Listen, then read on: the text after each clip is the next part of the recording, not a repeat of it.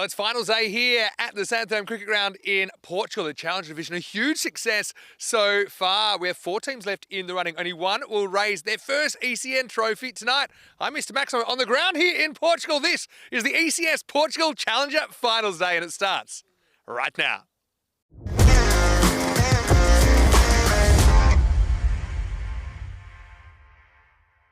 This European cricket event is proudly brought to you by HCL Software, Rado, 1xBet, and Victorinox.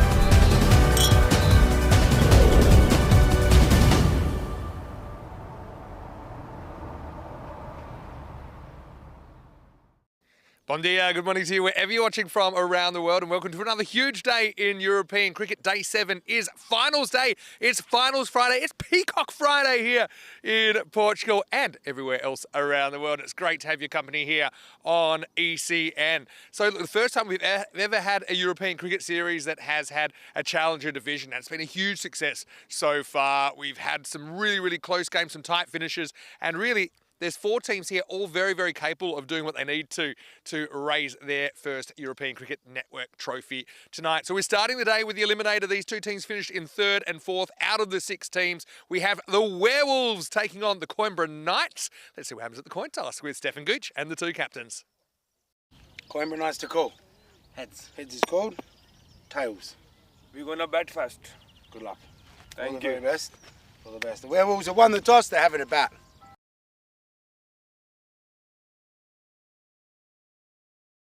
So the Werewolves have won the toss and elected to bat first. Good solid move from them to try and get some runs on the board. But I've got to say, the Werewolves, they have to be kicking themselves that they didn't hold on to that double chance. They were just a couple of balls away from holding on to second.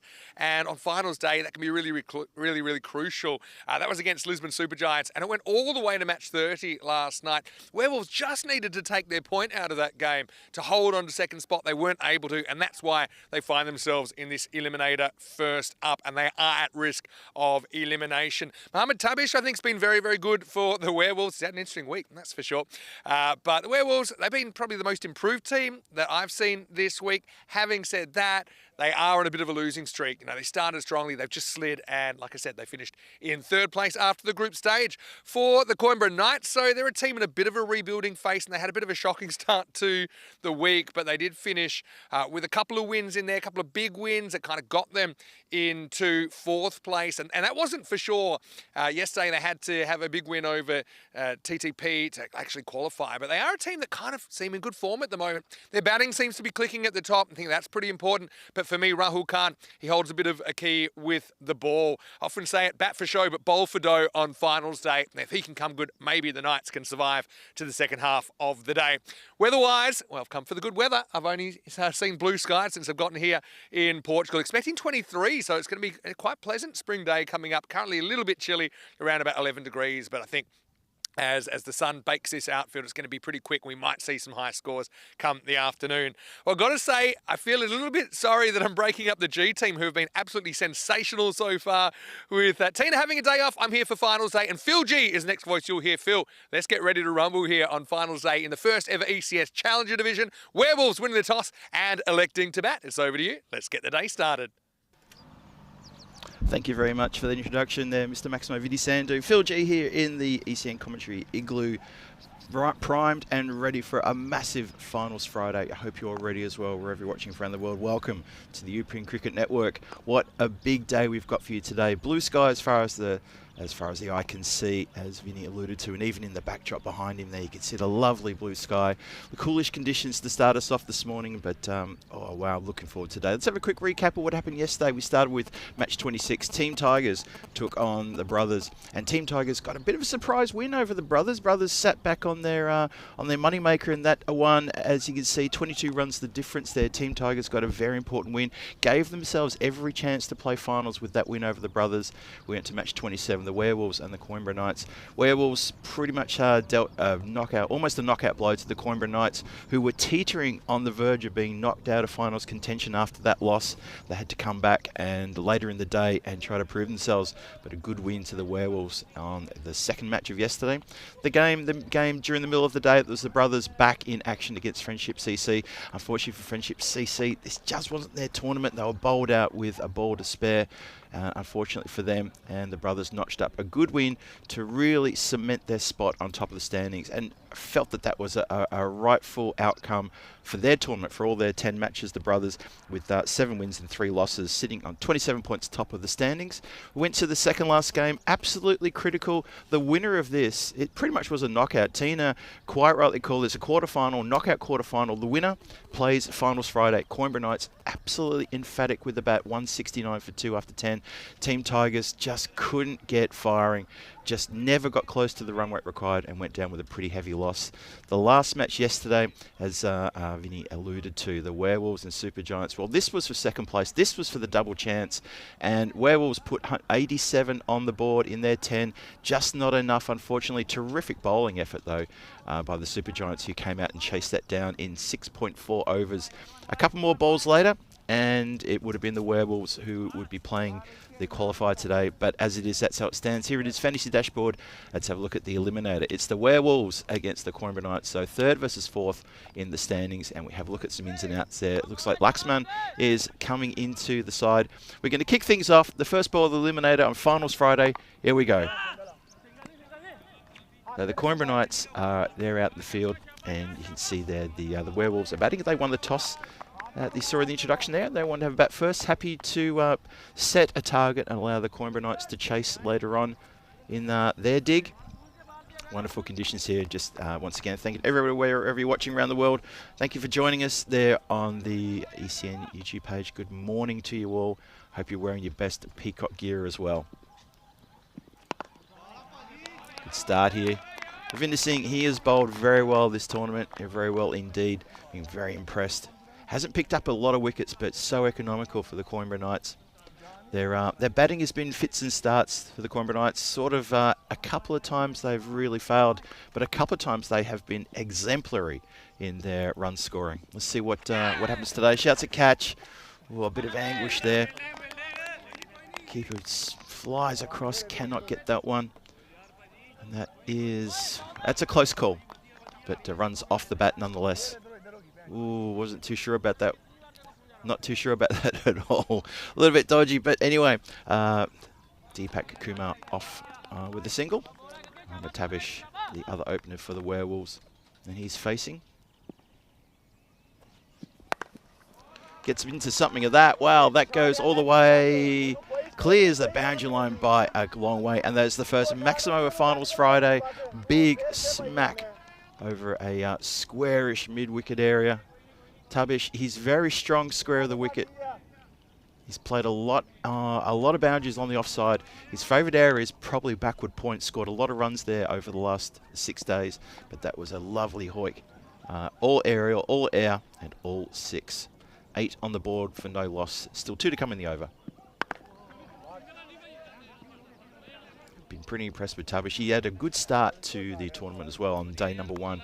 Picked up a couple of half centuries and really sort of threw down the gauntlet and said, look, I'm here from business. He got a 66 and picked up a 53 not out in the last match on day 1 on Saturday, and really just set things alight for Werewolves. Got them right at the top of the table before he could blink an eye. Shouts a catch, and that is going to fall into the hands of the outfielder. Takes a terrific catch, well caught. Well, they strike, and Deepak Kumar, who has been threatening all tournament to really come in and tear this tournament to pieces, he's come undone at the end of the first over, and that's a big body blow for the Werewolves there. And Coimbra Knights, where they're going to feel up and about. Just miss-hit straight up and straight down, and well held. So Ravinder, arms aloft, he strikes. Coimbra Knights have started well. 9 for 1, first over done and dusted. Let's have a look at the stats here. We're well over 6,000 runs by the time that we get through today. Maybe 6.5, maybe more. The fours definitely are outranking the Maximos at the moment, and the run rate has lifted. It's gone from 10.4 to 10.6, now up to 10.9. That's the run rate per over. We have a look there at the leading wicket takers too. Satnam Singh, I'm not surprised to see him up there, and Omar Farouk, both on 13 wickets, so well done to them. Mohammad Tabish shows himself as the all-rounder with 11 wickets, and I'm sure he's got a bundle of runs to go with that as well. Some really good wicket-taking stats there for you. And a couple of very good bowlers as well. And it is my absolute pleasure to welcome back into the Commentary Igloo Vinny Santa, Mr. Maximo. Vinny, welcome for the first time sitting with me here for Finals Friday. Yeah, bom dia. First time we've commentated together in Portugal since the night series last year. Remember, we had a big day there on a Super Saturday. That's the one. It's been hit nicely out. Just a lot of protection there on the offside here inside the circle during the power play. Hey, great job so far. I've got to say, I've been tuning in like so many others around the world, and yeah, the G team's been a bit of a runaway freight train. And this Challenger division, it's been so great. So we're having our first ever ECS Challenger division finals day today. I'm sure it'll just get even better. Oh yeah, this has been terrific. Strike down the ground. That's going to roll across the boundary line for 4 runs. Just coming down. Just going to miss the Commentary Igloo there as it goes to the right-hand side.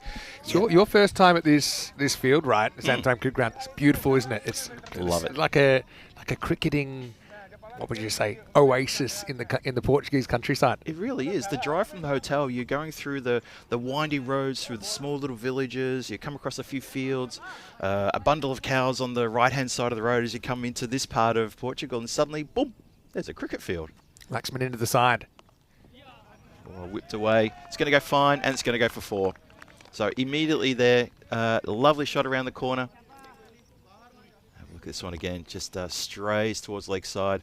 And probably would have been a wide, but worked off the hip. It's an interesting pitch, isn't it? Because I like that it actually reminds me of a bit of a turf pitch because there's a little bit of variability in it. The occasional one will take off, the occasional one will shoot through. Yeah. And this outfield, all roads lead to the boundary rope. All slopes lead to the boundary rope is what I should say. Yeah. But it's great for drainage. Yes. But I mean, I know that when we get to the internationals and things like next week and in the Premier Division, these Grizzlies are going to be flying. Oh, yeah, we'll see that run rate really accelerate. A wide ball there. Yeah, the outfield ever since we had the massive drenching last weekend, the outfield this week has been like glass.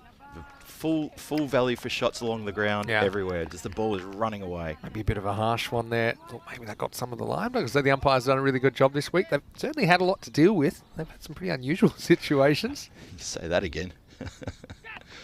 Let me run through some of my personal favourites. This isn't an exhaustive list because I know you've been here the whole time. Yep. The timed out, only the second ever timed out we've had. Abdul and Motin. If you could be timed out twice in the same ball, it probably was that long. Abdul Motin becoming the first player that we think to ever be timed out and to get a 50 in the same day. Yep. Probably in any cricket. Also, I hate to say it there while Tabish is there, but we had the man cat. We had the man cat the other day. Yes. Quick look at the run rate. So Yeah, I was thinking at the start probably 100, 105 was past score, but obviously it's a little bit higher than that, more like 110. That might go up a bit on finals day as well, I'd imagine. Yeah, a couple of big scores just in the last days. Shouts at catch, Anguish, hands on heads. Well covered down there on the boundary line. So we had the ball lodged in a helmet, keeper trying to rip the batter's head off. And then glue. One of my favourites. Yep. With the man-cad, I don't want to get into it, and Tabish is there, but he was dozing. And that's the Completely. thing. You know, there's the occasional one where I think the bowler doesn't premeditate it. And I don't know if he did or not, but, you know, Tabish was wandering off, not watching. It's, I hate to say it with man-cads, it's a bit of a stupidity tax, I think, sometimes when you look at it. Not saying I love it. Maybe a warning's worth doing. That's probably the middle ground. But bowlers under no obligation. And the second over here, 22 for 1. And the other thing is there's been so much time in the Goldilocks zone, including right now, 53 to 47. Yeah, now Tina introduced me to the Goldilocks zone. I was a little bit unfamiliar with that. But yeah, the 40-60, didn't it start off as a little bit smaller than that? But 40-60 seems to be... 40-60 is good. You know you're in a contest. Hey, I'll give you an interesting one. Werewolves actually won more games than the Supergiant. They did. 6 games to 5. But because the Supergiants were more consistent, they were able to pick up points in losses, and they picked up some big 4-pointers in there, didn't they? Yep, they really did. And they got 8 bonus points from their 10 matches. Yeah. So they were the exponents of the bonus point. And proof in the pudding, they're playing the qualifier later. Lovely shot that leans into that one for a cracking shot over the extra cover area for 4 runs. Yeah, so it's a reward for consistency. That's what we talk about all the time. Bonus point, honestly, it's been one of the best innovations we've had, I think. That was a real nail-biter last night, but it was an interesting vibe. I was watching it at the airport, actually. Yep. I think I mentioned this in the chat, but I was actually playing piano to pass the time a little bit with one headphone on and ECN. You know where you're meant to put the music? Yes. And people are looking at me going, "What's this guy doing? What's he playing to? He's watching a sport and playing piano? It was inspiring me. I was watching that big finish. Nice. That's crunched straight to regulation mid-wicket. No run there. Great fielding. It was surprised he didn't take off there because he hit it so hard, Tabish. But yeah, it's had a bit of everything. And I just feel great for these teams because trying to think of who's gone closest to a trophy. Maybe the Knights before, but... Yep. It's gone all aerial, and that's going to go all the way. Lovely strike that. Big hit over deep mid-wicket for Maximo. Keeping the runs ticking over here, the Werewolves. Nice shot. Good clean swing of the bat from Mohamed Tabish. Yeah, so these teams aren't normally in the conversation when it comes to handing out silverware. So it's going to be a big day for one of them and one of their clubs. Yep. I think the brothers have done well. They picked up 6 bonus points along the way from their 10 games and finished top of the table. Had a really good tournament. That is going pretty wide. And yeah, as I said before, 8 bonus points picked up by the Lisbon Supergiants. Definitely the exponents of the bonus point to get 8 out of 10. Yeah, and that's what you want. You want consistency. It's an interesting one. Yeah. Thought maybe it got the top of the zone, but if the umpires aren't sure they'll call it wide, I've got to say the umpires have had a good week. Singh continuing on his attack here, halfway through, or now just over halfway through the third over. Power play is currently at 33 for 1, still 2 to come. Yeah. The other thing I've found interesting in this Challenger division is that teams kind of had surges and slips, didn't they? Yes. Throughout the tournament, which again shows you it's pretty evenly matched. Yeah, completely agree with that. It's a nice cracky shot through the infield, 4 runs. Again, that outfield like absolute glass and a lightning shot. That still a bit of just a little bit of dew on the ground from overnight. There was a little bit of fog this morning when we rocked up to the ground, but that is burning off very, very quickly.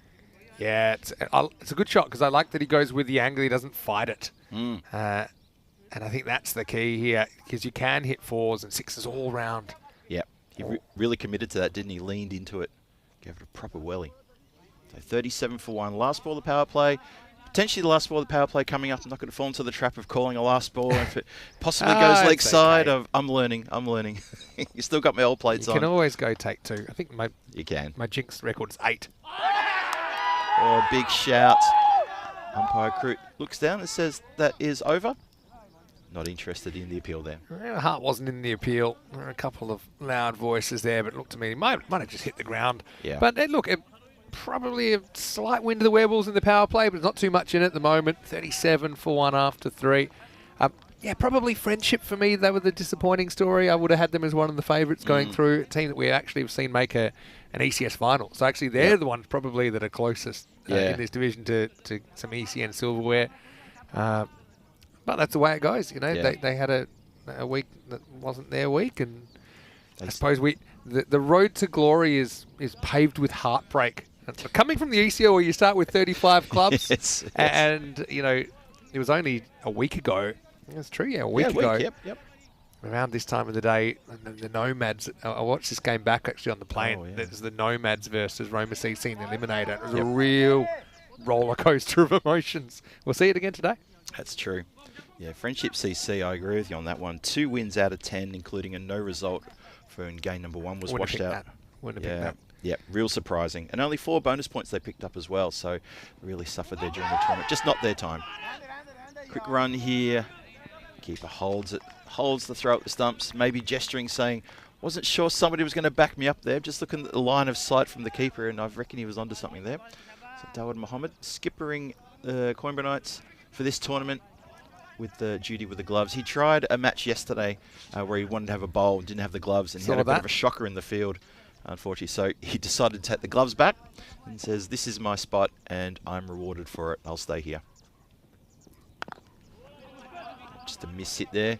Back to the bowler. Nice bowling here. Good over. Good start to the over. Say hello to everyone in the chat as well. Nice to be back here live on the ground, although I was from the studio a couple of times, allowing you to have a lunch and a tea break, which was going down pretty well, you said. It was well appreciated, Vinny. Well appreciated by both myself and Tina. Had my own tea break, actually, after I finished. That was all right. I'll bet.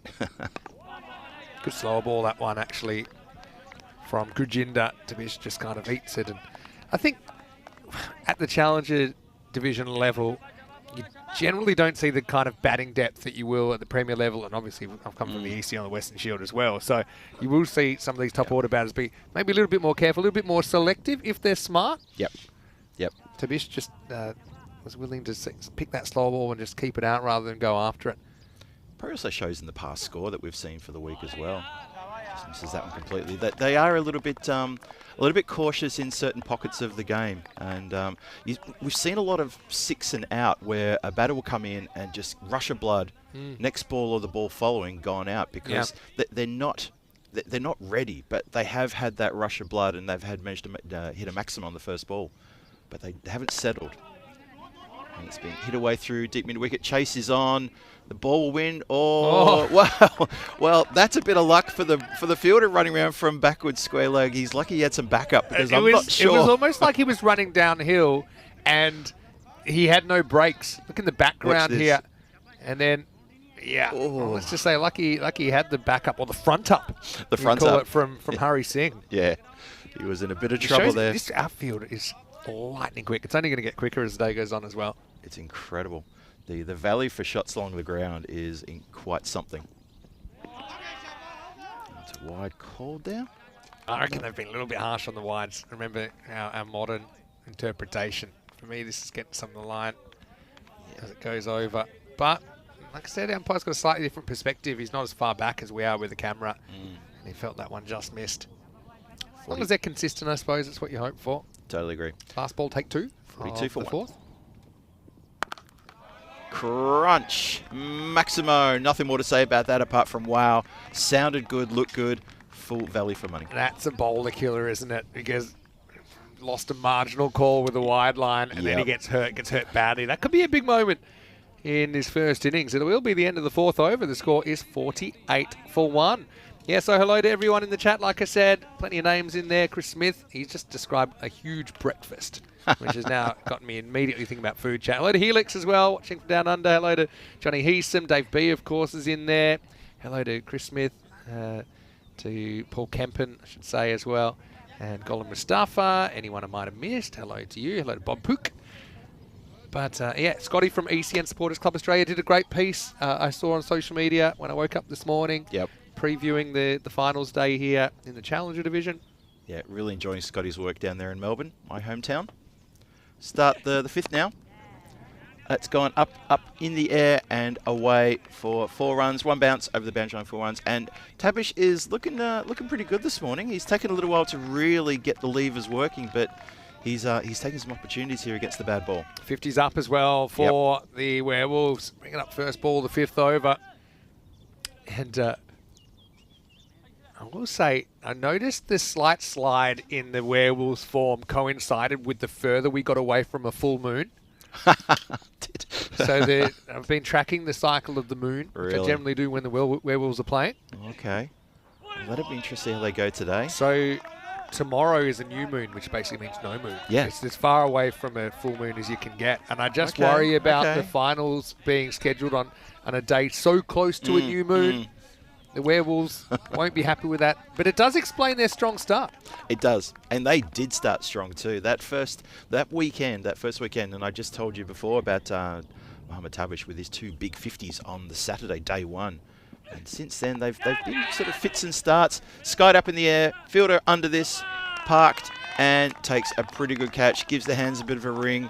And Mohamed Tabish, speak of the devil, he is done. Comes undone there, 29 off 16 deliveries. 2nd wicket falls. Love Curran Singh down there, deep 3rd. It's catching position. I like this because especially when a lot of players trying to whack leg side, the leading edge will go down there. It's been a kind of shake it like a Polaroid picture kind of week as well. We've had a lot of finger shaking. Oh, lots. But hey, no pain, no gain, as they say in the classics, as Ted's picks up the first wicket of finals day. Tabish goes for a pretty handy 29, but he'll have to step aside. 52 for 1. Yeah, we've seen a lot of mishits that go down into that part of the ground too. It's everywhere, sucking the ball in. Yep.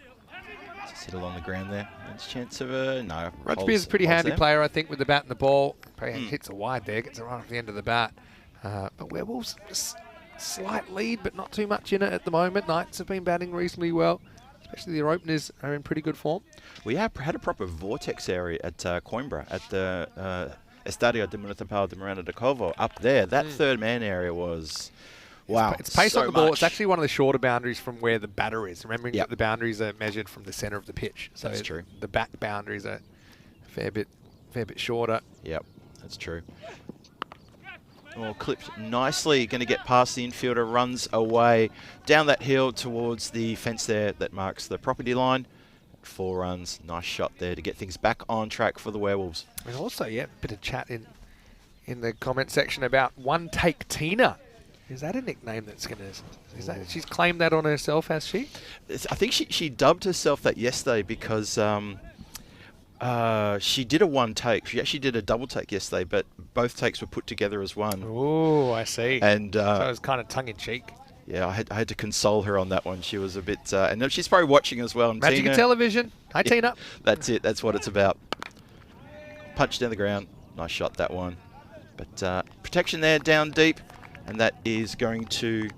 That's going to finish the 5th. We are now 5 overs into this eliminator. Exciting stuff. Exciting stuff, 58 for 2 after 5. Hey, welcome to Finals Day. A bit of history here. Our first ever European Cricket Series Challenger Division Finals Day. Vinny Sandy here, Mr. Maximo. Phil G with me. Tina, I know you're watching at home. And well, hopefully one of these teams will be having a very nice day. I'm sure Tina's having a nice day, taking out the sight and sound of Santarém. You had a week. You had a day off earlier in the week. How was the day off? I had Tuesday off and I went for a wander. I tried to get myself lost, refused to look at Google Maps, just went for a wander, got myself lost, had to take the phone out and figure out where on earth I was. I was somewhere beyond the bull ring, which is about probably about a 15-minute walk. In the end, I wasn't that far away from the hotel, just me getting lost. Yeah, you know what? My first time in the igloo, and so far I like. Yeah. I worried about maybe wouldn't be able to see so well, but we've got a nice big opening. It is. And it looks like a bit of protection from the element. Should it come in to play? Hopefully it doesn't. Hello to everyone out there. And it's myself and Phil G to take you through the day. This is the start of another over. It's a player I identified in the introduction that I think could be a bit of a barometer for the Knights. Rahul Khan coming on in the 6th. Yeah, it's good to see him coming on now. Picked up a hat-trick earlier in the week and really set the tournament on fire with that hat-trick and some very tight bowling. Got a little bit taken apart yesterday. Let's see what he can do today. It's been hit down through the mid-wicket, just the one there. He starts nicely, though, and just that's the first run off his bowling. Some of the more astute viewers have noticed I did have a haircut. I was probably due one. It's hard to get one in Malaga. I know there are places, but... Really? Just because I don't have too much time off. Oh, okay. There aren't places. Okay, good shout. And umpire agrees. The slow raised finger goes up, and the batter has to depart. Leg before there, Khan bowling very nicely. He's definitely got the radar locked in. Yeah, I wouldn't mind seeing this from straight on, but it looked very, very adjacent, live, just playing across that front pad. Didn't get a big stride in. Check it out in the replay, thanks to 2 circles. Yeah, pitches. Pitches I think and that's hitting good night, middle. Nurse. Hitting middle. Yep. And undone there with just, as you say, just the wrong stride there and just really doesn't follow that. Rajbir Singh fails here. He goes for 1 from only 2 balls faced and another wicket falls. Coimbra Knights getting on top here, I feel. Also, I got to say, happy Peacock Friday. I said at the top of the broadcast, but you are looking absolutely magnificent. Your pineapple shirt, including some upside down pineapples. Oh, yeah, yeah. Do you know about this? Oh, yes, for here in Portugal. Well, that's apparently in the supermarket, if you have a pineapple. There's I have heard of that. there's various interpretations. Yes. Stefan Gooch in So I don't know if you're Formula trying One. to send a hidden signal to some of the viewers. Not one bit. I just Hello to young Renata at home if she's watching as well. actually Renata helped pick this one out for me. So I hope that isn't something that she was aware of either. Sending me out like this and saying, "There you go, dear. Off you go. Wear that." In the meantime, Khan's been taken for 4 runs. Have a look at that. Just a rotten edge, that one. I think didn't go where it was supposed to go. I'd probably have the third even finer. I just think Yep. he's not getting beaten to his right too often, is he? So I think Yep. to protect that little edge. So yeah, although Peacock Friday's not meant to be a competition, but apparently if it is, you've won. And I don't have a problem with that at all because I get to look at you all day. Well, the thing is, though, a couple of days ago, I mistakenly started talking about, Vinny and I go toe-to-toe for Peacock Friday. And then you yesterday put up the little boxing glove emoji in the chat. And immediately Tina gave me a little punch in the arm and she whispered to me, "You're in trouble." That was because you were saying that keepers can't bowl. Is that what that was? You said Right, you were ready to yeah. fight for it. Yeah, I did withdraw that comment Well, pretty the thing quickly. is, miscommunication. Oh, that could have been curtains. Bowler onto that quick smart. So yeah, a bit of a fight back here from the Knights, who now have their noses in front. He never takes the ball here. Ooh, he really did. Even when he slid in, the bat was up as it was going across the line, so a better throw could have had him in all sorts of trouble. 64 for 3 after 6. Just 5 extras so far, which I think is a bit of a key. I think we saw 42 extras in one game yesterday. Let's not talk about it. Not good. But I think that could be a bit of a key to success as well, to not give those extra runs at this level. Like I said, I've been thoroughly thrilled by the Challenger division. And I know that it was a big success when we brought it into ECC cricket last year. Not so sure it works in the ECL. I think the ECL, you want to have every team having the chance to win it. And I think at that level, everyone deserves their opportunity. But I think ECS level in certain places, Prague will be another place that we will do it in Czechia, although that'll be shorter. That'll only be, I think, a 3-day Challenger and a 4-day Premier. But there are certain countries, I said this the other day when I was on commentary, that it works because you've kind of got 2 clear tiers of clubs. Yes. There are other places like Belgium, for example, where you have kind of 12 clubs and any one of the 12 can win it. Yeah. And that's one where probably you don't go it. So it's kind of horses for courses. Yeah, yeah. So I think it's worked perfectly here for its purposes here in Portugal. And you're right. When we go to Czech Republic, that's going to work perfectly there as well because there is, we have in our T20 competition there, we have a clear distinction of 3 divisions in our T20. And, the teams that are top of the pile, they've been in that Division 1 for years, quite deservedly so as well. So it is going to work well when we get to Prague. Who knows? Maybe the day will come. I know in Czechia, like I said, there's 3 divisions. So maybe we could have the emerging division as well. You'd have 3, go a bit longer. I know the Chris Pearson is Cricket Over Academy at The Cricket Academy. team are in that 3rd division, right? Yeah, absolutely. A lot of youngsters. Yep. A lot of Czech youngsters. Halfway through the 7th now. Swing and a miss. It's a good comeback from Knights. It is. They've really stopped the bleeding, haven't they? After, I'd say they got belted around, but I think the Werewolves were kind of noses in front. But now that's actually 4 dot balls in a row, and we've only had 1 boundary in the last 10 balls. Kind of felt that, Mohamed Tabish was in there looking comfortable and boundaries and runs being scored, the scoreboard ticking, and now just in the last couple of overs, a bit of trouble here creeping in. Just can't get the bat on the ball. And amazingly, this man who's swinging for the rafters has really done some damage. Gurpreet Guri he's come in and played some absolutely blistering cameos. Yeah, sometimes he's been listed so low, and I don't know why. But yeah, Sometimes he's had it, sometimes he hasn't. This is one of those doesn't have it times at the moment. Oh boy. That's a big That's slice. so bad. Big slice, like it's a big edge, and it just got big on the keeper. You know, Well- Guri hasn't hurt you yet. That makes him 2 off 7, so who knows? Maybe he comes back and hurts you, maybe he doesn't. But just have a look. Big deflection. Keeper actually probably thought it was going higher than it was. We were so close to a wicket maiden. That was almost going to be a maiden over and end up being just that 1 run and a drop catch. That is harsh on Taran Preet. He goes 5 dots and then a regulation caught behind, which is dropped. Should have been a wicket maiden instead. Still, none for 1 off the over. This is a look at what's happening here on finals day. We have this eliminator. It's exactly the same format that we use in the ECL in our major tournaments. That's right. It's been clubbed up in the air. Chance for a catch. Player settles himself, rips the cap off, and takes a very good catch indeed. That's Gurjinder Singh underneath that one. Safe pair of hands. Another wicket down. 4th wicket down. Only cost them 1 run then, because Guri goes actually the very next ball. Went for the big shot. Not a bad option as well. Hitting straight through the line of the ball, but yeah, fairly simple catch is taken down there in the end.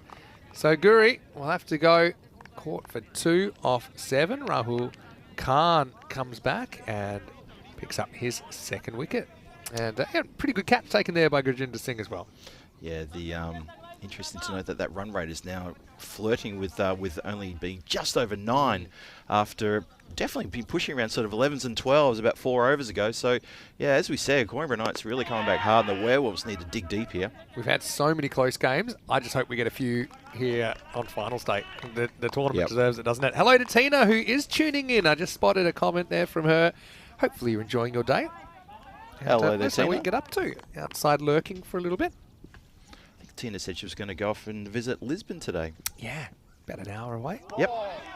Good ball that. Bit of lift there from Rahul. So Yeah. I said if he plays well, Knights have got a good shot, and that's what's happening at the moment. Bowling well in this mini partnership with Taranpreet Singh, who bowled that. Well, it should have been a wicket maiden in between. It's good to see Laxman for the Werewolves getting some runs. He's been in and out of the side throughout the whole tournament. Never really got settled. Never really has had the chance to play big innings. But it's on him now. Speaking of close games, and I know you had a golden ball earlier in the week involving the Werewolves. I actually thought we might have had 1 or 2 more. We had some really close finishes, didn't we? Some last ball finishes. But Portugal is the home of the golden ball final. In fact, the last game I did here before today live was a crazy final where Marlowe got over the line against Gamblers SC. Good straight shot down the ground. Umpire has to take evasive action, and that goes for a boundary, a well-needed boundary for the Werewolves there. Good strike. Yeah, smashed down the ground. And yeah, watch out, umpire, although he's not that tall. That's a good strike, though. No one straight down the ground. Yep. Bit of a steadier, isn't it, for the Werewolves? Yeah, but the golden ball final and the golden ball we had here the other night looked like it got pretty dark by the end. Oh, Let's it just was. say, I think we were after sunset when the last ball was bowled in last year's tournament. Oh, that's gone even better than the previous one. That's gone all the way for full value, big Maximo. So 4 and 6. And Gaganpreet Singh is really reaching deep into that bag of tricks he's got. Lovely strike. Yeah, cleared the boundary comfortably, didn't it? So end of the 8th over, walking 677 for 4. Werewolves trying to fight back after a tough kind of 2 or 3 over period. Next 2 overs are big because you bat well here. You're looking at kind of 105, 110 in the past score. Yep. But if you're restricted like you have been, then maybe you're trying to defend double digits, which I think could be a bit tough in a final. Really tough. Anything less than past score here, I think Coimbra Knights would feel very confident to reel that one in. Their batting has gotten more solid as the tournament's gone on. They had that really bad game they bowled out for 41. Top score in that game was 17 extras. Spoke volumes about how brittle they can be sometimes. As that one flies away over the head of everyone, that is going to go for 4. It may got a little tickle on that, as indicated from the umpire. I think so. Yep. This one does fly, and keeper doesn't really have a play on it. No. They Not need at a all. little bit of luck. I think we know that on finals day as well, especially when the teams are very evenly matched. Yeah. Who wins the luck battles? Well, that's the thing. It's finals Friday. If you get a little bit of luck going your way, you bottle that and you shake it and try to produce something more. And the opposition doesn't get a bit of luck. Suddenly, you're going into the next match, and next thing you know, you're playing a final. You're playing the final. It can happen that quickly. Laxman, 32. He's impressive here, holding things up for the Werewolves. Good to see. Gaganpreet Singh. Taranpreet maybe bowled that. What should have been a maiden earlier. Yeah. It's been crunched down to the ground. Just mishit though. I'm actually really impressed with the control of the Knights bowlers so far. There's only 4 wides in the innings, 4 individual wides. So we haven't seen any minimos, we haven't seen any 7-up opportunities, any no balls for height. I realise I'm putting a big jinx on right now, but that's the reason they're 82 and not probably 102. I suppose you can't bowl wides if you don't bowl it. That's also true. You don't let it go. But I think this is, they've had a simple game plan. Yeah. And they've just tried to bowl outside the off stump and starve the Gundy balls, if you like. And I think that's the reason Wolves are playing from behind here. Yeah, I think the bowler's been pretty disciplined, as you say, Vinny. You have to agree with that. Been really disciplined. Whoa.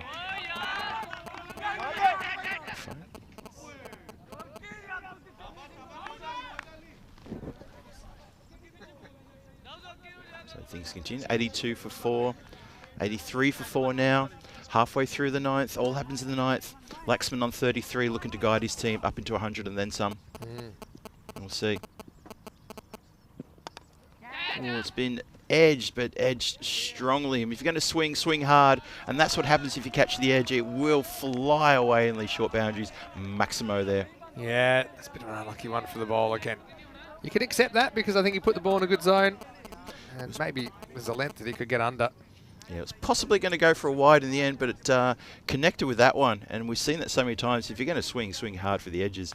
And well, you're going to get maximum reward if you get a thick edge and it flies, because it will fly. What was the score in the Golden Ball game? Was it 89? I think it was 89-89. 89-89 sounds right, yes. And right now they're on 89. I don't think they're going to finish on it. Yeah. I just feel like this could be a thriller. Could be still be a blowaway if Knights openers get going. Nicely played there. 2 Yorker here. length. Definitely looking for 2. No. Immediately puts the stop sign up and says, nope, let's just stick to 1. Oi. Bowlers down. I suppose that's the difference between 9th over and the 10th over. They've got a bit of a partnership going here. They don't want to jinx it just yet. Yep. The tall figure of Gaganpreet Singh. He's looking to power this one. Last ball of the 9th coming up. Let's see what he can do for this one. Maybe try to get this one out of the park. Clump. And he has connected beautifully for a maximum. He's done exactly that. So that's what the Werewolves wanted at the end of the 9th. A big hit, strikes it hard. He's a big fella. And when he hits it, oh my goodness, get out of the way. That's going to fly. Yeah. So in the end, Taranpreet does go for a few runs. In fact, there were 19 runs that came off that 9th over. So it does all happen in the 9th, doesn't it, for the Werewolves? They're 96 for 4. Last over to come. And you'd imagine it'll be Taranpreet that's going to have it.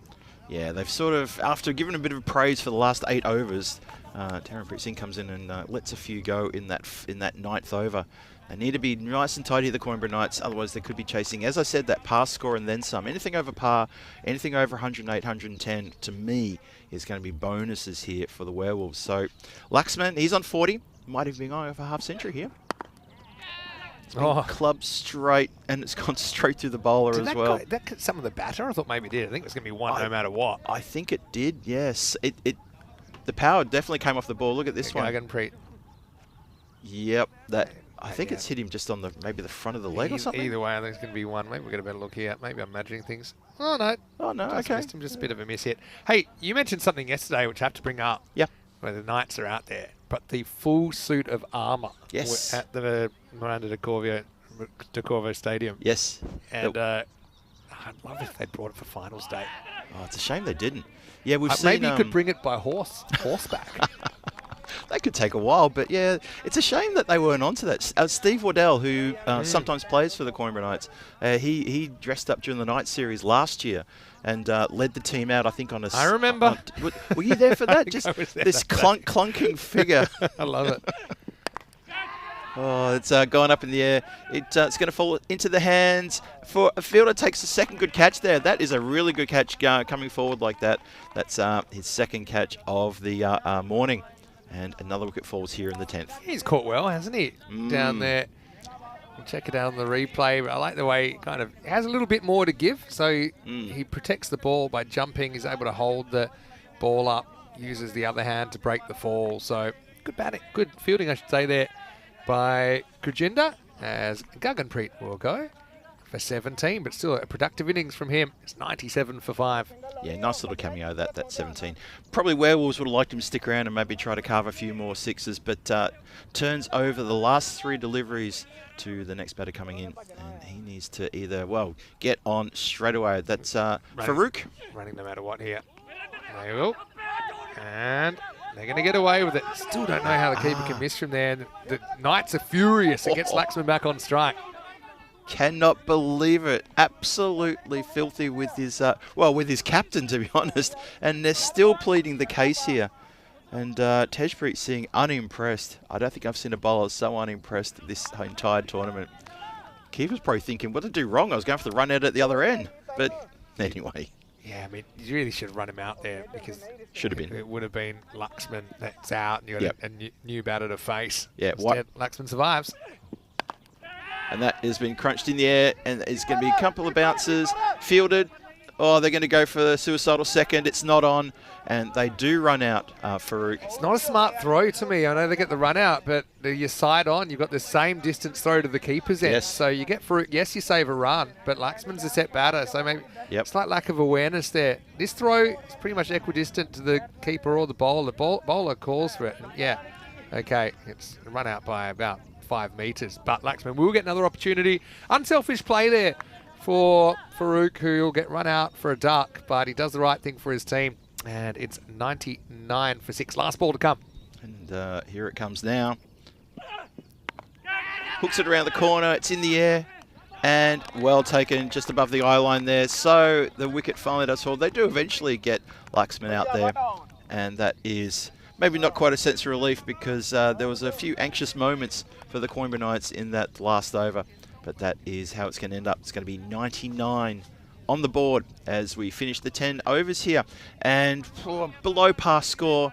But Werewolves, they started well, but then the Coimbra Knights reeled it back in. Yeah, shake, rattle and roll. Let's have a look at the highlights here of the first ever Challenger Finals Day match in ECS cricket. And I've got to say, Deepak Kumar didn't last too long, going for just 1 of 3, well caught by Rahul Khan. But then this partnership between Mohammad Tabish and Laxman did move the game forward, didn't it, for the Werewolves? It really did, and they were scoring quite freely as well. Laxman playing second fiddle to Mohammad Tabish, who was really trying to carve it around the ground. He's very strong, square of the wicket is Mohammad Tabish. And you can see here from this highlight reel exactly where he was getting his runs. Laxman there chipped in with the occasional Maximo and boundary along the way. But Mohammad Tabish, square, offside or leg side, he really puts everything behind it. He came undone there with a mishit skied catch. Good catch there. A finger ringer, as we like to call it, on the boundary line there at third man. Laxman continued on his merry way. The Werewolf batters were sort of coming and going regularly. That was as plumb as she gets. And a good wicket there for Rahul. You know, when I look at this innings, there was this kind of, I want to call it like the lost overs in the middle when they had Rahul Khan and Taranpreet really shutting things down for a while. Yep. That was the time we saw Gurpreet Guri go 2 off 8, just never got going. But then I suppose Gaganpreet came out, he was able to get 17 off 7, so you kind of, you average those two out, you got 19 off 15, which I suppose is okay. Yeah. Werewolves, though, they weren't given too many opportunities to hit easy boundaries. I think that was the real key for the Knights, who only bowled 4 wides in the 10 overs in a series that we have seen. You know, I know the conditions have affected it sometimes. Sometimes we've seen 15, 20 wides in innings. They weren't given a single no ball to hit. I think it was a pretty disciplined performance from the Knights bowlers, and for that reason I have them slightly ahead at the halfway point. Yeah, I would put their noses in front as well, thanks to that really good bowling effort. It's a good shout there, Vinny, for sure. So that's the scene set, and it's going to be a bit of work there for the Coimbra Knights when they come up to bat. We'll have a bit of a recap now of the batting card for the Werewolves. You're going to see the story there in just a moment of Laxman and Tabish, who put together a great partnership. Yeah, Laxman came in pretty early at first drop, scored 41 off 23. Mohammad Tabish with 29 in there, and Gaganpreet with that little cameo, 17 off 7 for him. Bowling wise, I think it was a really disciplined effort. I think Tejpreet 3 for 11, including the death over there. Probably say he was the best. Taranpreet went for a few in his second over. 2 wickets to Rahul Khan, 2 for 18 was a good return, and Ravinder with 1 for 24. But a look that no one of the Knights bowlers went for more than 12 and over, and so it was a good team effort from them. We'll take a break then, back in just a few minutes. It will be 100 exactly for the Knights to progress in the day. Or can the Werewolves pull one out with the ball and defend double digits? Vinny Sander here, Mr. Maximo with Phil G. Hope you're enjoying the action. We'll be back very shortly with more cricket right here, finals day in this European Cricket Series Portugal Challenger Division.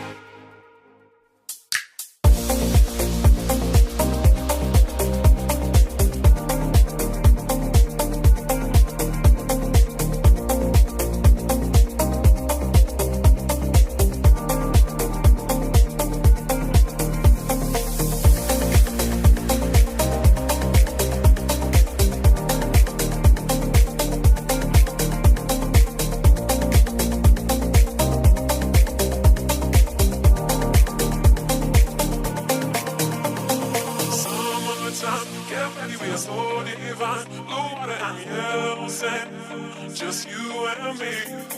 Summertime, get ready, we are so divine. Blue water and yellow sand, let's live our dream. Summertime, get ready, we are so divine. Blue water and yellow sand, just you and me.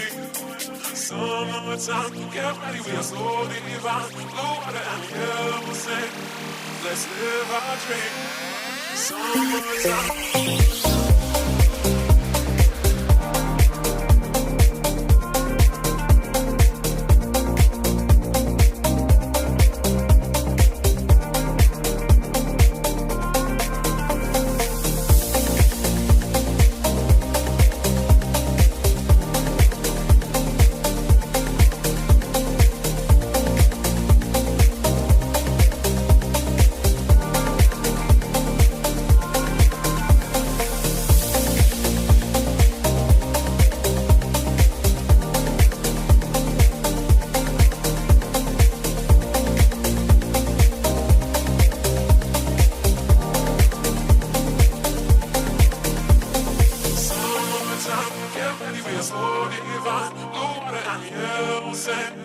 Just you and me.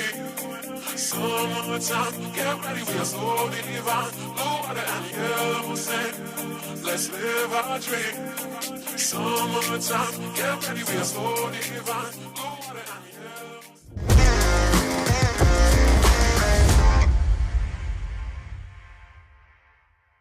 This European cricket event is proudly brought to you by HCL Software, Rado, 1xBet, and Victorinox.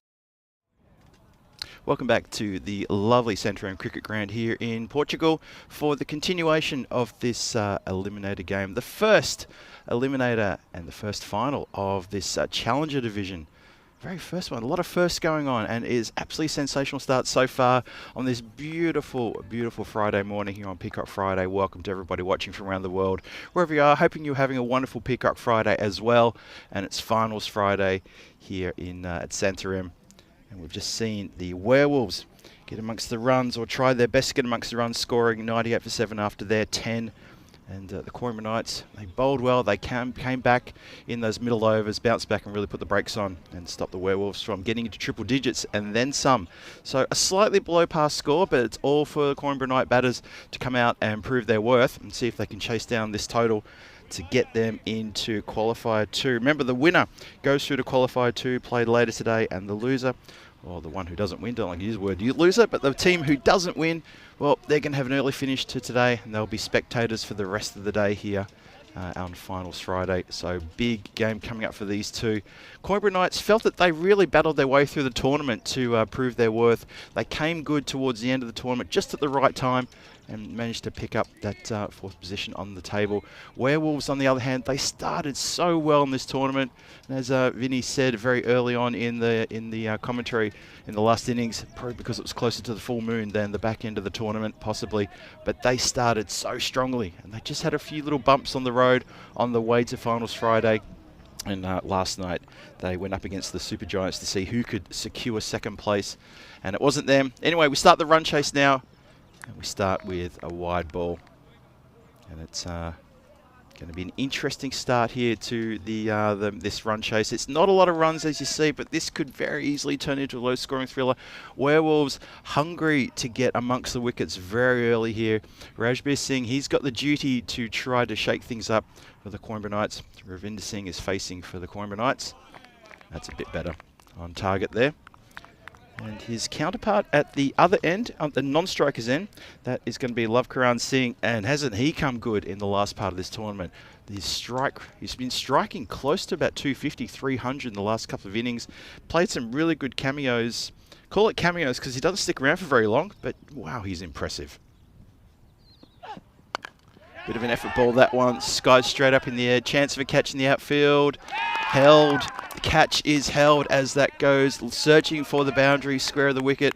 And there's hugs all around. And that, trying to see who was that there took that catch. He's going to get a get around from his team. Look at that. They are very happy to get a wicket this early. That is massive. Well, what a big moment that is in the game. Have a look at that. Good time to bring in Vinny Sander, Mr. Maximo. You arrive right at the right time there, Vinny. Big wicket. Yeah, not the right time for Knights fans, though, because you're right. The opening combination's been a bit of a force, hasn't it, for Coimbra? But Ravinder will have to go for a 2-ball duck. 1 for 1. And, yeah, pretty nice catch by Akash Sood. You want to hold on to your chances, especially when you've got a slightly underwhelming score on the board of 98. Hello to Monty Luce, who's in the chat, and he had a question. What's at stake? What's at stake in the Challenger? Obviously, you're playing for a European Cricket Network trophy. That's basically what's at stake, and of course the medals, thanks to our partners at Local Lifestyle. And I had this question a couple of times during the week. Is there a promotion relegation system? And I will answer in a bit more detail after this, Paul, as Muhammad Dawood, the captain, comes out at number 3. Ooh, flat bats that one straight back to the bowler. Does not want to do anything apart from block that. That was almost just pure intent to say, nope, we're going to block this one. Good ball. I Yes. mean, it's going to hit middle stump. So what I will say is that when we have the European Cricket Championship, the Euros of cricket, we have a clear promotion relegation system. But that's because there's certainty of when the next tournament's coming and who's involved. Yep. In the European Cricket Series, it's not as simple as, yes, you'll definitely promote or you won't be. I do think that your results may determine whether you even play in the next one because, for example, next time we come, we only have 1 week tournament, and that's in November, I think. That's right. So European Cricket Series do vary in the amount of teams involved and the duration. Bit of an air ball, that one. Gundy ball there. And that's one thing, actually, that Coimbra didn't give too many of to the Werewolves. So, okay, this tournament is 2 groups of 6, but we might have another tournament next year that's 2 groups of 7, for example, and we actually don't know this far in advance. Yeah. So, obviously, the result of your performance can affect your ability to play in future tournaments, but it's not kind of a strict promotion relegation. Yeah, it's a good explanation there. It's going to waft away down leg side, and that's going to go all the way for leg buys, 4 of them in total. Yeah, just on the back of what you're saying there, I think about sort of, my hometown and how I'm involved in Czech cricket. And, for example, we have, what have we got, sort of 12 teams in Prague, a couple of teams around the country as well. Yeah. That's swelling, that's growing. Yeah. So maybe for the next year's ECS, maybe 2027 ECS, we may have 3 divisions. Yeah, Emerging, Challenger, and Premier. It could happen. You also don't potentially know if the clubs are formed, clubs break up and form new clubs, and so it's a bit hard to have the crystal ball out a year in advance. So true. But for example, this other one actually is going to take the leg and running away. Great effort. Just hurled himself at it, didn't he? And we'll get back. Bit of carnage. Go down as 2 leg buys. I think so. After all that, really threw himself at the ball face first and managed to pull that one in. Hello to Sam Houghton in the chat as well. He was playing for the Coimbra Knights, of course, in the Night Series. Good morning, Sam. Good wipe out there. That will be the end of the over as well. So it'll be 9 for 1 after 1. 6 of those runs are off the leg. We had 2 wides and a single off the bat. 15 matches since the Golden Ball. It was the Werewolves that were involved, weren't they, in Golden Ball 73? That's right, yes. And then over we had a bit of a licorice all sorts, didn't we? Speaking of clubs, how they can change and all that sort of business, Stefan Gooch gave me a really good one. He said, what if the Friendship CC and the Lisbon Super Giants got together? They'd have to call themselves the Super Friendly Giants. Super Friendly Giants. I love that. It's a great one, SFGs. SFGs. That would be brilliant. But I think... what if they merge with brothers? It'd be Super Friendly Giant Brothers. The Giant Brothers. Maybe. We're talking about the names about Super Friendly Giant Werewolves? That probably has got a better ring to it. That's a strange twist. An oxymoron. Yep. Tavish comes on the bowl over number 2. Here he goes, the all-rounder. Can I tell you something I loved as well when I was commentating from the studio is I could still hear the bells in the background. Yes. And you can hear them going right now. It's 10 o'clock local. Yes, I was saying this to Tina when we left the ground last night. I said, isn't it quite funny that every time we start a new innings, the bells are ringing? And a few times we've alluded to that when there's been like a Maximo hit off the 2nd or 3rd ball of a new innings, and the bells are chiming as well. It's all going off here in the background. Not sure where that church is. Nobody knows. They might be coming straight from heaven. Uh-oh. One thing is, you're always a chance of a bit of a Tortuga fumble here. You are. We've seen plenty of nutmegs, haven't we, on the fielders? I always just think Actually, in that Golden Ball game, there was one stop down that area that was an amazing stop. It hit the fielder's shoulder. Yes. I don't know who it was at the time.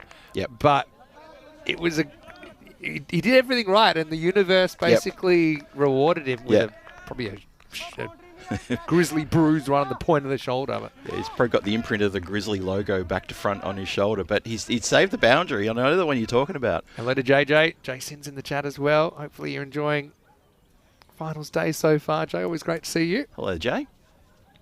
Tabish continues. Smacked down the ground, smoked out of the ground. Maximo shot. Yeah, that's the way to get off the mark. Love Current Singh. You mentioned he is in good form. Got to keep taking wickets. I think, the Coimbra Knights lineup is probably one of the more top-heavy, even in this division. So, that 99 could be a challenge for them if they lose another 2 or 3 quick wickets. Yeah, Love Crown Singh. Here's a bit of a key here. If Werewolves can dislodge him early, then they're in with a proper shout, because he has really set the tournament on fire. Just in the last couple of days, he's really just found his rhythm and his routine, and he's made some blistering quick innings. Must be striking around 250 for this tournament right now. I think he's definitely in the big run getters as well, just that last couple of days. Change of angle here now. That's interesting. Tubby's trying everything to try to disrupt the batter. I don't know about this tactic because he actually hit straight very well. You saw it in that last ball. Yep, still in the power play as well. Well, he's got a very thick edge, and that's run away and through the fielder. Well, for someone bowling at Tabish's pace, and also that kind of chance of an edge like that of going across the right-hander, that field had to be so much more finer. And I know hindsight's 20/20, but it's something I probably would have jumped onto pretty quickly as the skipper. It's not hindsight if we said it before. I mean, I said before, you don't want to get that guy beaten to his left. You'd much rather there be more bat on it and the batter earn the boundary a bit more. Love Current Singh, though, just looking at his figures, he only had 4 games in the group stage. Yep. But he was averaging 97.5, 195 runs, including that top score of 89 not out, striking at 227. So, certainly when we saw him, he's been a bit of a force. That's the thing with Coimbra. They got the long drive. I know you talked about it a fair bit. Yes, so yes. Not always possible to have their best team on the park every day, but True. they're real contenders here. Yeah, they've all got things to do outside the cricket ground. We need to keep that in mind. But they've brought their best 11 this morning. Good delivery, that one. Just plays it back. Shows a bit of respect to Tabish, who found his line proper there. Well bowled. Could have done a bit more. Maybe Love Crown, maybe just a wrong-footed there for some strike, but it was close to the body. Good delivery. It's the thing on this pitch as well, you can bowl a bit more at the stumps. I think the Cardamom Oval, that's asking for trouble with the quality of batting you get there. But here, especially with a bit of variable bounce in the pitch, yes, always a chance. You can see the batter's actually respecting some of these balls that are on the stumps as well. Yeah, we've seen a couple of worm burners in the tournament. A couple of ones that don't quite get through. It's been flicked just around the corner through mid-wicket area. 2 fielders converge. So he's keeping that scoreboard ticking. That's the key here. It's not a big target. Target is 99 for Coimbra Knights to proceed to the quarterfinal, the second quarterfinal, later on today. 22 for 1 then after 2. So marginally ahead. This is how things finished up. As Team Tigers Portugal, they made a brave run, didn't they, towards the finals, but they weren't quite able to get over the Knights yesterday in that crucial game. It was effectively like a quarterfinal, as you said. Friendship CC as well, a couple of wins in there, but disappointing series for them. And let's just hope that they can rebuild. Still a big season of cricket ahead here in Portugal. Oh, yeah, we're right at the top of the season, aren't we? Yeah, and Team Tigers, my heart goes out to them as well.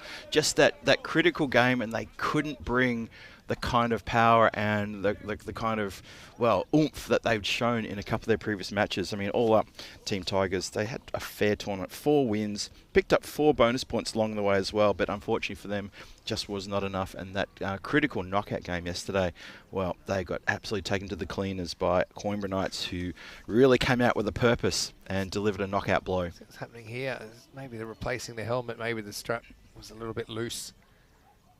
So got a replacement that's been run out there. So looks like they're going back to Rajbir here. The tall timber, 1 for 3 in his first over. So I think that's a bit of a key as well. I think you've got to throw everything at the Knights first up, see if you can get some of these key wickets. Yep. There's no point bringing pressure towards the end of the innings when they only need 20 or 30 runs. Get the pressure on nice and early, maybe force the error on the opening batters. The Coimbra Knights, I said it before, I felt that the Coimbra Knights, they've done well in fits and starts in their batting in this tournament, but I find them a little bit brittle once you get into that middle order. And once you push past there, they sort of resort back to type, which is agricultural swings for the lower order, and you see that a lot. And once you can get into that middle order, you have every chance to take the Coimbra Knights apart. Well, so you got the finals pressure. Finals pressure, Probably yes. gonna take its toll on the middle order as well. Is Rajbir. Big strike down the ground that's heading towards the scaffolding, and just to the side of it, lovely strike from Maximo. And there you go. So helmet gets fixed, and straight away, reward for effort. Crunch down the ground. The old traditional hat backwards under the helmet as well, just to tighten things a little bit. You don't want that helmet moving around. That's right. Keep the sun off the back of the neck, obviously. Looking to do that proper fitting there with the helmet and the cap underneath. And just flat puts that one away. So 28 for 1, just at the start of the third power play. Still a few balls to come inside the power play, chasing 99 to proceed to the qualifier 2, playing later on today. Coimbra Knights not looking too bad here at the start. He just lost that 1 wicket. Still a lot of work to do though. Supercomputer likes the Coimbra Knights, gives them an 80% chance at this point in time of the game. Werewolves need a wicket or 2 here.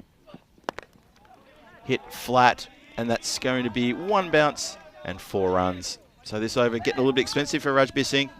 They're flying along, aren't they? Mm. And just that 1 boundary and over probably keeps them at the rate. Second one, I think, certainly puts them above the rate. Currently under 9 and over required. Well, Lovekaran Singh, you suddenly blink and you miss it. He's up to 21 from 10.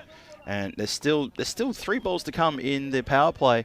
So with only 2 fielders protecting outside the circle, Lovekaran Singh's got carte blanche to face these 3 deliveries and try to get Maximo's aplenty. See what he can do here. Swings high. Now that is going to fall in the field of play. Well taken, well judged catch. Oh, that is a really good grab. There's a shatter around the ground. Skipper Ram Hardwell holds onto a great chance. That's a couple of metres shy.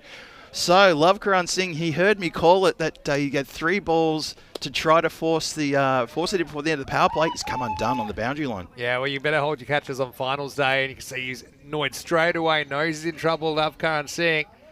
And, well, it was held, and you can see how much it means to Werewolves as well, because they know that's a big piece of the puzzle as the informed Lovekaran goes for 21, and the Knights now 32 for 2. Yeah, that forlorn figure walking off there with slightly slumped shoulders, and he can't really say much apart from the fact that, okay, I simply didn't middle that.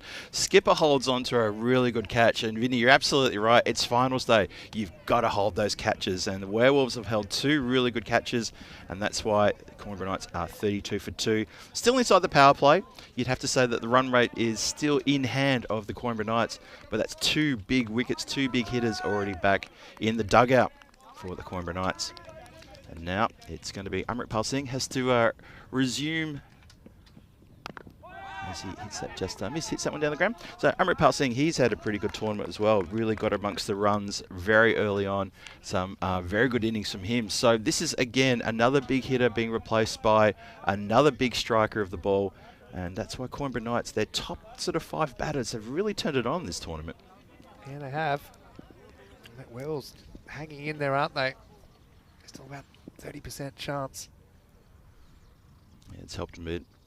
Effort ball. Oh, so close. Good stop. He gets a round of applause for the stop, but that was a hot chance there for a catch. It went low. Might have just bounced in front. Let's have a look at this again. Did it go into the hands and maybe back out again? Just clipped nicely. Yeah, just in front. Just in front, but it did well to smother it at least. Yep. So that will take us to the end of the power play. 33 for 2 and a pretty even power play, I think, all up. Although Knights slightly ahead of the rate. They have lost their openers in the first 3 overs. Yeah, I'd put them slightly in front as well, Vinny, that's for sure. Running at about 11 runs per over is the current rate. But yes, lost the 2 openers. And Dawud Mohammed, skipper, just been recently joined by Amritpal Singh. They've got a bit of work to do to rebuild and try to hold the line here as the Werewolves are trying to find this next wicket. If they can get a couple of wickets in the next 2 overs, I think we'll find a lot of pressure falling on the shoulders of the Coimbra Knights. Who's going to blink first? Who's going to withstand the finals day pressure? And that is going to be key. As we have a look at the next over starting. This is the 4th over starting. It's Akash Sood with the ball. Well, shouts to catch it, but it doesn't quite have the legs to get all the way into the hands of the waiting fielder. That's Laxman, who's fielding just down here in front of us. As that shot is mishit and could have easily come undone there. Just feel it's going to be more tension. It's about top of the pads, full toss. Probably should have gone the journey. Probably should have really connected better with that one. It'll be a good time for Darwood to step up when his team needs him. That's it, absolutely. Skipper facing.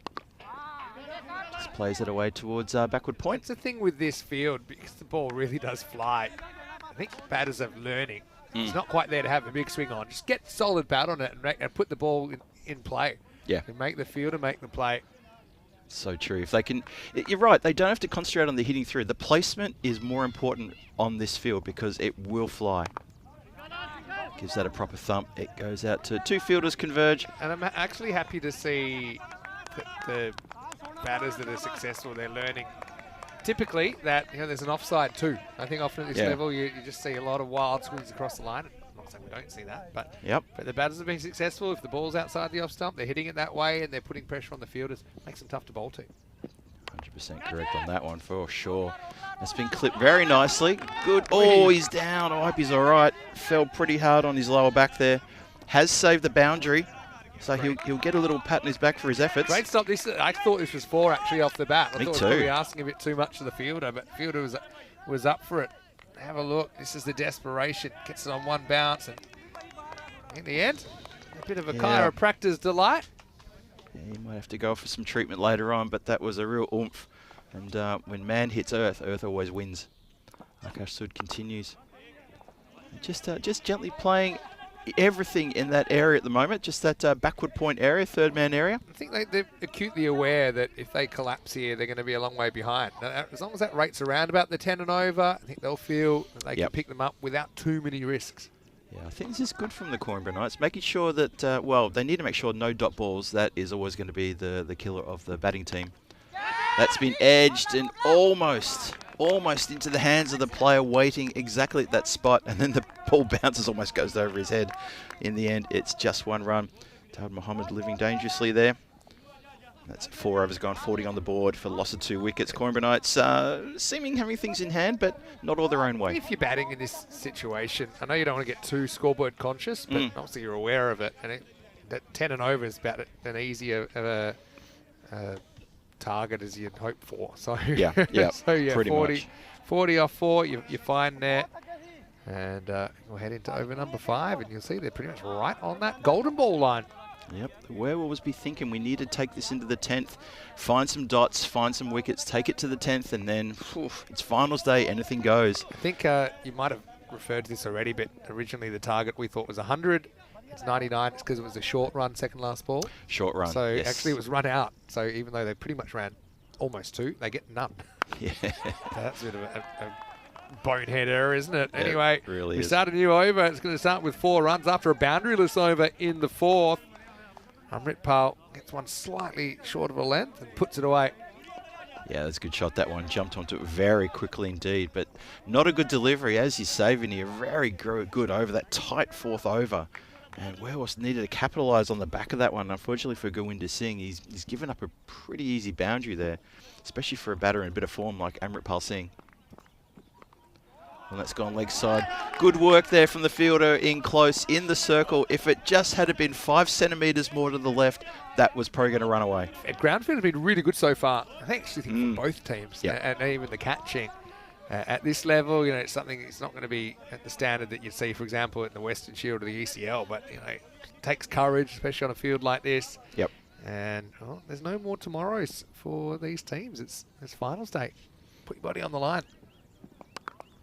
Just connects with that one. Again, some good work there in the field, just to hit that ball down and to stop it dead. Doesn't manage to do a clean save, but a save nonetheless. Good work. Yeah, I agree with you. I think the fielding has gotten better and better as the tournament's gone on. And the fielders are getting used to now the pace at which the ball is hitting the grass and flying through the air and just going along the ground. And they've adapted to it quite well. That's been a big hit. Shouts of catch. Almost a caught and bowled. It's flicked the fingers on the way through. And Gowinder Singh can't hang on to a very red-hot chance there. Have a look one more time. Instinctive kind of Right hand coming out, end of the bat. Actually, it didn't come as fast as he might have thought. I think that's what it was. I think he expected it to come a lot harder. And he's gone a bit early, hasn't he? Again, just guiding it to that backward point position. Getting a lot of work there, backward point and third man. Need to make sure they've got their best fielders down there at the moment. Werewolves have to be aware that that's where all the runs are being scored right now. Again, does well. Careful not to twist an ankle spinning around like that. Because the artificial pitch, you generally aren't fielding in spikes. So yes. That's why we do see a few more slips and slides. Last ball, the 5th. Or not. Take 2. Try that one more time. Go into Singh. He's gone for 8 off his first over. Still got that one more to come. Have a look at this. And fair call from the umpire, I would say. So, last ball of the 5th coming up. Take 2. That's been clipped very harsh indeed, and that is Maximo to finish the over. Not what the Werewolves would want to have seen, and that's gonna feel like a bit of a body blow for them. After a couple of overs of some tight bowling, especially the previous over, but Govinda Singh just straying there, and that's flown away from Maximo. So 55 for 2 after 5. Yeah, so let's have a quick look at what's coming up. Of course, we are right now in the thick of our tour of Portugal, which will finish with some international cricket from next weekend.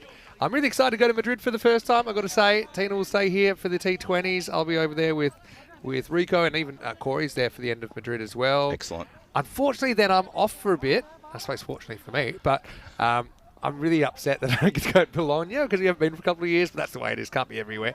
I've got a bit of a mini break there. And actually, you see, Czechia, I think, good news.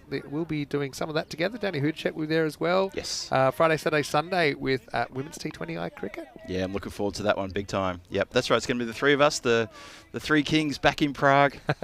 That's who we are. Looking forward to that. And hello to Danny if he's lurking there in the chat. Hope you're having a good week. Anyway, here we go with Akash Sud bowling out. Just another prod towards that area again. I'm not on instant replay every time I'm calling the hits towards backward point, but that's where they're getting so many runs right now. And you'd almost be tempted as a captain. Ram Hartwell is watching this from afar and thinking, should we try to plug this gap a little bit more? Do I put in maybe a gully or something, or a short point? The bowlers are still putting it out there outside off. That one just mishit as it goes to the leg side. A rare hit to leg side there. I reckon the last 3 overs, barring maybe 2 or 3 deliveries, everything has gone to that backward point area for the right-hander. I think everything has flown down there, either flown there or been placed there. 1s, 2s, 4s and 6s. Here's another one. It's going to go a little bit finer, but straight to the player. Sets himself a little bit of a fumble. Doesn't get through that. It's the most important thing. I think pretty good at just not missing too many balls. You see those balls outside off, often we see wild swipes kind of going for broke. But I think it's good reading of the room from the Knights here. They know, okay, hang some bat on that. Should get 1. Maybe you'll get more with the misfield. True. If you get into a gap. Well, he swings hard at that one, though. Saw that one in his hitting zone and he's clobbered that from Maximo. It's exactly to the point you're making, though, Vinny, is that if it's there and it's in my little spot that I like, I'm going to put everything behind that. It's a good shot selection. Yeah. It's an offside ball. He hits it offside. And maximum time for Amritpal Singh. Moves to 23. So 35 from 26 needed. Werewolves are at a critical junction now in this game. They need to find something immediately. They're just hanging on here. They really are. Really need to break this partnership. Can Akash do it? Ball goes again. This time it is elevated for another Maximo. I tell you what, if this was a boxing match, there'd be a standing 8 count given to the Werewolves. They are on their last legs. Yeah, and I think they'd be reaching for the smelling salts as well, because back-to-back 6s in a game where you're trying to defend double digits, that hurts. That's been a great chase here by the Coimbra Knights. 29 from 25 now. Their run rate is now under 7 needed per over. They would be feeling so comfortable, only 2 wickets down as well. The difference between chasing 99 for a win and chasing, say, 139. And there you go, right on cue. It's a rare miss. But, I mean, just got carried away with his own success. Yeah. But still, it's a decent over. They get 15 off it.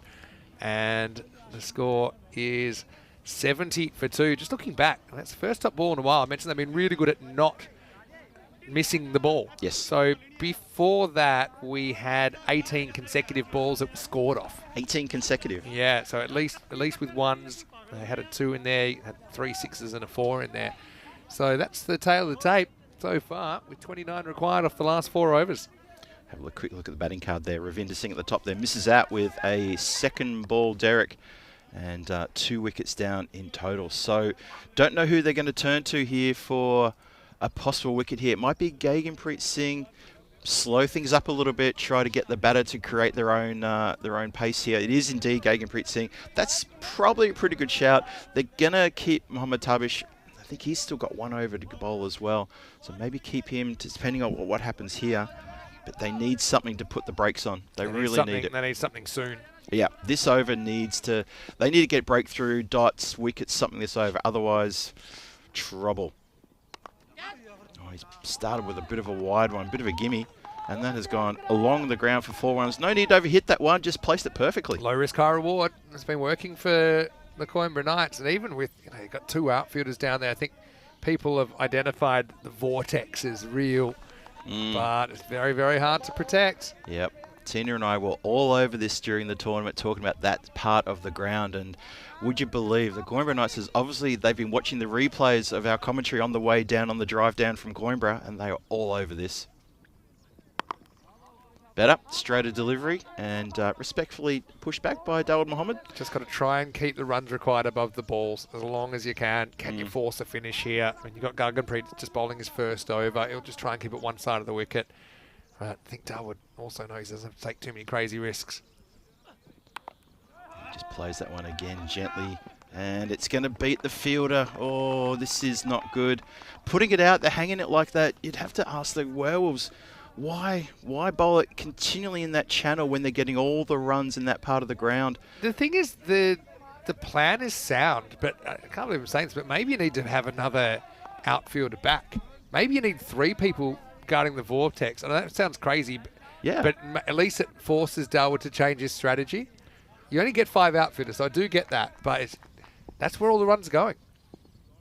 I would agree with that. Changes the angle, and this time goes leg side, and wouldn't you know it, strays too much on leg and is clipped away as easy, as comfortable as you like for 4. Yeah, well, the Werewolves, New Moon's doing him in here. They've just slid, and they'll be ruining the fact they couldn't take a single point. They couldn't even last 7 rounds against the Super Giants last night, to use the boxing analogy. And that's why they find themselves here, and that's why I think they've basically gone from second to out of the tournament in 2 games. They have indeed. 17 from 20 now, and it has fallen below that that parity of runs and balls now. So, yeah, the writing is on the wall. And Gaganpreet Singh trying his best. Well, again, he's persisting there, but it's still going to be easy pickings now. I mean, they can do it in singles if they want the Coimbra Knights. No so the problem at all. Werewolves, I know I'm out of practice. Werewolves, when the moon comes out, that's when they turn into wolves? Is it they need to see the moon? Is it... I don't know if it's Talk me through it. I don't know if it's a visual thing. You're my expert on this stuff. I think End of the over, 7 overs down, 83 for 2. From my understanding of werewolves, and it is a unique understanding I have, is that it's simply the presence of a full moon can turn them. It doesn't always have to be actually seeing the full moon. I think it's just the awareness. So maybe there's a gravitational thing going on, things like that. That's what I understand from my reading, and I've read a fair bit of Gothic horror, and I'm pretty confident that's how it is, more so in the novels than the movies. I think the movies might play a bit of they have to see it and then they transform. But I think it's the books are different. Anyway, let's have a look at the schedule for today. Obviously, we've got the Werewolves Coimbra Knights going on right in front of us here in this eliminator, the first eliminator of the Challenger ever, the first Challenger division ever. And then we have Qualifier 1 coming up later. The Brothers 11 take on Lisbon Super Giants. Who goes through to the final? We'll find out after that. Yeah, I can tell you Brothers have won the toss, and they're going to bat in that one. We're about an hour and a half away from a start. Lisbon Super Giants, they'll still be kind of pinching themselves that they do get the double chance. Finished very, very strong, didn't they? Bob Chane comes in for the first time in the series. He'll be behind the stump. After Samad comes back in as well. All right, 16 to win off last 3 overs. That looks pretty close. If there's no bat, he's gone. And it's the back pad, which is blown off. And Dawood goes. Guri, can he be a difference maker? Brought on as the 6th bowler here. They need someone to step up. Could this be the start of a twist? Knights lose their captain for 23, and the score is 83 for 3. Yeah, Dal Muhammad, he's just been absolutely caught there, plumb in front. Umpire has no alternative at all and agrees, concurs with the appeal and says, yes, you're on your way. Dal Muhammad gets a little pat on the back as he wanders off there, but he's done a really good innings, though, for his team. He'll get a generous round of applause from the dugout. He's getting one right now as he steps off the field. Only 3 dot balls in all that face, and that typifies what you were saying before, Vinny, about the lack of dot balls in this innings. That's hitting the stumps. Back pad. Yep, hits back it pad. behind the crease, even though you can see middle, you can see off. Right, could this be the start of the heebie-jeebies, maybe? Ooh. Oh, it doesn't help, does it? Does Rahul Khan's come out at number 5? Pressure off there just with that first ball. Really wanted that ball to be on song. And I'm just looking at any potential field placements there. They've got, looks like third man up inside the circle. And the next person back on that side is a wideish third man who's on the boundary. So this one goes in Yorker length, just dug out and hit down the ground towards deep mid-wicket. Just the one there. I just did a quick bit of my own research Yep. about werewolves. And yeah, the full moon triggers the transformation in many stories from human to werewolf. This change is often depicted as painful and uncontrollable. Certainly sounds about right. Sounds about right. Yep, that's so true. And I'm not speaking from personal experience, of course. And And in many legends, being a werewolf is the result of a curse, a bite, or being born under a specific condition. Yep. And the full moon's influence makes this curse or condition manifest fully. that would be lycanthropy. I think that's the technical term. There you go. So Interesting. Gurry continues searching for a wicket. And he's drawn the miss hit, but unfortunately it's landed where mid-wicket, regulation mid-wicket might have taken a catch, but might have beens don't count for anything here because it didn't happen indeed. Because they've gone to a 6 bowler, you've got a choice now of who you want to bowl in the 9th. And you've actually got choices all the way down now. Yep. I wonder will they go back to Tabish, who we saw bowl the second over. He went for 13. Govinda went for 15. Guggenpreet went for 13 in his first over. But yeah. I mean, 9th is where you're trying to keep the game alive.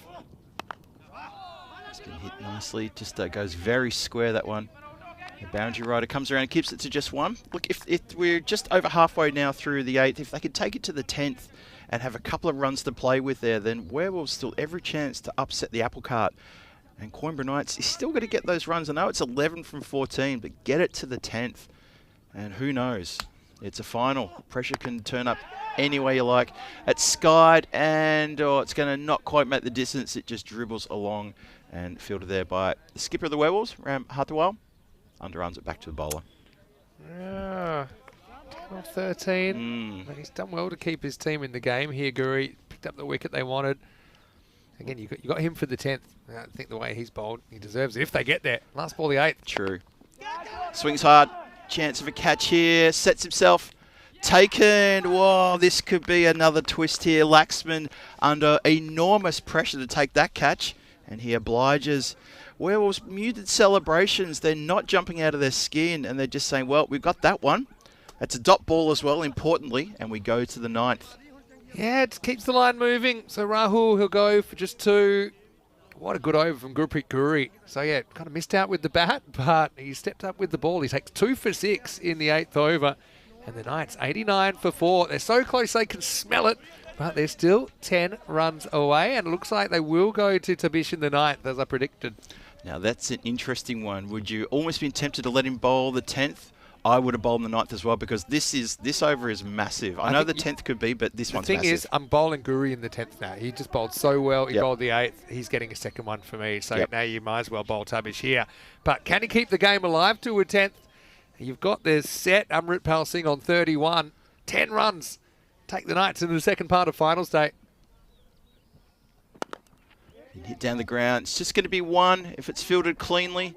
Oh, no. Oh, it's not. No. Oh, no, that's not good. The howls from the commentary igloo Oh, we're right behind the Werewolves there as that gets through one fielder and then another. Skipper Ram Hardwell. Oh, boy. And Nutmegged. Okay, shot on him a bit, but he left the mouse door open, and the Werewolves had ground fielded so well. That really hurts now. Knights can win it with one swing of the bat. Oh, that's got a sting. And that has been swung hard up in the air, people converging. And that is a terrific catch. There was a bit of a conversation as to who's going to catch that, and they're still talking about who should have caught it. It doesn't matter because it's been caught. That's a great outfield catch. Such a funny one, actually. I'm trying to think, would you trade 4 runs to get Amritpal Singh out? Normally I'd say yes, but when they only need 10 of 12, the 4 hurts you so much. But look, consolation prize, they do get him, and he'll go for 35. So who knows? Thing is now that within 6 runs, any ball could be the last. But Amritpal gets him all the way to the edge of the water, but he can't make him drink just yet. It's 93 for 5. Yeah, it's a tough call that. I think as a batting side, you'd still want that 4 runs because, like you said, Vinny, we're 1 hit away from, well, one team being eliminated and one team going through to a qualifier. Gama Singh gets a bat. Can you take it to a 10th? Maybe you've got 2 new batters that haven't faced at the moment. Can you make them nervous? Oh, short ball, good aggressive delivery, that one. Really test the batter's resolve whether he was going to try to swing hard or be defensive. And in the end, he was defensive, gets a single. This is one of those few times you don't even have to play any shots. That's actually an amazing ball that comes up, rears up, hits the gloves. You hit, you run, you have that understanding. Yeah. You've got 5 wickets in hand. You only need 5 runs. Still 9 balls left. Let's get something on it and run. It's up to the twin G Singhs who are out there right now. Just drifts onto the pads. Smart batting. Worked around the corner for a single. Gets good contact on that one. Goes square. Yeah, smart running indeed. Pushes it along. It almost feels like this is the 10th, but this is such an important over as we've been talking about. It's only 4 runs for a win here. So any slight little misfield, any slight little let up in the field is going to allow this through. Only 2 deliveries left in the 9th. Tavish trying to find something for his team here. It was a straight one, and it's being clobbered out towards... Well, they're all pointing around and saying, throw it there. They've got to pick up the ball first, though. And that is just another single. Looks like, I mean, not going to call it yet, but we might go to a 10th over then. I think you probably do just gamble, bring the field in, try and stop those singles. So you can get a few nerves. You've got Guru, who's been on fire. But even in his over where he was on fire, it still went for 6. Yes, so exactly. you only got 3 or less to play with. Yep.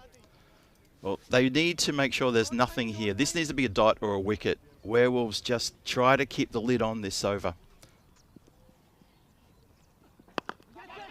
And they hit it and run. That's clever.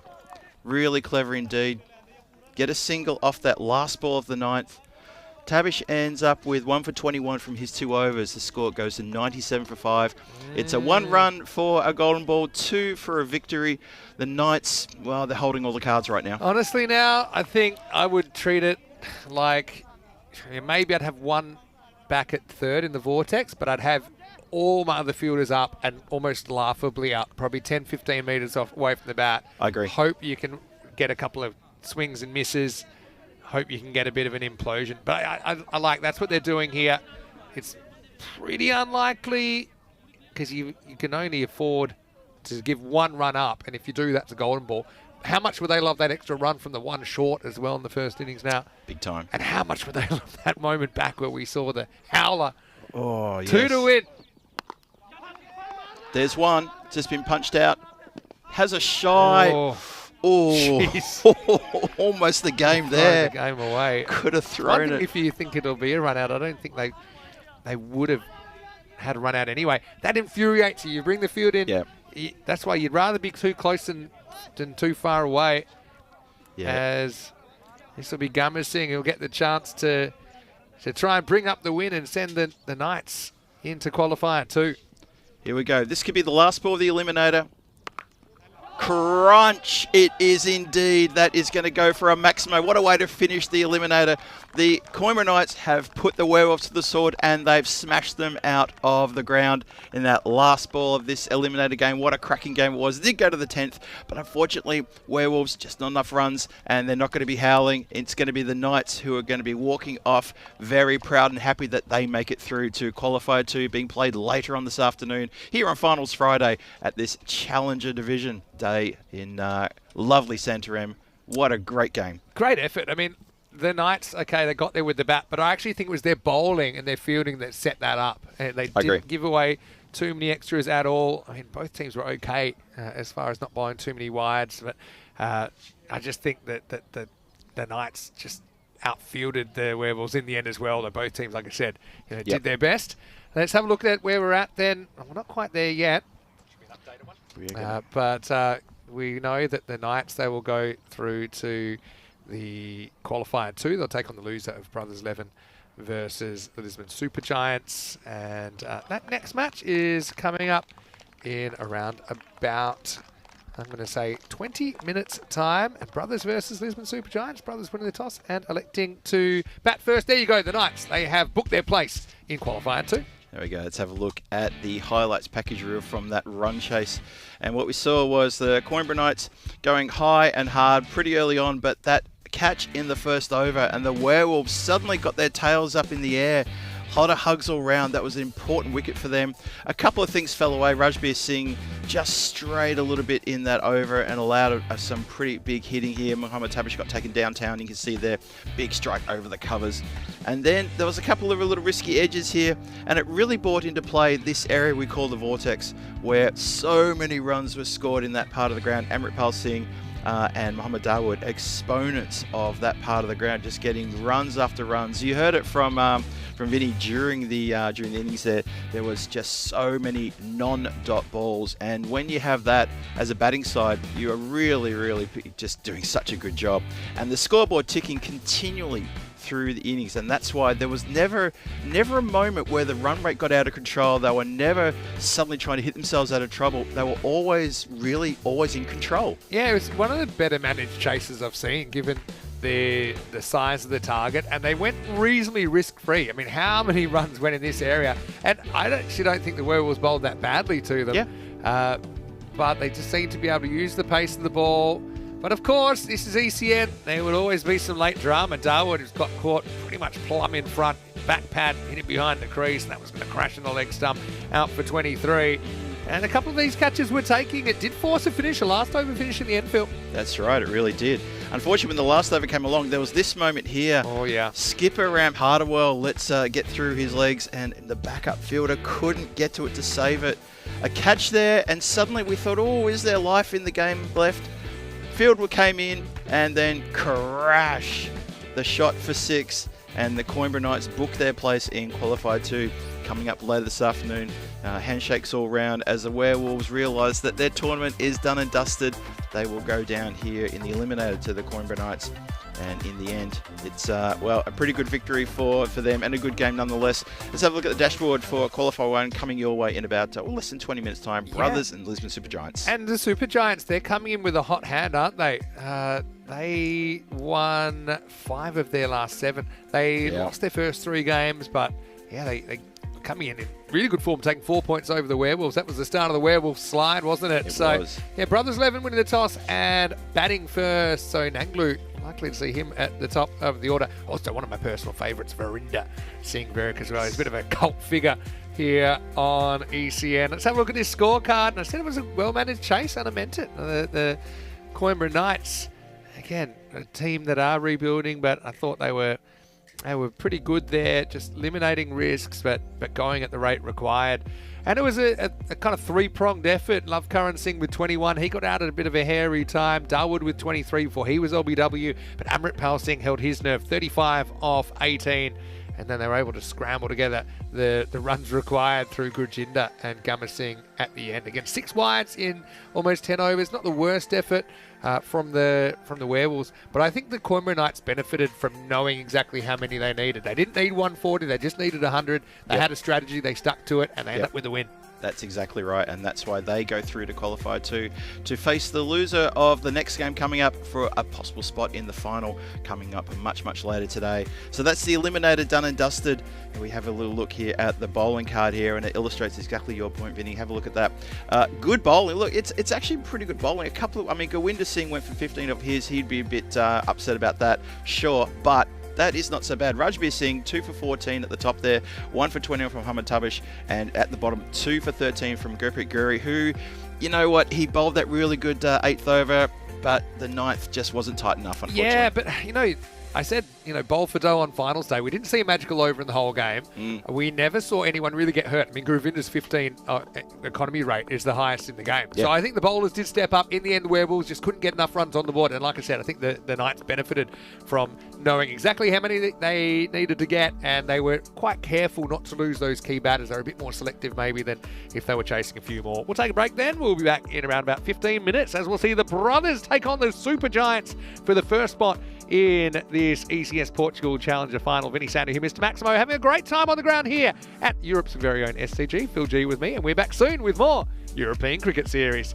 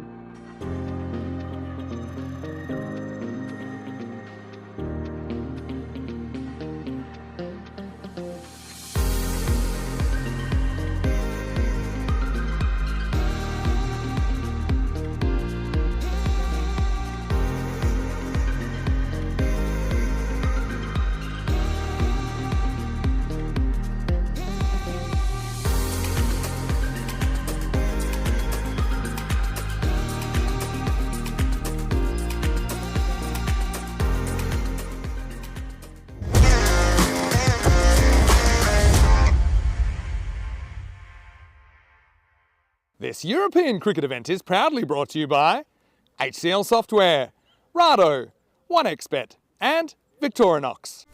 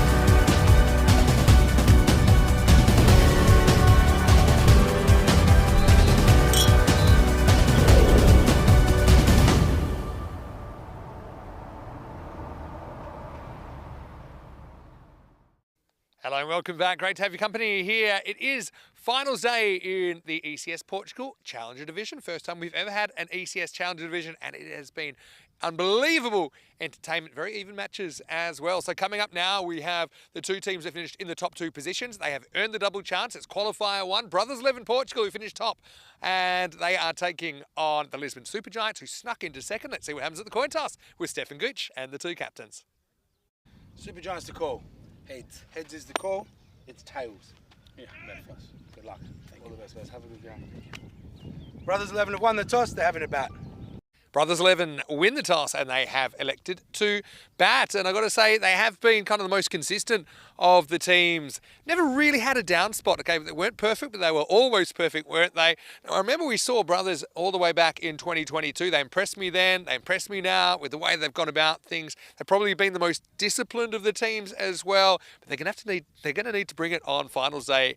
Of course, they're running into an opponent here, Lisbon Supergiants, who started pretty badly, but they came very, very good late, didn't they? And that incredible 4-pointer in the last match, match 30 last night against the Werewolves, stole second place off the Werewolves. So Lisbon Supergiants with a free crack at the final here. And let's just see if they can continue their momentum as we head into this one. Phil G is standing by. This should be a really good game. Spot in the final at stake. Otherwise, you have to go the hard way. I don't think either team wants that. Over to you. Let's get ready for the first ball with Brothers 11 Portugal winning the toss and batting in qualifier one.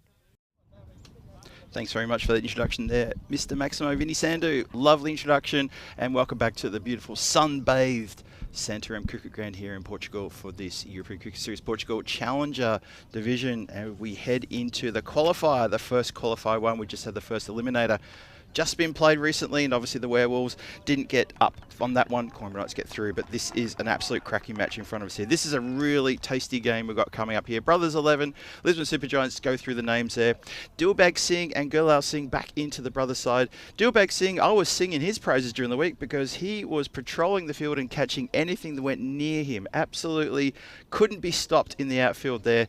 Lisbon Supergiants, that's a pretty strong team they've brought along today. One change, Bob Chanate comes in as wicketkeeper. It's his first game. What a first game to be playing. See if he feels the pressure of that one. And, well, wouldn't you expect it that only a few percentages in the difference between these two in terms of who will win. Supercomputer is having trouble splitting the difference there. Just gives the nod slightly to Lisbon Supergiants. as they take to the field. You saw there in the coin toss, the Brothers 11 won the toss, won over bat first. Happy to put a score on the board and say, there you go, Super Giants, are you good enough to chase that down? It's going to be interesting to see how this game turns out. This is this for me, when I saw that the finals were all sort of done and dusted last night, obviously myself and Tina Goff here at the end of the day, and the Super Giants got over the line by winning that last match in the 7 overs required. I think 6.4 deliveries it might have been to get to those all 4 points to sneak in for second place and to play this game. I was always looking forward to this one against Brothers, losing Super Giants and Brothers going head to head here in this qualifier. And this, I'm thinking this is going to be a very evenly matched game, exactly as Supercomputer says, and as Vinny alluded to in his introduction just then as well. Cracker game here. The players are out there. It's all set, and this is going to be a belter. Second match here of Finals Friday, Peacock Friday, and welcome to you, whether you're watching around the world.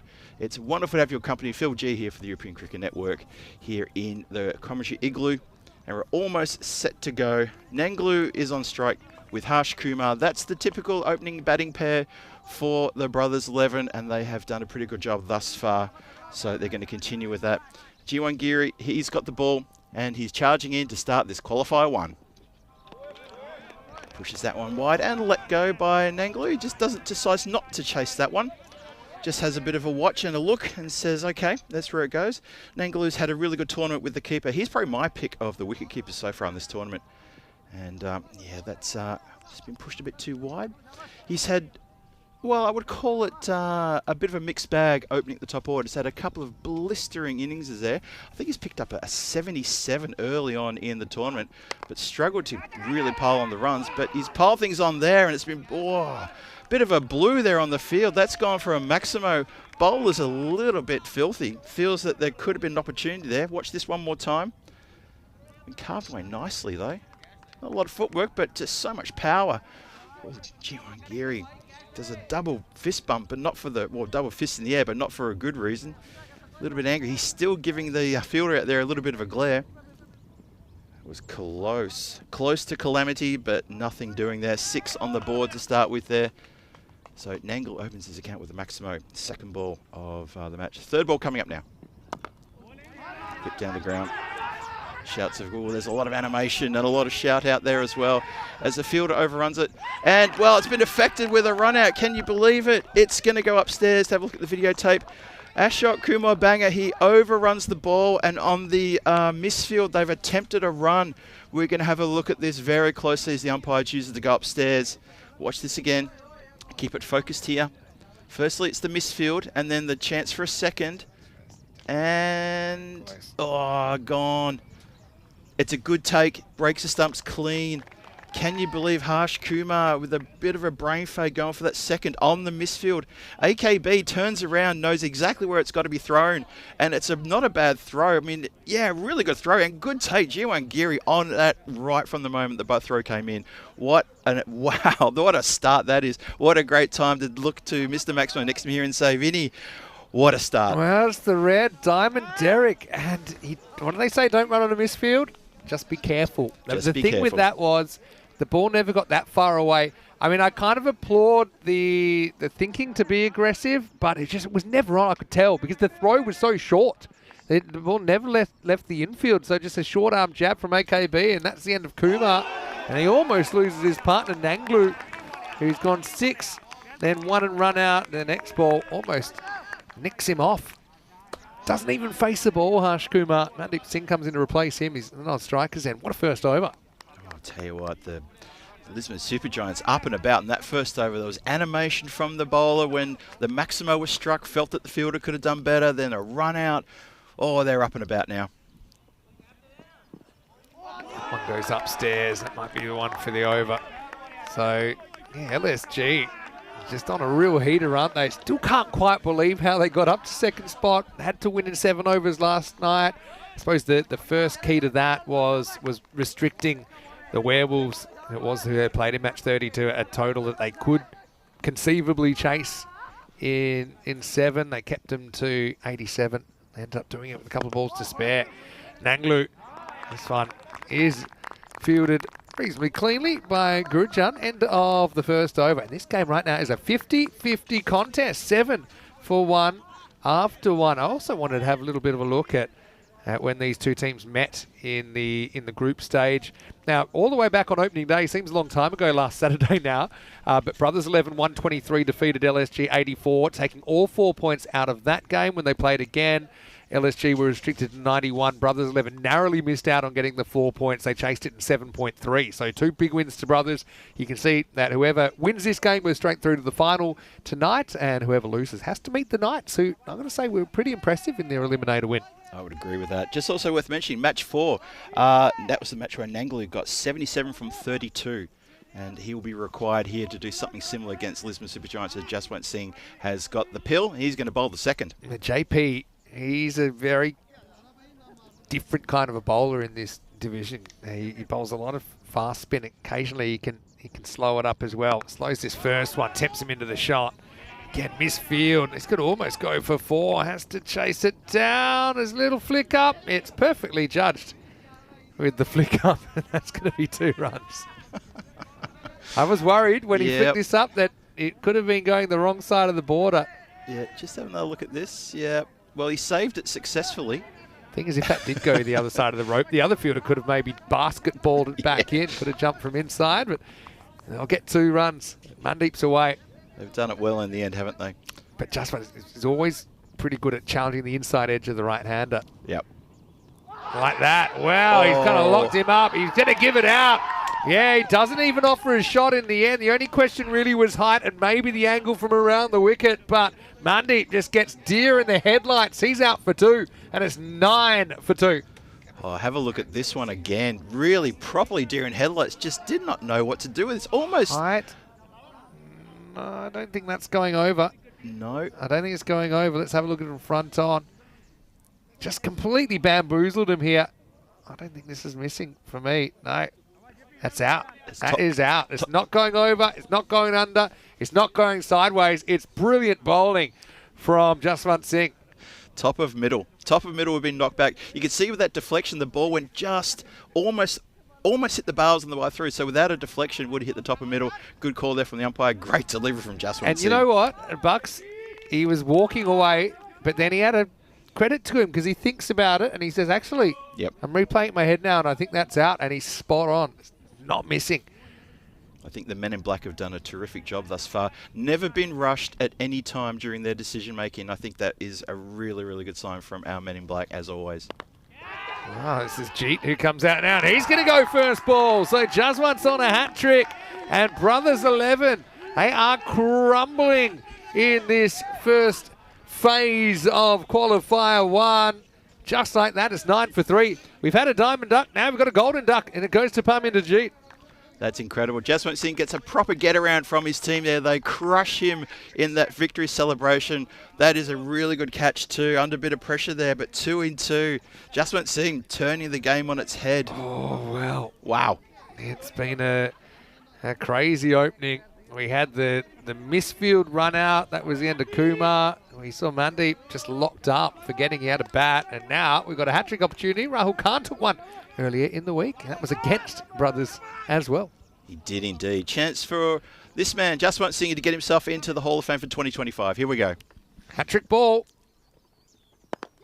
Oh, pretty good ball as well, zeroing in at the stumps. But George, credit to him. He's able to get it away and saves the hat-trick ball. Yeah, it was a good delivery, wasn't it? Pretty good ball, but George, equal to the task, just pushes it down the ground for 1. And for the moment, Brothers breathe a sigh of relief, but they've still got a couple more to come in this over to face. Slows it up this time. Something I've noticed, because Jaswant, I've seen him bowl a lot against some of the top teams in the night series, for example, and even here. And he bowls a lot quicker. Whereas I think at this level, he feels there's value in kind of tossing it up. Shows you that he's got multiple tactics, doesn't he? As Nanglu will slog sweep this one away. That'll be 4 runs to finish the over, but still a very good one for LSG. As Brothers 11 after 2 are 14 for 3.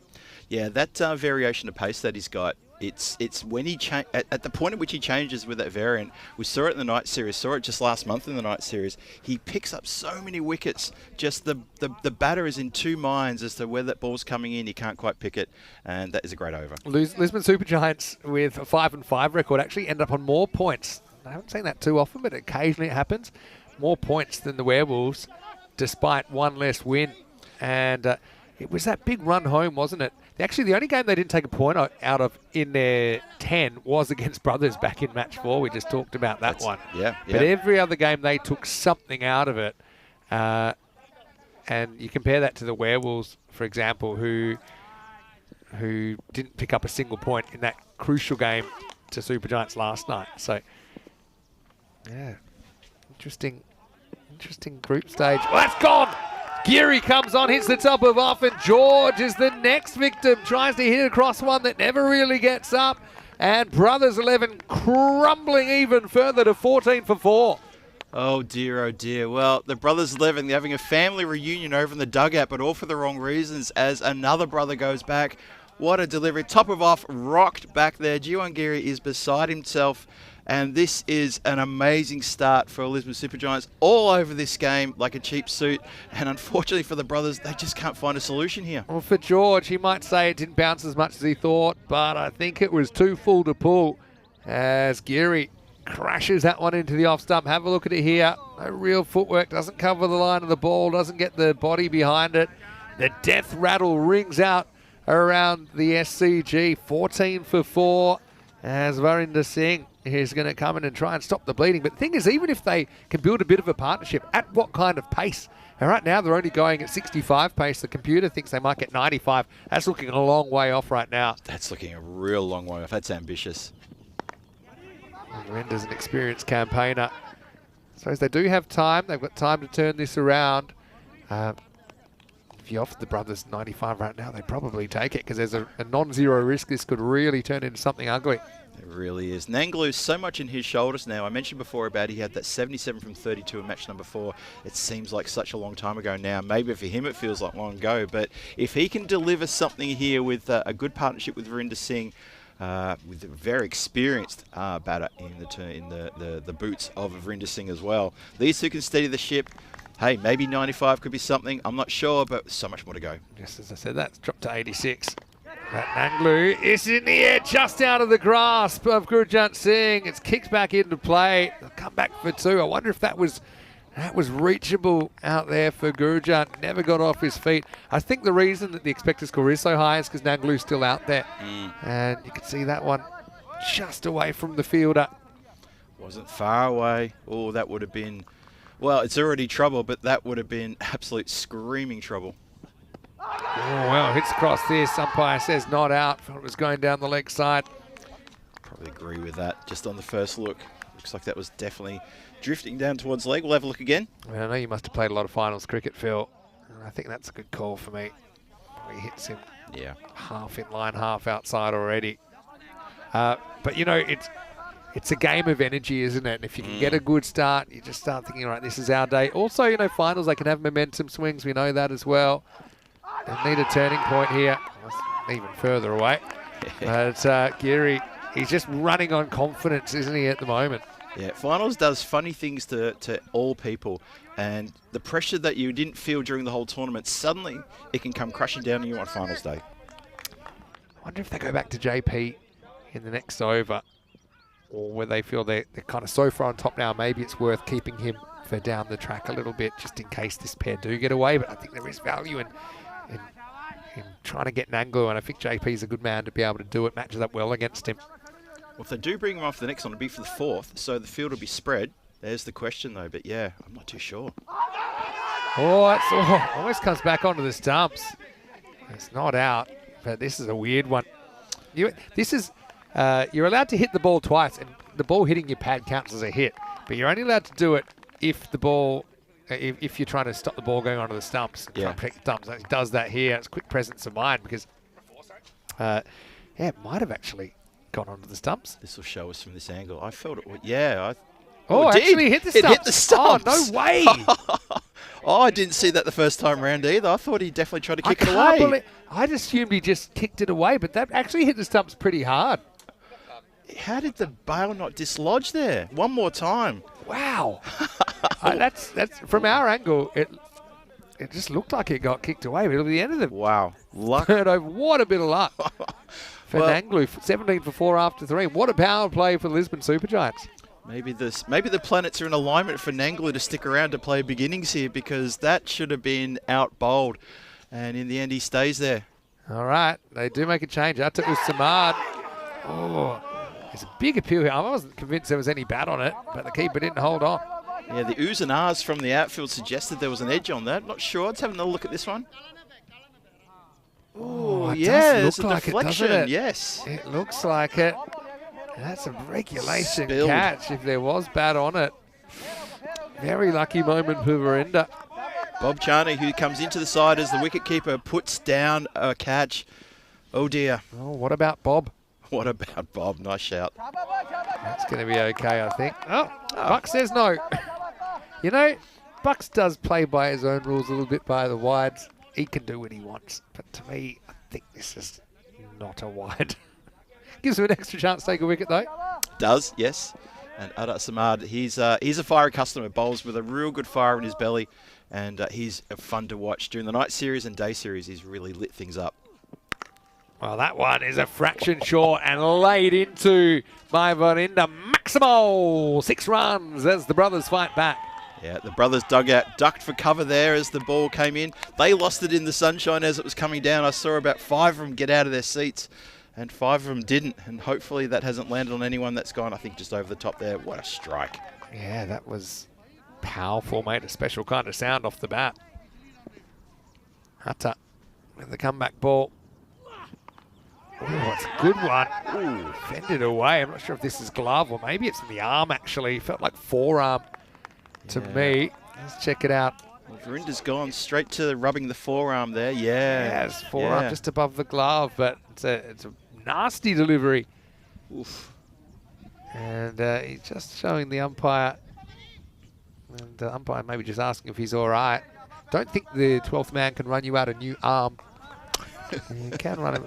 You do a lot of good things with prosthetics these days, but not quite there yet. Unless Verinder Singh is our own bionic man. Not sure about that, though. Oh, must have hit it. Nervous moments there. Oh, that was a very good. He softened him up with a short ball, and he goes the big Yorker. Goes wide of the crease. Oh, that must have been a little bit of bat on it, I think. Umpire must have thought there was bat on that. That was a cracking delivery. Really zeroes in there. Oh, man, did it? Oh, what a great ball. Right in front. Maybe felt the angle. He's going to take it past the leg stump. Another opportunity. This time it's a run-out opportunity. This has been a crazy start to this game, and we're only just getting started in qualifier 1. Can you believe it? What an amazing game this is so far. The brothers right up against it. They're on the ropes now, but these two experienced campaigners, Nanglu and Verinder Singh, there's a lot on their shoulders. So much pressure on their shoulders on finals Friday. Never going to make that. Last ball for Atta in the 4th. Or not, as the keeper does well. That's good work from Bob, who I believe is playing his first game on the network. What a time to do it. Hey, Wayne's got a good point. That one that hit the stumps didn't knock the bails off. Yep. When it got windy and the bails came off, that would have been out. That would have been out. Any contact with the stumps, even if the stumps are hit multiple times on one delivery, every contact with the stumps counts as breaking the wicket. So true. Good point, Wayne. Hello, Wayne. Hope you're doing well. Hope everyone in the chat's doing well. Thank you for joining us. Good to have your company here. Myself and Vinny Sandu taking you through the action today. Well, classified as not windy right now. That one hits him well above the pad in a place that we won't talk about. End of the 4th. And I suppose the decision to make the change away from Jaswant, they get away with it, don't they? A 6, a bye, a couple of wides in the over. That's 9 in total. And brothers 26 for 4 after 4. Yeah, they had a few close calls in that over as well. Like I said, Adat Samad, we've seen him bowl before on the network many times, and he is a fiery customer indeed. And it was quite funny because I mentioned this to the Lisbon Supergiant players a couple of days ago, and one of the players stuck his hand up. He said, Phil G, that's why he's in the team. He is fiery. He actually literally said to you, that's exactly why we love playing him, because he's a fiery customer. That was a really good over. A bit of everything, mixed bag. Unlucky not to get a wicket though. Even for Bob Channing behind the stumps, mixed bag for him. We've seen him what looked like a drop catch earlier, but then made a good block down the leg side there to save a boundary. Here's Nilesh Suryawanshi, who is a player that we've got to know pretty well here in Portugal as well. He's going to bowl over number 5. So see that run rate, just 6.5 and over still. And a couple of danger men still at the crease for Brothers.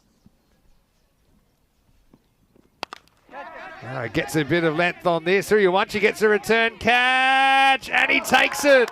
So Verinda the next to go.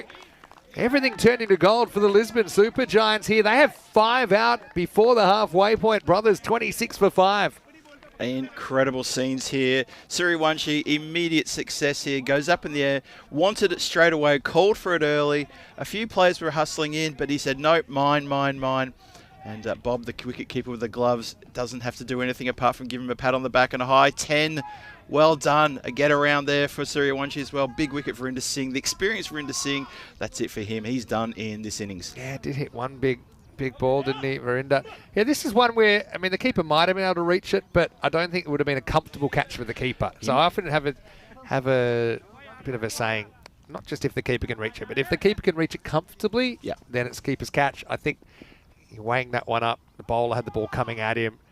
Just his body language wasn't necessarily very confident. He had the little short steps. Suriyawanshi when that ball was coming down, but he held on at the critical moment. Yeah, you're right. I think keeper might have still been moving if he had tried to run in for that. Bob, and the ball's kind of drifting away from you when you're keeping there as well, which means you're always playing catch-up. Yep. Well, Suriyawanshi with the wicket can have his tail up here. That was just the first ball of the 5th.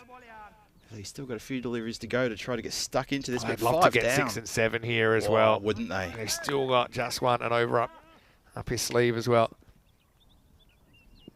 Gulal Singh, the new batter. And he's going to get a big, juicy full toss first up. He's going to put it away. Maximal! Poor follow-up from Nilesh, and he goes the journey. Yeah, it does relieve the pressure, doesn't it? It really, really does. The middle order's now been exposed, and you get given that as your first delivery up. Well, if you can't put that away, then maybe you shouldn't be in the team, but that is connected with beautifully for a Maximo. Pressure-relieving ball that, not the best follow-up from Suriyawanshi. Yeah. I do think this is one pitch you can bang the ball in. You don't want to get too short, but, you know, there is that variable bounce. Right, doesn't bounce it again. This time, a bit of a miss hit. As we'll have to settle for a single. Nilesh does well to avoid the throw as it comes back in. Yeah, I think he's gotten away with that one as well. Needs to hit the pitch there. And he doesn't, and almost could have been taken downtown for a big Maximo again. Instead, as you say, Vinny, bit of a miss hit there. Buenos dias, Monica, watching from Colombia. I know she sent me a message just asking how everything was going. And yeah, she said she's been a bit busy this week. Hey, that's okay. Life happens. At least you know ECN's here whenever you want to tune in, when you want to get away from the non-ECN world, which can be a cruel place. Oh, that one is in the slot, lifted up, and I've got no idea what's happened here. I think he might have saved the 6 there. We're going to have to go to a replay. I know we'll have to see because his head will actually block the replay a little bit. But let's just have a look at where he steps here. Yeah, watch the feet here. He jumps from inside. We can't really tell where he jumps from. I thought he jumped from inside. Does he then touch the ball here? Is he on the rope there or not? This is one the officials might have had a better look. Yeah, I couldn't tell there where he's touching the rope, but I was confident. I don't see the rope moving, but it does kind of look like he's on top of the rope. But the benefit of the doubt goes to fielders on boundary stops. So if that's inconclusive, then it'll be a legal stop. Because there's a couple of things there. See, you can never see the rope move. So if I was making the call, I'd be saying it's no boundary. I was comfortable that he leapt from inside the boundary. I had a good view of it. This is the one that suggests they're touching, but to be honest, with the camera angle, that can tell you porkies. You never see the rope move. No.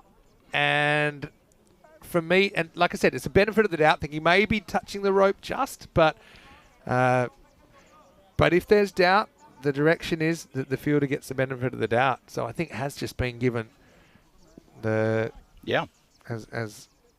as a single. Given as a save. Yeah, very good stop, I suppose. It has to go down in the end. And meanwhile, this will be up in the air again. It's Geary, busy. Keep that to 1. Giwangiri's in the game, isn't he? He bowled the first over. He's picked up a wicket early on. His first ball, second ball, he was frustrated with a Maximo that got hit that he felt could have been fielded. Picked up a wicket straight away, and then that really great save. In the end, a top save on the boundary. Definitely let from inside the rope, and the officials concurred. So that is a terrific effort from Giwangiri. It's been mishit.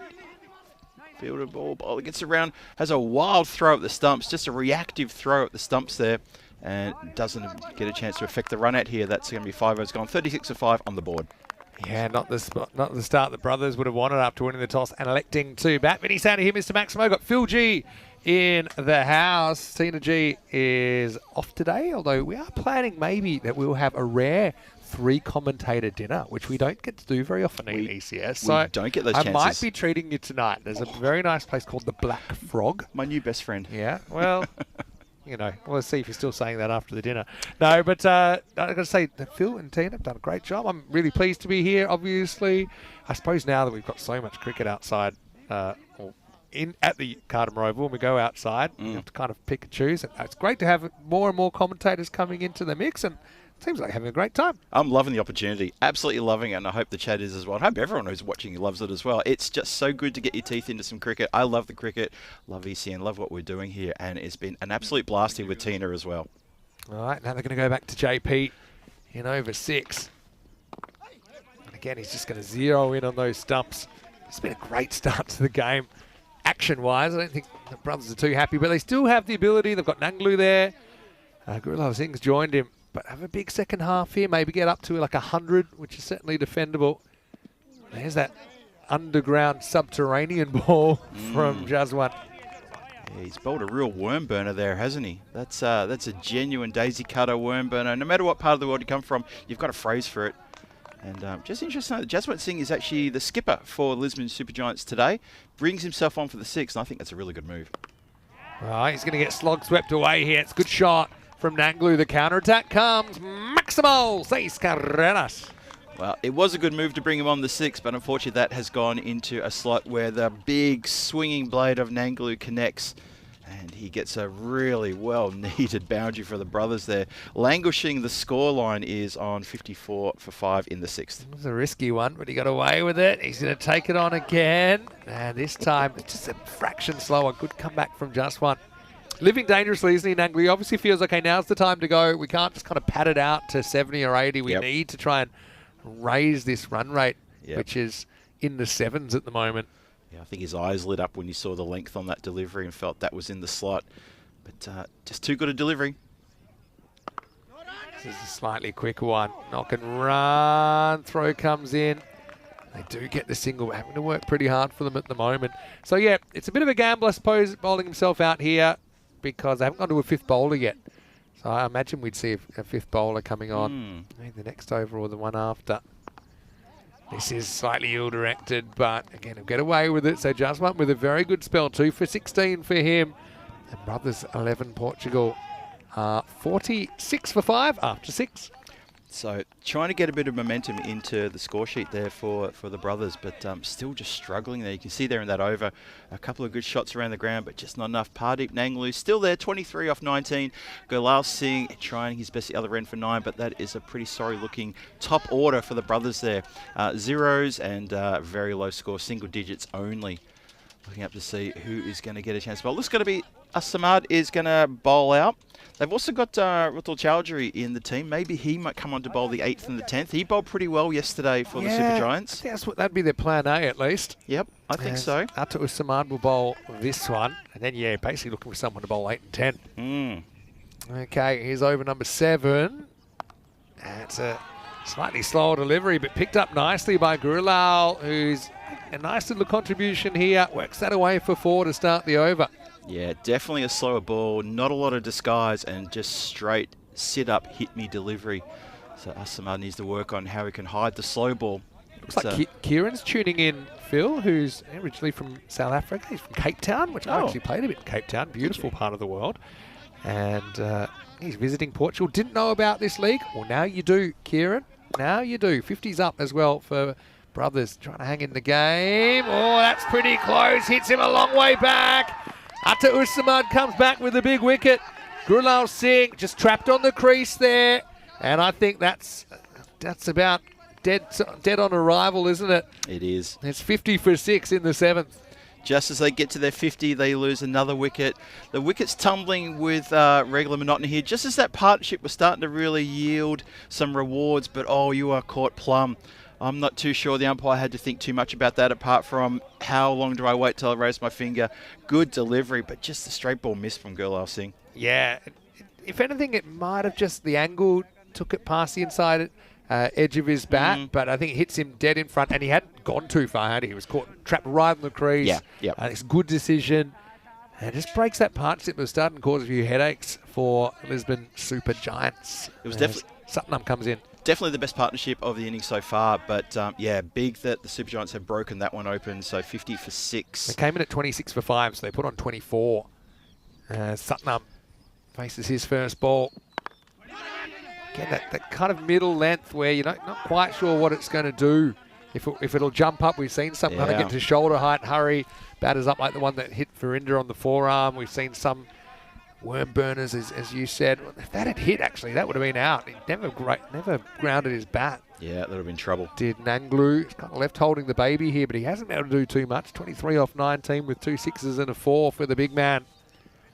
Maybe he needs to know. He's got to farm the strike. He needs to hog it. Clever bowling. He wants a wide here. He's not going to get it. Yeah, very clever indeed. Yeah, I think Nangler needs to hog the strike, Vinny. I think he needs to hold it, farm it, and see this team up to a decent score. I was actually going to say to Kieran, if you are in Portugal for a while, then stick around and watch a bit more of this series, because we've got the Premier coming up, but then we've got the internationals, Portuguese national team playing Norway, men's and women's actually. Right, Nanglu, he's had about enough, and he unleashes on this one. I think it's going to go all the way. Maximo! Every time they're fading away, they seem to come up with a hit. It's Nanglu with the Maximo that gets him 6. So when Nanglu is swinging hard, you batten down the hatches, because he really connects so well. He seems to come undone when he's not swinging hard, but when he's swinging, well, sing while you're swinging, and that's exactly what he does. Nanglu just goes crunch through the offside for a big Maximo. Last ball for Atta. Digs it in, but gets the line wrong. That's going to be back-to-back sixes for big Nanglu to finish the 7th over. Maximo, it's 63 for 6. Vinny, I need to bring it out of the closet now. That was capital G-O-R-N-E, gone, smacked. That Gundy ball got the treatment, absolutely caned around the corner. Hits the property boundary line, the fence there.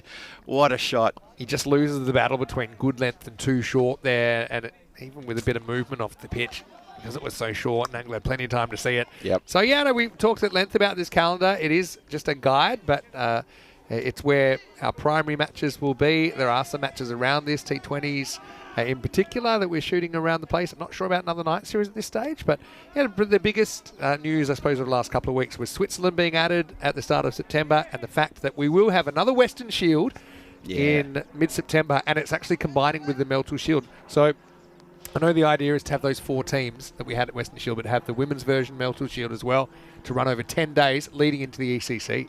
Oh, that's going to be fun. So this is going to be start of a new omen. Sutton just helps it away. Maximo. Well, that's 3 sixes on the spin now. The brothers needing to wring every bit out of their middle order, and Sutton steps up. That sounded good. And you know what? There wasn't a massive backlift or anything. He just absolutely middled that one straight out of the meat of the bat. And goodness me, that went a long way. That is still being sought for.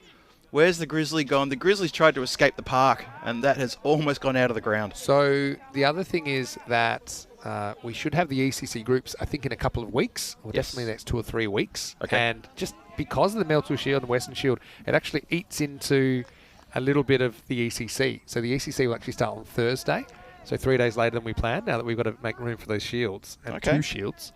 But what it's done, I'll tell you, it's slightly different length of group in ECC this year. Well, this one is up in the air. Fielder caps under it, takes the catch. Catching has been pretty good today, as Nikhil Dhingra. He doesn't have the gloves on in this game, but he does have his hands in the right position, as he will get Satnam, who goes 6 and out. So 3 sixes, and then the run broken with a wicket. And brothers, 69 for 7. Well, they really needed those 3 sixes in a row, didn't they? 18 to the score in just 3 deliveries, but then a wicket. I think the brothers probably won't be upset that a wicket's fallen, but those 3 sixes absolutely vital. That score, oof, they really need a power along, striking at 233, but only 7 runs for 3 deliveries there. Satnam Singh couldn't stick around, hit us a big 6, but nothing else. Yeah, good catch. Satnam consider himself a little bit unlucky. Got a fair piece of that, but it's not quite the journey to get over Nikhil Dhingra. Bhardwaj, the new batter. Not sure what he can do here. Coming in low down the order is Bhardwaj. He usually opens the bowling for the brothers. See what he can do with the bat. See if we can get the tail wagging here. Nanglu onto his 8th batting partner. As it will be Bhardwaj. Gets this one away and he'll get 4 first up. So yeah, Gurjant, bit of a mixed bag. He's gone 6 wicket 4 here in the 8th over. Interesting stuff. So interesting moment here. So the score is now above that 65 we talked about before. The expected score earlier when the wicket was tumbling was sort of around the 80s and 90s. They're definitely going to get to the 80s, you would think. I mean, there's still 2.5 overs to come. Triple digits, maybe? Like an ugly 100. Well, you can see that Bhardwaj isn't playing second fiddle. He's playing his shots, and that one, I think, bounces just inside. Well, fielders called it 4, umpires called it 6, so this should be an interesting replay. Let's have a look at this one more time. I'm going to say the fielder was closer, so I trust him unless he's telling porkies. Let's have a look at it, where it comes down. It will bounce just inside. That'll be 4 runs. I don't think it hits the rope because the rope never moves. Yeah. It's been changed to 4. Yeah. Good work there. Good use of the technology. Yes. Very good work Pretty indeed. lucky to be able to have the technology we do here. This Gurjant is coming on. It's a Yorker in, and that probably would have been run out. It's going to be another scrambled single for brothers. Yeah, wicket-keeper Bob thought he was on there with a chance to get a run out. Doesn't quite hit the stumps. Misses probably not by too much in the end. Have a look at this side on. How close was this? Oh, it would have been gone for all money. Didn't even get the bat down. He'd given up the effort, hadn't he? He did. Yep. All right, well, Nanglu is still there, and he's carrying the brothers on his back. That one goes miles over the boundary. Maximal. What a strange over. Ends up going magical, and I think that is our first magical over of the day. It did have a wicket somewhere in there. 1 for 21 off the 8th, and brothers 84 for 7 after 8. So a little bit of fire in the belly here towards the end of the innings. Brothers needed that. Have a look at that run rate graph. It was dismal about the 3rd over, and then it's been ticking up nicely. That's thanks to Nanglu and his various batting partners who've come in, played very short cameos, and then left the scene again. But Nanglu anchoring the innings here for the brothers, and they're going to end up getting up to, well, I believe, as long as he stays there, a pretty good score in the end. Yeah, all things considered. 100, probably still a bit shy of par, I've got to feel. For me, kind of 105, 110 is probably par. But this is another innings where we haven't had a lot of wides. We've had 2 wides in 8 overs. So I think that's the reason that the par, suddenly that 100 seems pretty competitive if you're not giving 10, 15 runs away in extras. It will be Rutul Chowdhury, as we predicted, to get a bowl, but he'll only get the 1 over here because they went to Gurjant the 8th. Rutul will get the 9th. Starts the big swing and a miss. Bhardwaj not really playing the support role, looking for the 1. He's going for the big shots. Yeah, Rutul Chowdhury, he's very comfortable bowling right arm round the wicket to left-hander or right-hander. He just loves to work the angle and likes to get the field set up for that angle too, trying to get across the right-hander, force a rash shot, force a mistake. And against Bhardwaj, who maybe needs to be not premeditating swipes across the line here. Chowdhury. Another step away, and this time he gets somebody, flat bats it, and he's going to get it away to the boundaries. That's pretty good batting from Rahul, who's batting number 9. Amandeep Singh, he just judging by his reaction, I think he felt he was in with a chance of a catch there. He's not only not fielded the ball to try to stop the boundary, but just the way he reacted, sort of head down, then head up in the air, may have just missed a chance of a hot catch. 4 on the board there. He swings it out. Amandeep Singh. Oh, he's gone down. It reminded me of the run out at the start of the innings when we saw Misfield turn into a run out. Hey, I was just thinking as well, that Kieran was tuning in from SA. I know that I don't remember if they got washed out or something, but there was the plan about might have been a month ago or so, that they were going to have like a Portuguese kind of mini World Cup. So they had like South African Origin yeah. Portuguese, and they even got the kits. I saw Faf du Plessis wearing it this morning. Wow, that's a pretty nice shot from Nanglu. He's putting his foot down now. Maximo, just a little whip away. 6 runs to the brothers. That's a cracking shot. And just watching the brothers' dugout here, there's a few of them trying to G up the rest of the brothers, saying, get behind the batters, make some noise. Just trying to see who it is over there. He's got the pads on, so he's coming in next. But he's really trying to fire the rest of them up, saying, come on, guys, get out of your seat. Give Nanglu a cheer. He's on 47. He wants his 50. This is up in the air. It's going, and it's 50 to Nanglu, and it has gone all the way. Maximo! Like I said, he's had 8 different batting partners since he's been out there, but he continues to swing from the hip. His 7th 6 brings up his 50 off 25 balls. That's a great innings there. Wickets tumbling all around him. By that man an umbrella, because he hasn't been hit by the wickets, but they've been falling all around him. And 53 from 25. Anchoring at the 100 up as well, by the way. That is a terrific innings from Nanglu. Probably should have been kissing the bails when he brought up the 50. Anyway, this is going to be lifted over the top. It goes right to that fast to fielder there. He drops it twice. Well, the 50s come up. The 100s come up. And I think they've only got 1 run there. It will be the end of the over. Chowdhury goes for 18, 102 for 7. One of the longest parts of the field. You can see maybe he's a little bit conscious where he was there, Dingra, but he got a second bite of the cherry. He dropped that one as well. 102 for 7 after 9. At the risk of making another soundbite, it really does all happen in the 9th. What an amazing over that was there. Rudolf Chowdhury ends up going for 18 off that over. Just when I thought he was the right man to bring into the attack. And he's been knocked for 18. Nanglu just really firing on all 4 cylinders now at the death in this innings. One more to come. Who knows how far? It looks like they're going to push into a pass score and then some. 26 for 5. And we kind of scoffed at the time. I think they were still listed to get 96, 98 or something. Yeah. We said, well, how? And how does that happen? Nanglu, he was still there. Yep. He's still a threat, and he's come good. As they're going to go back to Nilesh Suriyawanshi in over number 10. Strap in. Well, that one is hit in the air, and fielder doesn't have a play. Maximo Nanglu kept the strike into the last over, and he smashes the first one over the ropes, continues his hot streak. Having a look at the brothers' dugout over there, I reckon there's the top order are absolutely breathing sighs of relief that this score has been picked up, and they're going to have to give Nanglu a massive hug, maybe carry him off the ground. The job would only be half done, but they will be all around him when he gets to the dugout later. What an innings. Now, I don't want to make you jealous, Phil. What do you got? And I don't want to get into food chat too much, but talk about the kind of South African influence that there was going to be a kind of Portuguese World Cup where... I think sometimes they call it the Internations. So it's everyone that lives in Portugal, but you'd have like an English team, you might have an Australian team, New Zealand. It's kind of a cool idea. Yeah. But to get into food chat for a second, normally when the internationals are on, they have the South African Boerewors stand come to town. Wow, that's in the slot, and it's dispatched. Nanglu, Maximo, click 66. Suriyawanshi, it was a slower ball, but it was a comfortable kind of hitting length, wasn't it? Step, hit, smash, as the brothers have fought back, and now you could actually argue they're ahead in the game. Yeah, Lisbon Supergiants need to be careful not to let the shoulders slump too much. They need to bite back. Just these last 3 balls are really important to the game. Well, now get a wide. Gets a long way across, but anything misses leg stump is a wide, unless it is between the batter and the stumps. Yeah, so they come, they have the proper South African braai, and you can tell, because it's probably good that you're not here, because when you're commentating, and they often do it right next to the commentary tent, and it is kind of torture having to wait the 45 minutes before you get stuck in. Yeah, I know we've had a braai at Vinoj a few times. Proper biltong as well, they do. Oh, nice. Well, that one is hit pretty well as well, and that's going to be 6 more. Maximo Nanglu's dominated this innings. 72 on the board to his name. The next highest score is actually Bardwaj with 14, but he has pulled the brothers out of a deep hole in this qualifier 1 innings.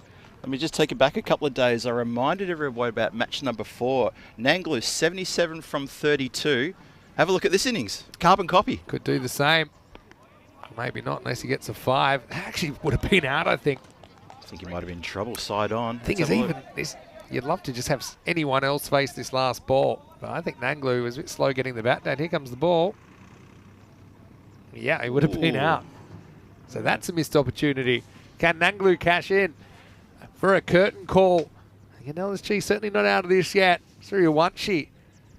12 the last ball of the first innings. It's a filthy full toss, hit away, and that is going to be 4 runs. So we'll finish one less than before. 76 off 32.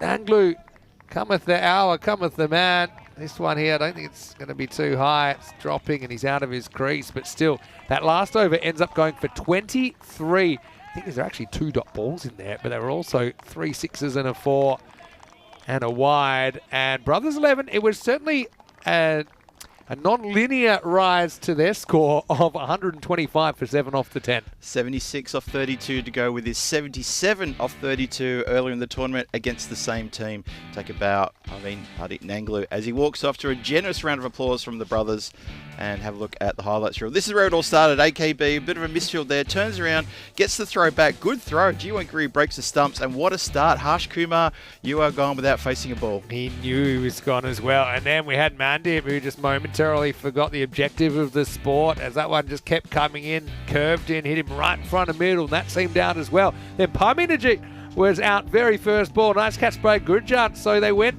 from bad to worse, really. They were 9 for 3 halfway through the second over. Then they were 14 for 4. They're actually 26 for 5 at the start of the 5th over before Nanglu, with a bit of help from his friends, would turn this innings around. It really was a tale of 2 halves, this innings, wasn't it? As you say, that score that they were on halfway through, and I'm guilty of writing them off. I am absolutely guilty of that, but Nanglu must have heard me. We must be mic'd up to the centre, because Nanglu just spun it around and said, all right, enough of this. I'm going to take full control. There was a leg before there, and that was a just reward for Atta Samad. I say the umpire's been very, very good on LBWs this week as well. And I think, just kind of considering all the factors and generally making the right decision. A few interesting moments down at long off at the end for Dingra, who caught that one, but he would fumble one late in the piece as the runs started to flow. Rahul Bhardwaj actually came out and played a nice little cameo at number 9, 14 off 6. That was after Gurulal built a bit of a rebuilding partnership with Nanglu. But it was the Nanglu show, wasn't it? As they would take 41 off those last 2 overs. It's quite amazing considering that they were struggling as far as wickets lost. So actually it was 69 for 7, and then from there they put on 56 in the last 16 deliveries with 7 wickets down, and essentially they almost doubled their score actually from the 7 over point. They had 63 in the first 7 overs. They got 62 out of the last 3 overs. A dramatic turnaround, I think, has Brothers ahead in this game. Oh, they've definitely got their noses in front. 125 for 7 after all is said and done, after 10 overs. 3 wides, only 3 wides in that as well. So good disciplined bowling, except the fact that Pardeep Nanglu got an absolute heater and would not let this game go. 76 off 32, the star of this match so far. Rahul Bhardwaj, as you say, Vinny, good cameo there. Good support, 14 off only 6 deliveries. Bowlers at the end, they're coming in for a lot of stick. Yeah, they did. They just, again, they took a bit of a gamble, like I said, to bowl Jaswant out in the 6th, and things started going wrong in the 7th. Atta went for 17, then 21, 18, and 23. 2 for 16 though, Jaswant put on a bit of a show, didn't he, JP? Wickets also for Jiwan Giri, bowled really well. It was tight early, 1 for 10. Atta Samad with 1, Suriawanshi with 1. And the other wicket there went to Gurjant Singh, 1 for 21. We'll take a break then. Won't say that the Lisbon Super Giants are out of this at all. They've got some players in form as well. But it's a big mountain to climb. 126 will be required if they're going to get the fast pass into the final. Or can Brothers keep their top dog standings and defend 125? Vinny Sandu here, Mr. Maximo with Phil G. We'll take a break and see you soon for more exciting finals action here in Portugal. You're watching the European Cricket Series.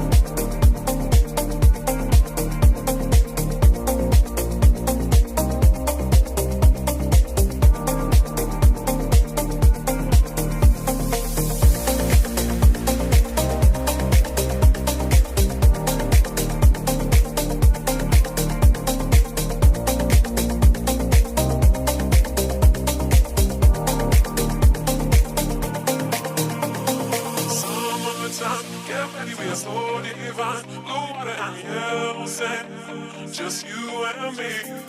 Summertime, get ready, we are so divine. Blue water and yellow sand, let's live our dream.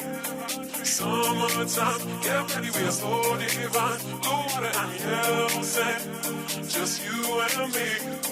Summertime, get ready, we are so divine. Blue water and yellow sand, let's live our dream.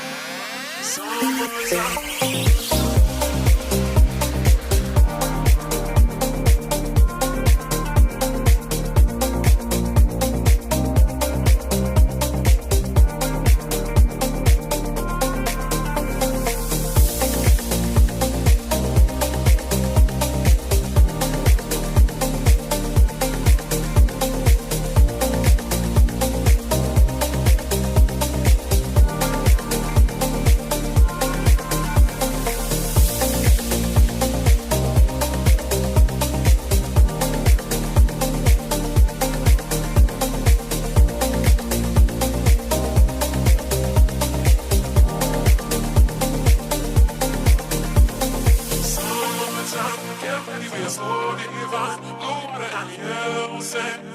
Just you and me.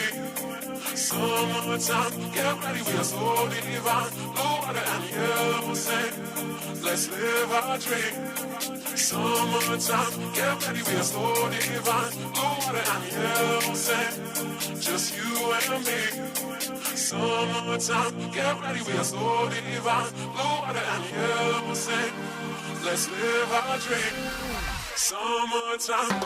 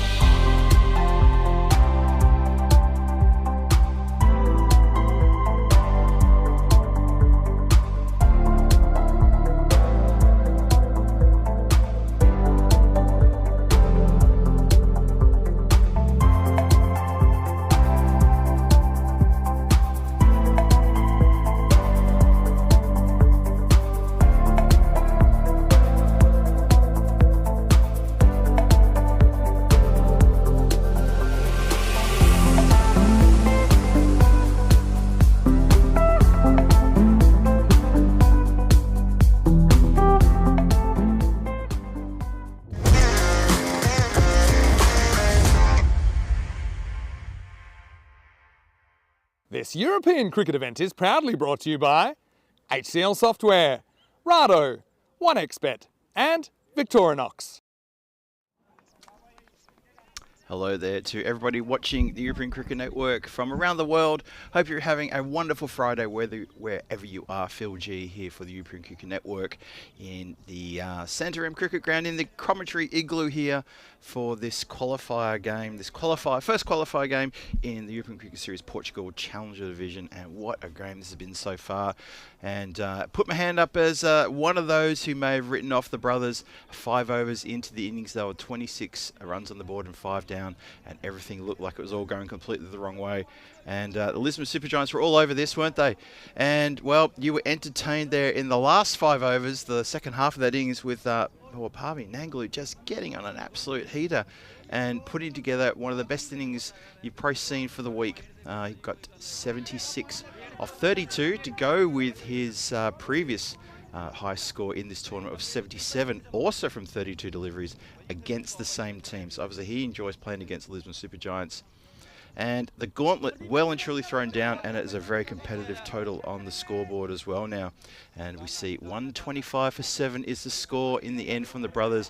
Did not look like they were going to get close to that at all. When you're 5 down for 26 in the end of the 5th, oh, there's trouble aplenty. But they have rebuilt and done such a cracking job, the brothers. And this is a real competitive total now. That's something that the bowlers can try to defend, something they can work with.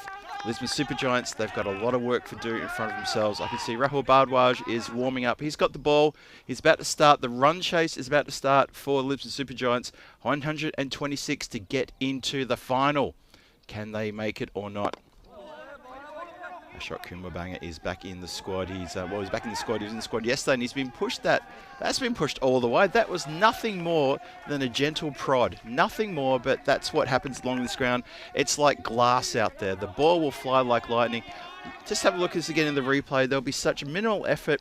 Just taps it. Literally a tap off the ankle, and that's great placement between two who are running their hearts out to try to catch that. They can't. That's a great start. 4 off the first ball.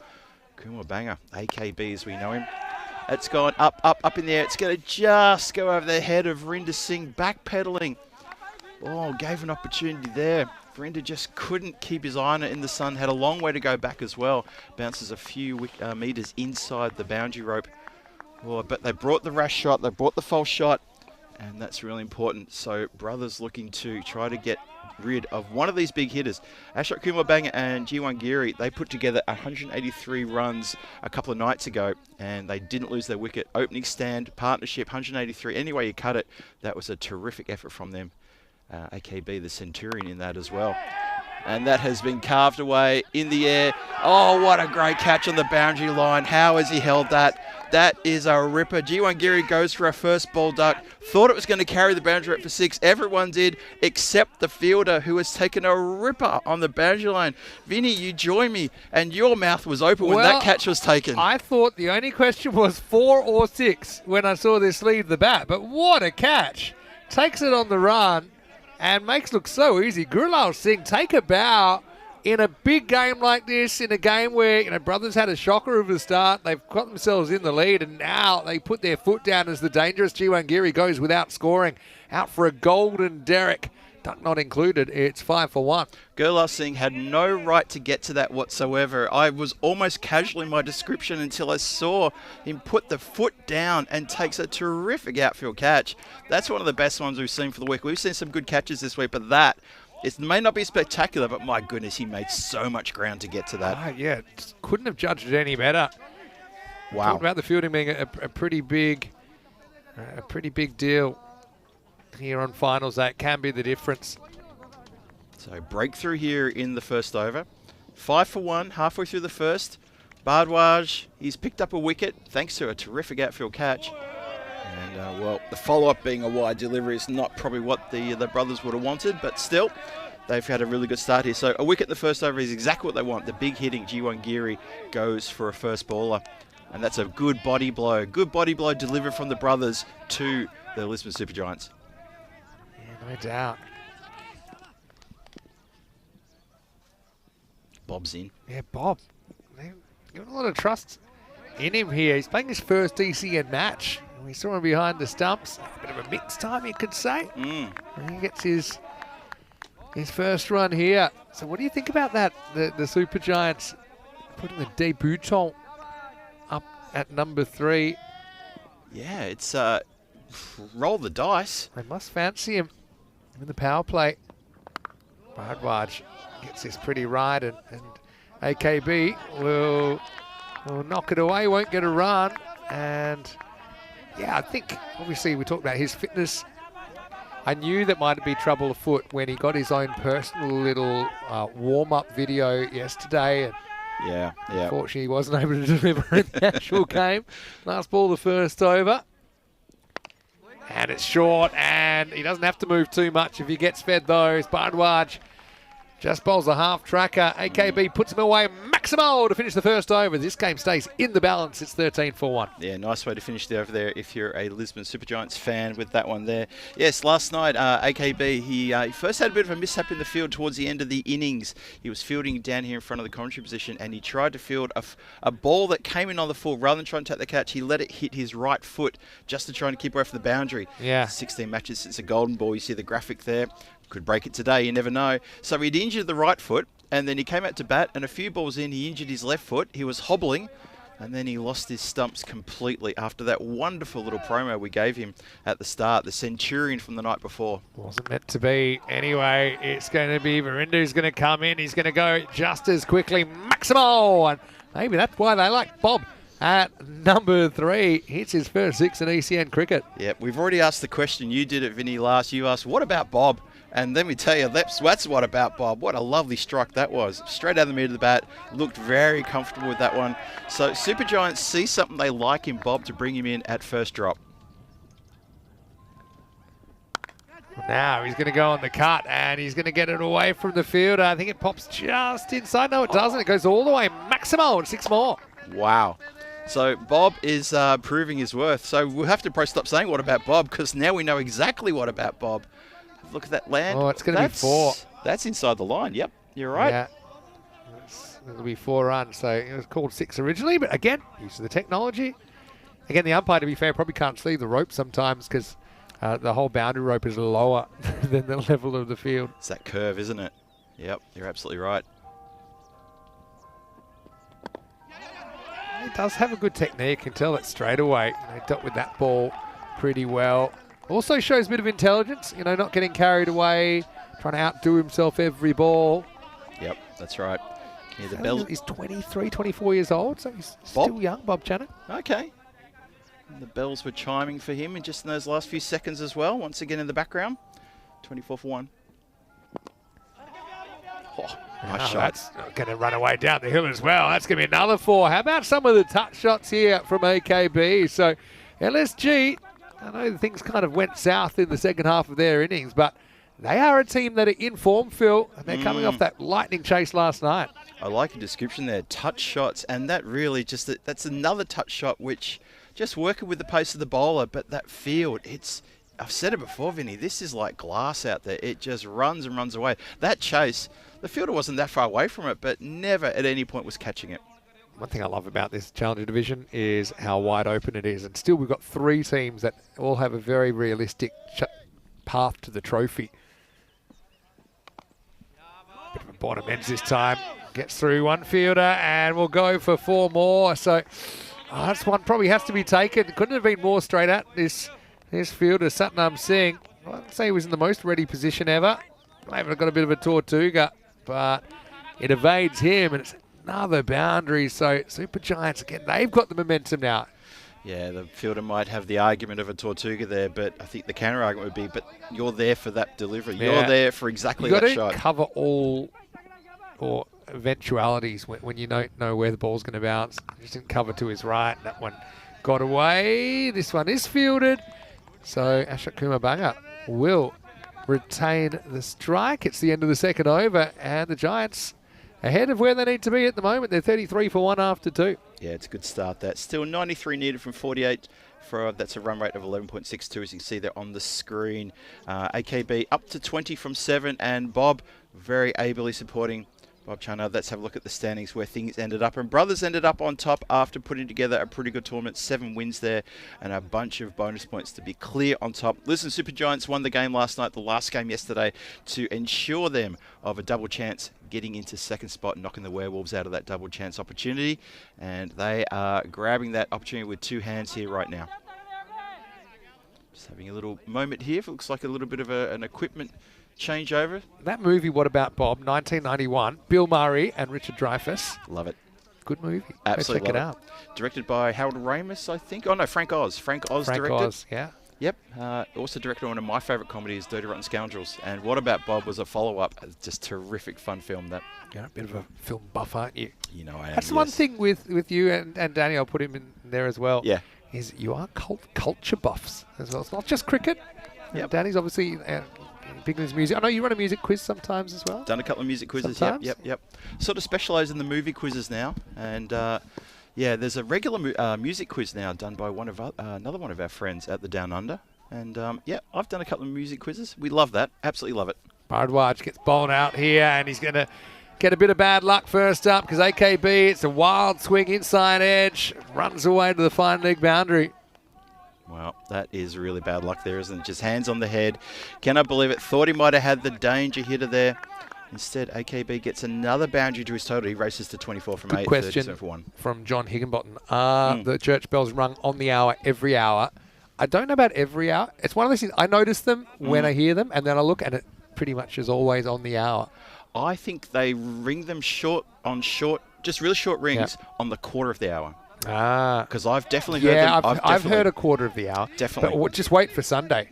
Oh, it'll be big. You were here last Sunday, of course. Yep, exactly. Although I think I was still recovering from what happened to me on Saturday with the rain and the storms. Yeah, you're holding the tent together, and let's not talk about the laptop, which is now in laptop heaven.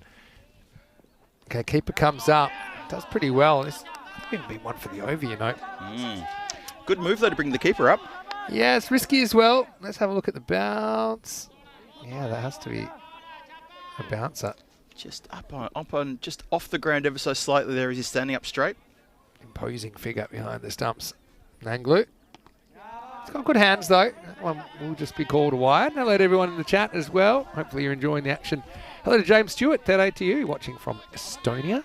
Hello, James. Yeah, I've been a big fan of Nanglu behind the stumps. I know we've just seen him with the bat, but I think he has been the pick of the keepers this week for me. And a bowl tier keeper, though. That's, they've done pretty well here. Keeping it outside the off stump makes it a lot easier for the keeper who's up. But, yeah, another game that's in the Goldilocks zone, Phil. It is indeed. Nicely poised there. Good over here from Bardwaj. Just started with a boundary, but sort of tried to tighten things up just in the last couple of deliveries. Needs to keep it really tight here for the brothers. Yeah, works it, uses the pace. I've seen that shot be played well today. So, yeah, just single. That's fine for brothers who are defending more or less to a ball here. Every time it's only a single, or especially a dot, that rate will go up that's required by Lisbon Super Giants, who they did start underdogs here, even with their hot form. And I think I mentioned that when these two teams played each other, they were both pretty one-sided games. Yep. Between them, and Lisbon Super Giants didn't take a point out of the first game. They barely scraped a point out of the second game, but they're a different side since then. Really different side. Different place in their heads as well. The Lisbon Super Giants at the start of the tournament went zip and 3. Oh, that's cracked. It's an uppercut that's got some power. Maximo! That's more like the AKB we saw. Bring up the only 100 of the series. That was right out of the middle, took on the fielder, didn't care, gets the result, 6 runs. That sounded crisp and absolutely middled that one. Such a good sound of the leather on Willow. And he races to 31 from 11, 47 on the board. I said brothers were favourites coming in, but actually looking at the percentages, the supercomputer started LSG as 52% favourites, which surprised me slightly, but yeah. I guess it's pretty even. Just supercomputer giving a lot of credit to the current hot form of LSG. Yeah. One more to come in the power play then. It's been a good power play for the Super Giants. Again, using that pace. This time the fielder should deal with it. He does. So Ashok Kumabanga moves to 32. Bardwaj mixed a couple of overs for him. Ends up going 1 for 28. But that one went for 15. The score after 3 is 48 for 1. Yeah, interesting poised here. So the odds now are well and truly in favour of the Lisbon Super Giants, 65 to 35%. But, 1 wicket, 2 wickets, and we're suddenly back to the Goldilocks situation. Have a look here at the tower block. Have a look at the build-up and the second half of that innings for the brothers. That's quite incredible hitting, isn't it? So the last 4 overs went for 79, but they pretty much doubled their score in the last 3 overs. Incredible. So as many runs in the first 7 as in the last 3. It's quite crazy. Hey, I was just thinking now we've got the commentary igloo. It's my first time in the commentary igloo. Yeah. It's given me Prague vibes back when we first met in 2021, Yes. where we went through several tents, but eventually the igloo was the one that stood up. The igloo was the and one it gave that us good withheld. protection. You're absolutely right. Of all things, and that was probably the cheapest of all the options we went through. And even at the time, Terry O'Connor was a bit sort of frowny and saying, "Look, this is not going to hold up our conditions here. It just won't." And lo and behold, it did. I even had a nap in a rain break back in the days when we were allowed to do that kind of thing, and it offered a lot of protections. I'm going to say so far it seems like a win. Although I will say it hasn't been tested. Also, now I'm back in the ECS when spiders are slowly taking up our workspace. Oh yeah, there we go. There's another one. You're more of a saver of spiders. I'm not so merciful. This is going to be a wide start the over. Yeah, no, You can save the first couple of spiders, but by the time you get to the 20th or 30th in the day, how long do they live anyway? Most Spiders? Most of the spiders. Well, 24 hours? if they're anywhere near you, they're going to last a few seconds. Especially when you start to... I'm worried about them getting in the earphones when I put them on and laying eggs in my head. Yeah. No, if you're going to go there, I'm going to kill anything that's got more than two legs. Forget that. Oh, nicely played there. Now, the missus is very upset at me sometimes because she's always a bit sort of screamy when she sees something with 8 legs. And I come over with the glass and the piece of paper and I just try to put it outside. And yeah. Both of us originally from Australia, so people think we have some sort of special powers with spiders. I don't run into them that much. I do tend to save them more often than kill them. I think that they're just in the wrong place. That's nice. 50's up, by the way, for the Lisbon Supergiants, who are well ahead at the moment. This isn't a good ball at all from Harsh Kumar. It gets outside the legs of Bob Chanet, who puts him away to fine leg 4 runs. And he's kind of grown into this innings, hasn't he, Bob? It's a good delicate touch too. He didn't really try to belt the cover off. He's really just helped that on that angle. He really has not. I thought he might sort of fall for the old, I need to really hit the cover of this. And he's just swung it around very fine. 4 runs. Nice shot. 54 using for 1. The pace. That's one thing I've noticed here is that the batters are using the pace of the bowling very, very well. And we haven't seen a lot of slow bowling options. True. That's the thing. Yes. I think of Jaswan. He's probably the only one I've seen all day. And this one down the leg side. It's away from Nanglu. We'll get a couple of runs for free. Yeah, well judged. In the Werewolves innings, we had Gaganpreet Singh came on to bowl and over, but I think that time the Coimbra Knights were already bottling along quite nicely. So he had a bit of change of pace. Sort of caused a few hiccups, but you're right. In this match, though, yeah, Jaswant Singh only. Probably look to someone who can slow things up a little bit. I mean, and I would say the bowlers have bowled pretty well today for the most part, keeping it outside the off stump. But the batters have played smart shots. They've played low-risk shots. They've asked questions to the fielders. A lot of runs going to the vortex. Wow, that one is belted by Ashok Kumar Banga. Well, he's a man that the brothers want to see the back of sooner rather than later. Maximal 6 carreras. And it's quite amazing. So they're 62 now. That's roughly the score brothers were after 7 overs. Yeah. And they've done it in 3.5. So comparative-wise, they are all over it. But, of course, we know brothers had that great late run. True. The brothers have to be asking themselves, did we not have a game plan of how to bowl to this man? Because he was obviously the big siren screaming threat right from the very start of this match. And the brothers would have had a bit of a conversation during the huddle before the game to say, when we bowl to him, how do we get him out? How do we stop him from scoring? What do we do? And so far, nothing's worked. Almost like waiting for a mistake here. They're going to get one. It's a big moment in the game. Here's Harsh Kumar, who induces AKB to hit across what he should have played straight, and over goes the castle. Another turning point in a topsy-turvy qualifier 1 LSG, 62 for 2. Harsh Kumar, who went for a no-face ball duck at his innings. He's come back with the ball. He's taken a big scalp there, off stump, not back. AKB cannot believe he's missed that. Probably didn't bounce as high as he anticipated, but he has played a wrong shot, completely wrong shot. Stumps akimbo, and this is a moment. Huge moment, actually. It reminds me a little bit of the way George got out in the first innings when he tried to pull the ball off Geary that crashed into the top of off stump. A little bit of inseam there from Harsh Kumar. And maybe you could put that down to a couple of things. Keep her up, maybe kind of forcing the batter, AKB, back in his crease. He felt it was pullable. Again, if he had his time over, he would have played it with a straight bat. Partap gets the bat.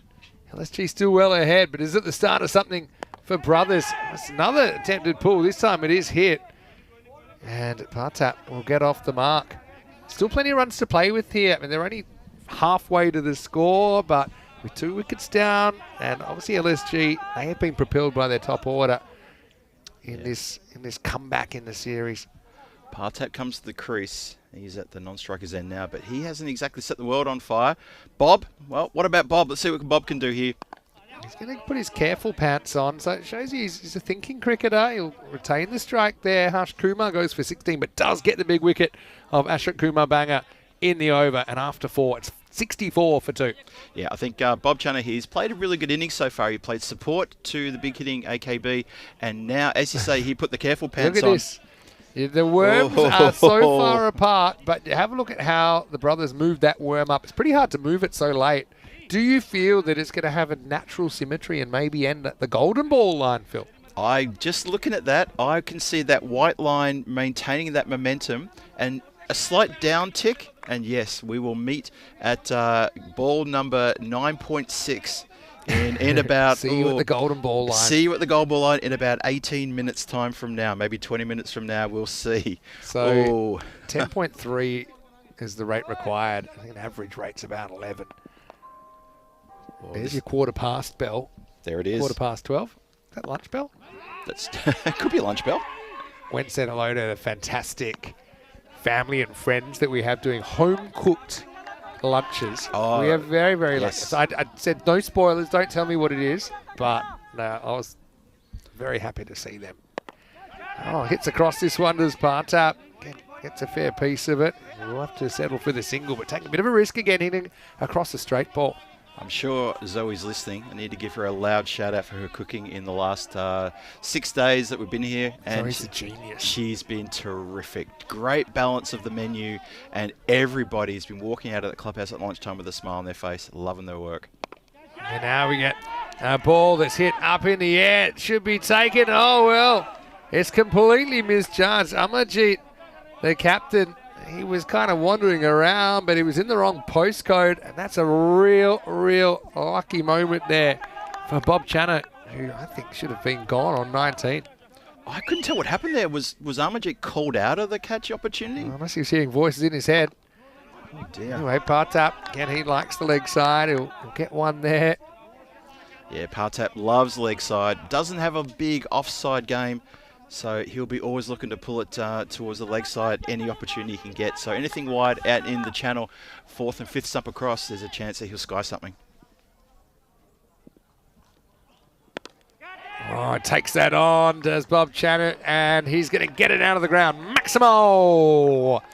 He's really repaid the faith put in him to bat at 3 in his first ECN match. And you've got to have a good eye to play that shot. He gets it out of the middle, 6 runs. Yeah, belts that right in front of square. Good shot from side on there from 2 circles. You can see in that replay, really hammered that one. And you're right, 26 off 10, repaying the faith. Now he's very smart again because he wants to control the strike. He'll take one here, and he will keep the strike, moves to 27. Not a bad over by Satnam, who goes for 11, but that's the going rate at the moment after 5. It is 75 for 2, and that gives us an opportunity to tell you about what's coming up. And yeah, I mentioned that we have ECIs this weekend, or next weekend now, and then the T20Is. But also, I want to mention in Italy, we have our first European Cricket Series W for the year. Yeah. So that's really exciting. I'm sure we'll see Roma CC as one of those clubs, even though it's a little bit out of Rome. But it's the first time we've done an ECSW in Italy. And previously, our only ECSW was actually a trial event in Croatia last year. It had Zagreb Jinx from Croatia and the Lavender Lionesses of Serbia. So it was actually an super ECS, like an international clubs. And it actually had a golden ball in it. First one ever. Yeah, had a golden ball in it. It was a very exciting game. Uh-oh, dodgy 2 alert. They'll get there. Not a good throw. Channy, a little bit surprised he took that on, given the game situation, but he gets away with it. Brothers fielders asking questions of that very panicky throw. Well, I don't know how you get 2 when the ball hasn't left the infield. But you can see here, better throw. Could have cooked his goose. Yeah, there was a bit of animation there for the fielders who had to back up that throw, and there was a couple of them down there as well. Just asking the question of the fielder who threw that. What was that? Threw a bouncer at the keeper. Anyway, Bob whips this away, but it could be trouble. It's gone. Another wicket falls, and so he tries for a 2 that maybe he wishes he doesn't, because the next ball, he clips straight to the fielder. As this game takes another turn, Lisbon Super Giants walking sticks, 77 for 3. Well, that's incredible for the fielder as well. So he'll be completely forgiven for that little run-out situation that was created the ball before, but takes a really good outfield catch. And the brothers, not just pushing the door open, they're trying to kick that door open for them to come in and snatch a win here in this qualifier. And Lisbon Super Giants losing a wicket at an interesting time. It's getting a bit nervy. Bob has to go. Yeah, Mandeep Singh takes the catch out there. Most of the catching has been good under pressure. We saw Bob almost pop up and be caught last over. We saw him almost get run out earlier in this over. Handy 29, but only gets him so far. Here's Amandeep Singh to pick up the chase, batting number 5. Yeah, I think LSG would have loved to have kept Bob out there before. He was looking after the strike. He was getting the boundaries. The run rate required was 10, and still is thereabouts, and he was keeping that motoring along. But now it's up to these two to continue that trend, if they can. Make some good contact first up. This sets a bit of a task for the fielder, and he's not going to be able to stop it. It's a great effort actually out there. Amandeep will start with 4 runs. I love to see this, even though he fights a losing battle, the fielder, but he does everything he can physically. He gets down, he hurls his body at it, but he doesn't get it in the middle of the hand or the arm, and the result's a boundary. It's a shame, because that's the same fielder who took the ripper catch in the first over as well. That's true. Gurulal. Now, next one is going to be a freebie. It's wide, plus they'll scramble an extra run. They did indeed. So score goes to, what's that, 81 for 3 halfway through, 83 for 3 halfway through the 6th, still 43 from 27, that run rate under 10 now. Under 10 required. So you'd have to say, or I would say that LSG had just got their noses in front here unless another wicket can fall. Well, that is up in the air. Is it falling in no man's land? It is. This time they'll settle for 1. Hey, I'm just going to touch on this. Matt is fascinated by my concept of laptop heaven, which does imply that there's a laptop hell as well. I'm sure we've all had a device that we'd like to send down there. Yeah. Do you have any residents of laptop heaven you can think of in your past? Well, all I know is that my old laptop is in laptop heaven, which absolutely is doused in coffee. From day one. Coffee flavoured laptop heaven. Called that one. I'm going to give you one more as well. Go on. My previous laptop, which was a HP, and I hope Renata's not listening, that is in cranberry juice heaven. Thanks to Rennie's going to hate me for reminding me of this so one. liquids haven't been kind. I've lost 2 laptops to liquids in the last 7 years, and yeah, that was a bit of a I mishap. suppose sometimes they can go through natural causes. This is another ball's going to be called, and yeah, previous wide call seemed like a fair one. Remember, if the ball was over the line, it should be okay. Let's have a look at this one. Yeah, I think my Dell and my HP are definitely holding hands in heaven right now. I had a Sony Vaio that I don't know what happened to it, but apparently when I started up, it sounded like a truck starting up. That one will be fine. Better.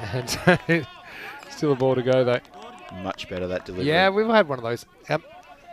When I was a kid, I think it might have been a Commodore 64. This is the one that you could actually program yourself. Yeah. I used to love it. It was like a big book, and you could write programs. So I wonder what happened to that, actually. That's kind of a nice one. It's like when you get to know your great-grandma, your great-grandpa. When you're little, you appreciate the time. You're too young to really appreciate it. End of the 6th over here, as this game is coming right back to the Goldilocks zone shortly, I think, at the end of 6. LSG are 86 for 3. Can I just talk about this computer I've got right now? Yes. I've had it since 2013. No way. And it's still running. It's a fantastic machine. Wow. It's avoided grizzlies. But the bad news is they're no longer providing support for it beyond the end of this year. So this is one that unfortunately I'm going to have to put out to retirement. It means I need to... It was reasonably expensive at the time when I bought it 12 years ago. That's incredible. I did replace the battery late last year, but for a while it would only run if it was connected to power. But this This computer knows a few things about ECN. It's actually been here for the whole journey. The whole way through, yeah. In And the then ECN some. era, which I say starts in 2019. Yeah, exactly. That's a pretty good innings for a laptop, has to be said. 12 not out. But is it the operating system that's not being? It's kind of the system. I probably still can use it, but Okay. But no support. I think it's time, and I'm probably going to have to buy a couple to replace it. I think one for the ground and maybe one outside. I've got a desktop machine as well, Yep. which is running on the same system. Anyway, we're going to go back to a little bit of left arm spin with Satnam. This game tightening up, as I said. There you go, 86 for 3. This game is tightening up. That run rate's still at 10 and a bit. Runs at this. Again, Bermuda Triangle forms out there. They're going to take on a 2. No, they're not. Probably a good decision. Don't think it was there. They'll have to settle for 1. Yeah, there's a lot of excitement out there. These two teams, they want to book their place in the final. They're desperate for that. So there's a lot of noise and animation from not just the dugout, but out there in the centre. The brothers are gesticulating. Every time a fielder goes near the ball, they're yelling out keeper or bowler or now or go or something. This game is really heating up. That's a quicker one. That's pushed through, but it's going to come off the mat pretty quick as well of Amandeep Singh. Cuatro carreras. Super Giant still ahead. A quicker one. He kind of telegraphed it a bit, I think. Faster arm action, but well hit. Good placement there. Brings a boundary. Yeah, pressure on Satnam Singh now for these next 3 deliveries. Cannot afford to let any more get through like that. It's a quicker one again. This time manipulated away to the leg side. They'll get a single. So it could be a big finish on here. I suppose at least these two teams, they know that they've got the benefit of the double chance, so it's not the end of the road. But, I mean, True. The Knights played really well this morning. I don't think either team wants to have to do it the hard way. And Satnam, again, showing the value of someone that has a change of pace, although somehow this gets through.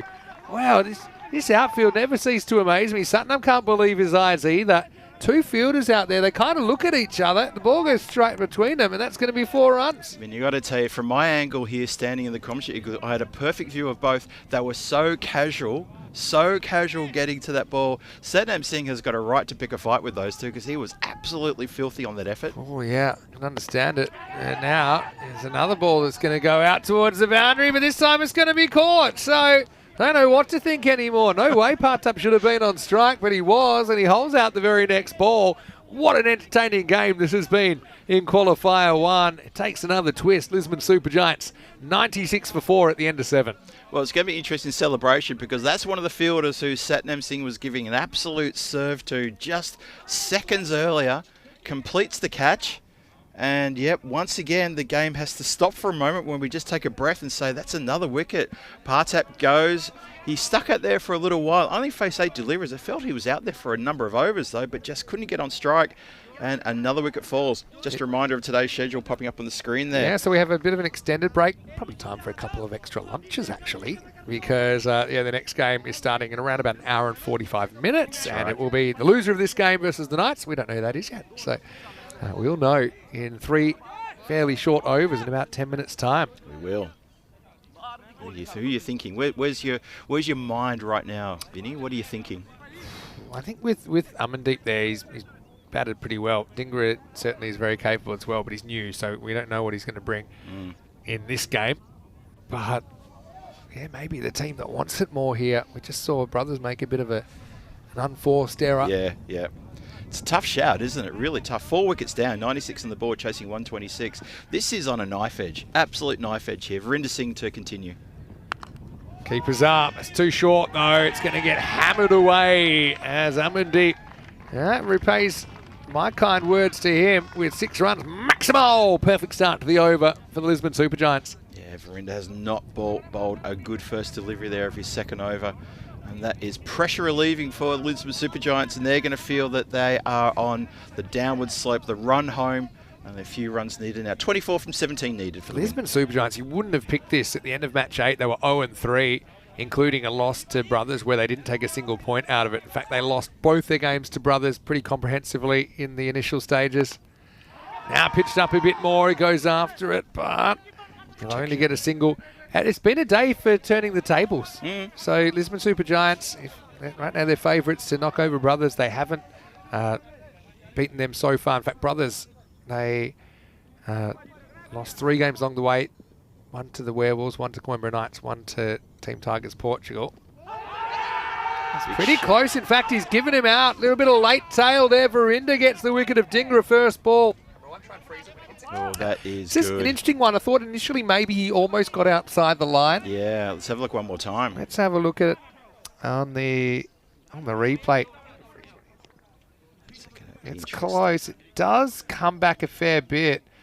It's tight as far as impact, but I think probably umpire's call, 'cause it does come back a bit after it bounces. See here? Yep. So you're trying to work out, does that hit him in line with some of off stump or outside? It's touch and go. And there's no doubt it's going to go and hit the stumps. Yep. But I think as a batter, you've got to just blame yourself there. Didn't get bat on ball and That's pays right. the ultimate price. Dingra gone first ball, 103 for 5. Yeah, it wasn't a difficult ball to face up to, but just not a good shot selection. I think you're right there, Vinny. Well, it ends up being the umpire's call, fair enough too. And that is, well, Verinda Singh comes back after being taken downtown for 6. Comes back with a good wicket there. 103 for 5. Oh, another twist in the tail. Oh, is it? Here's Chowdhury batting 7. And he gets a pretty good ball first up. Verinda's kind of in the zone right now. This should just be a single. That was the scene of the howler earlier on today. I was just saying it's been a day for table turning. Yeah. We saw the Coimbra Knights get that win over the Werewolves. I mean, the first time they played the Werewolves, they only made 41. That's right. That was back in game 12. And then even the other game, Coimbra Knights went down by 20. But they were able to turn the tables then. Giants looking good now, but certainly ahead, but not home and hose just yet. Verinda's doing well to try and keep his team alive. Yeah, Coimbra Knights bowled out for 41 in that match. Top score was extras with 17. A game they would want to forget and put way behind them in their history. Way behind them. That was a bit of a shocker. He's been good at just kind of getting it forward in the block hole. Fielder will make the boot stop. Well, this time, that's Mandeep. He's been switched out to that side of the field. This one isn't in the textbook, maybe in the football textbook, but that'll be the end of the 8th over. 107 for 5, 19 required off the last 12 balls. Biggest over of the game coming up. Yep, all happens in the 9th. What can they get in the 9th to then tell us what do they need in the final one? They're going to want to really carve up this 9th one, not lose a wicket. 5 wickets down. Another couple of wickets and you're really into the tail then. Have a look at this. And yes, these lines, they're looking to have a bit of a golden ball meeting towards the back end of that 10th. That is coming in beautifully. It's like a plane landing. That is coming in beautifully on that yellow line. Yeah, oh boy, so far apart. But maybe they're going to have a beautiful union at the end of 10. What a good over by Verinda. He got whacked for 6 first ball, but then he was able to keep the ball on the field for the rest of the over. Did come up with a wicket. Then we had 3 singles and a 2. So the whole over went for 11. Really good. And a huge, huge over coming up. Just looking to see who's getting the bowling duties here. Is it going to be Mandeep Singh? Yeah, they're going for Mandeep. Interesting. Well. So yeah, they're going for it. For a bit of another off-pace option. Here we go, 9th over. 19 required. First one fairly straight, just manipulated away for a single. I like this from Wayne saying the computer thing won't be a problem for Rico. Does he still keep the score with pen and paper? Yes, he does. End of the over, he will make his note. Everyone's got their own way of doing it. I know you do. You make a few notes yourself as well at times. Yeah, this goes back to my days of university where I'd remember by writing. All right, well, that's in the air. And Fielder's trying to find it. He will catch it. Bit of a fumble job for Parminder down there. Huge juncture in the game as well. Chowdhury goes to the skies. And now he will have to walk off. He'll be out for just 3. Mandeep chips in with a wicket in the 9th. It's 108 for 6. Oh, Parminder takes a good catch, but you can see there the hand to the eyes to shield himself from the sun and a big sudden gulp as he had to take it. Juggles, holds it to the breadbasket, completes the catch. Oh, and another bit of a turn in the tail, another twist. Oh boy, this is simmering along very nicely indeed. We've still got a little ways to go here. That's a big wicket though, Ratul Chowdhury gone. Yeah, it's a big moment, isn't it? Because I feel like it would have been at least 1 run, maybe 2. Suriwanchi's not the worst. He's coming out number 8. So, I mean, they do bat reasonably deep if he's batting down here. They do indeed. So, but Mandeep Singh, success in this over. Vital. Anybody's game here. Oh, yeah. Anybody's game. 3-1, she faces up. And he's going to crack one first up. Fielder comes in, does get to it on the full, but it's going to trickle away for 4. This is an interesting one. I still think his best chance of saving the boundary was to actually go for the catch out here, Gurlal Singh. But although he gets hands to it, he's not able to stop the momentum, and the result's a boundary. Well, Gurlal Singh, he's already taken a ripper catch on the boundary line there. Probably felt that that was his to take. And unfortunately, he hasn't got enough behind it to secure the boundary line. Score goes 112, 14 from 9 needed.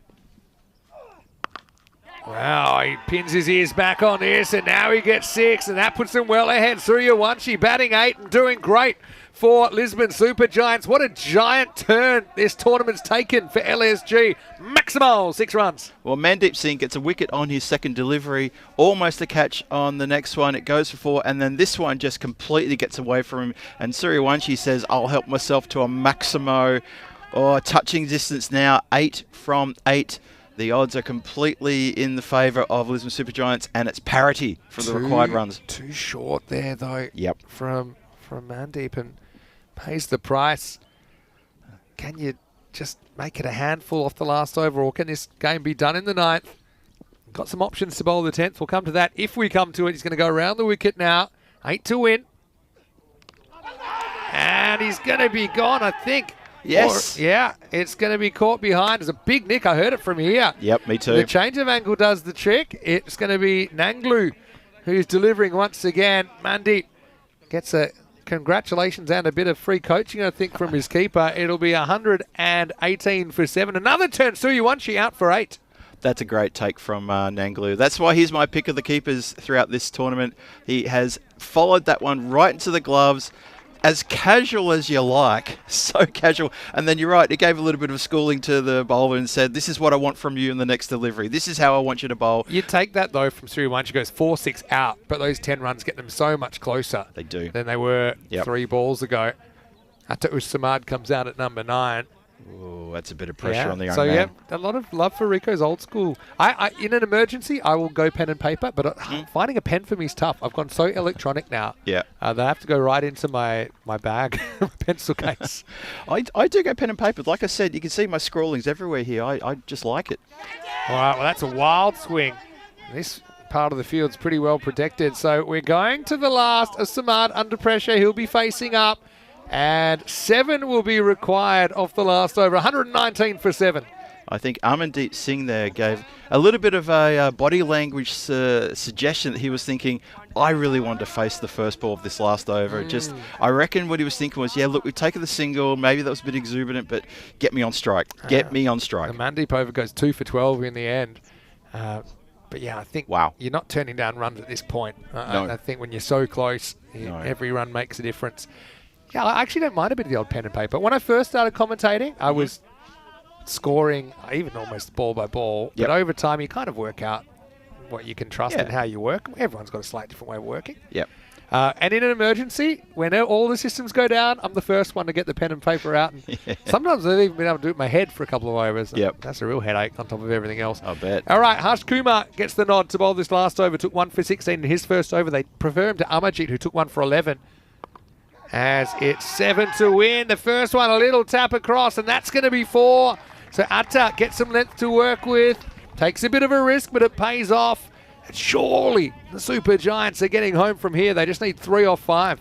That is not a good first up delivery from Harsh Kumar. He's put it right smack bang onto middle and leg, and Ada Samad has just stepped ever so gently inside the line and helped it on its way. Surprised they didn't go for a Maximo, to be honest, but 3 from 5, touching distance. Can do it in singles if they want. Yeah, hit and run. This is where we saw earlier on Werewolves needed to try and do a better job preventing singles in this situation. They hit a boundary, it's over anyway. Yeah. So just see if you can force an error. 3 to win now for LSG. Again, that's unforgivable really at this stage. You allow one now. Actually, you're going to get the set batter back on strike. So although they have lost a few wickets late in the piece, they still have been able to find those boundaries that put them now on the precipice of a spot in the first ever ECS Challenger final. Lisbon Supergiants. Here we go. 2 to win. Can Amandeep finish it off? He will get 1, and the scores are tied. Well, now you've got no option. You just got to put everyone up and hope. You also know that in this situation, Ate probably wants to play that same shot again using the pace. Yep. So if I'm bowling, I'm not giving him any length to work with. And if the fielders have just got to come up. If you think you're too close, go even closer. Get closer. Scores tied. 3 chances to win the game here. Ate Ussamad. Oh, and he panics. And that's what it can do. Yes. You bring the field up, you start thinking, right, I'm going to have a shot at glory here, a big swing and a miss, and the temperature rises a couple of degrees. That's right. They've got the batter at the right end, the one who hasn't been set, the one who isn't got the big score. And Harsh Kumar, it's all on him to put it in the right spot. They're putting a long on back for a catch, but now you can just knock one down the ground.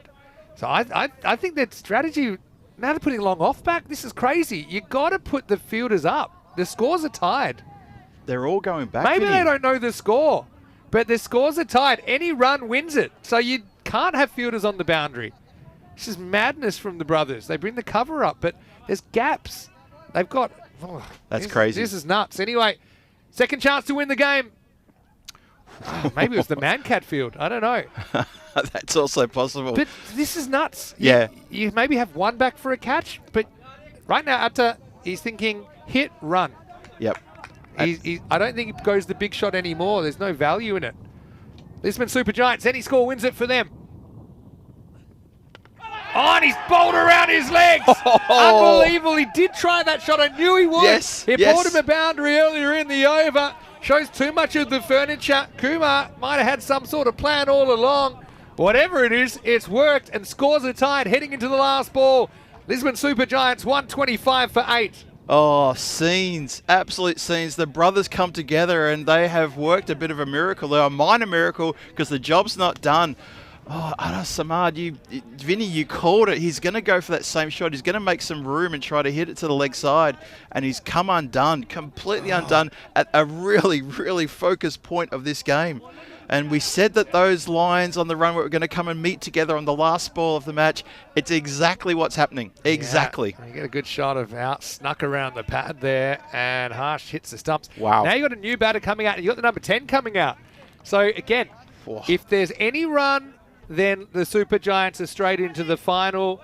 If this is a no-score delivery, whether it's a dot or maybe it's a wicket, then we've got Golden Ball 74. In a game that, to be honest, it's deserved it. From the very first ball we've had, Completely agree. Yep. madness, we've had big momentum shifts. Wow, the G-Force brought a golden ball. Oh, the Maximo plus 1G, will it bring it? All right, I don't know if we're frozen here at the moment on the broadcast, but I hope not, because I want you to see what we're seeing. Otherwise, let's just have to hear my voice. They're still working the field. They're still not sure about the field. Previously long on has gone now into Better field. Short mid-wicket. Juzwan, not known for his batting. Batting number 10. Any score wins it for the Lisbon Super Giants. And we're not there yet. It was good luck last time to pull out.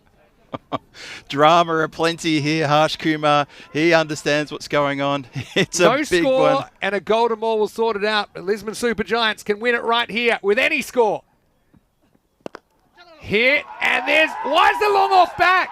It's an absolute brain fade to have that fielder back on the boundary with the scores tied, and the brothers, I don't know if they can understand the Hindu-Arabic numeral system, but that is not what you want to do for the number 10. You've got to feel happy for the Super Giants, but they weren't made to earn it there. Juzwan just casually knocks it down the ground for one, and this game's done. They win off the very last ball. Super Giants, the first team through to the final. How did the brothers have such a brain fade at such a critical time? If they had been a regulation mid-off there, that run could have been a run out. It could have been jeopardy. It could have been so many problems. Why on earth was not everyone up? I don't understand how when there was 2 to win and they brought everyone up, and then when they got a run, they put everyone back. When the scores were level. But again, you just probably see that tactically there's still a bit of work to do in the challenger level. Lisbon Super Giants, they are through eventually to the final tonight. It means Brothers 11 Portugal taking Coimbra Knights. Real danger game for Brothers as well. Oh, yeah. Look, maybe it wouldn't have made a difference, but I've seen that a couple of times. I don't understand when the batting team needs one run, why there are outfielders.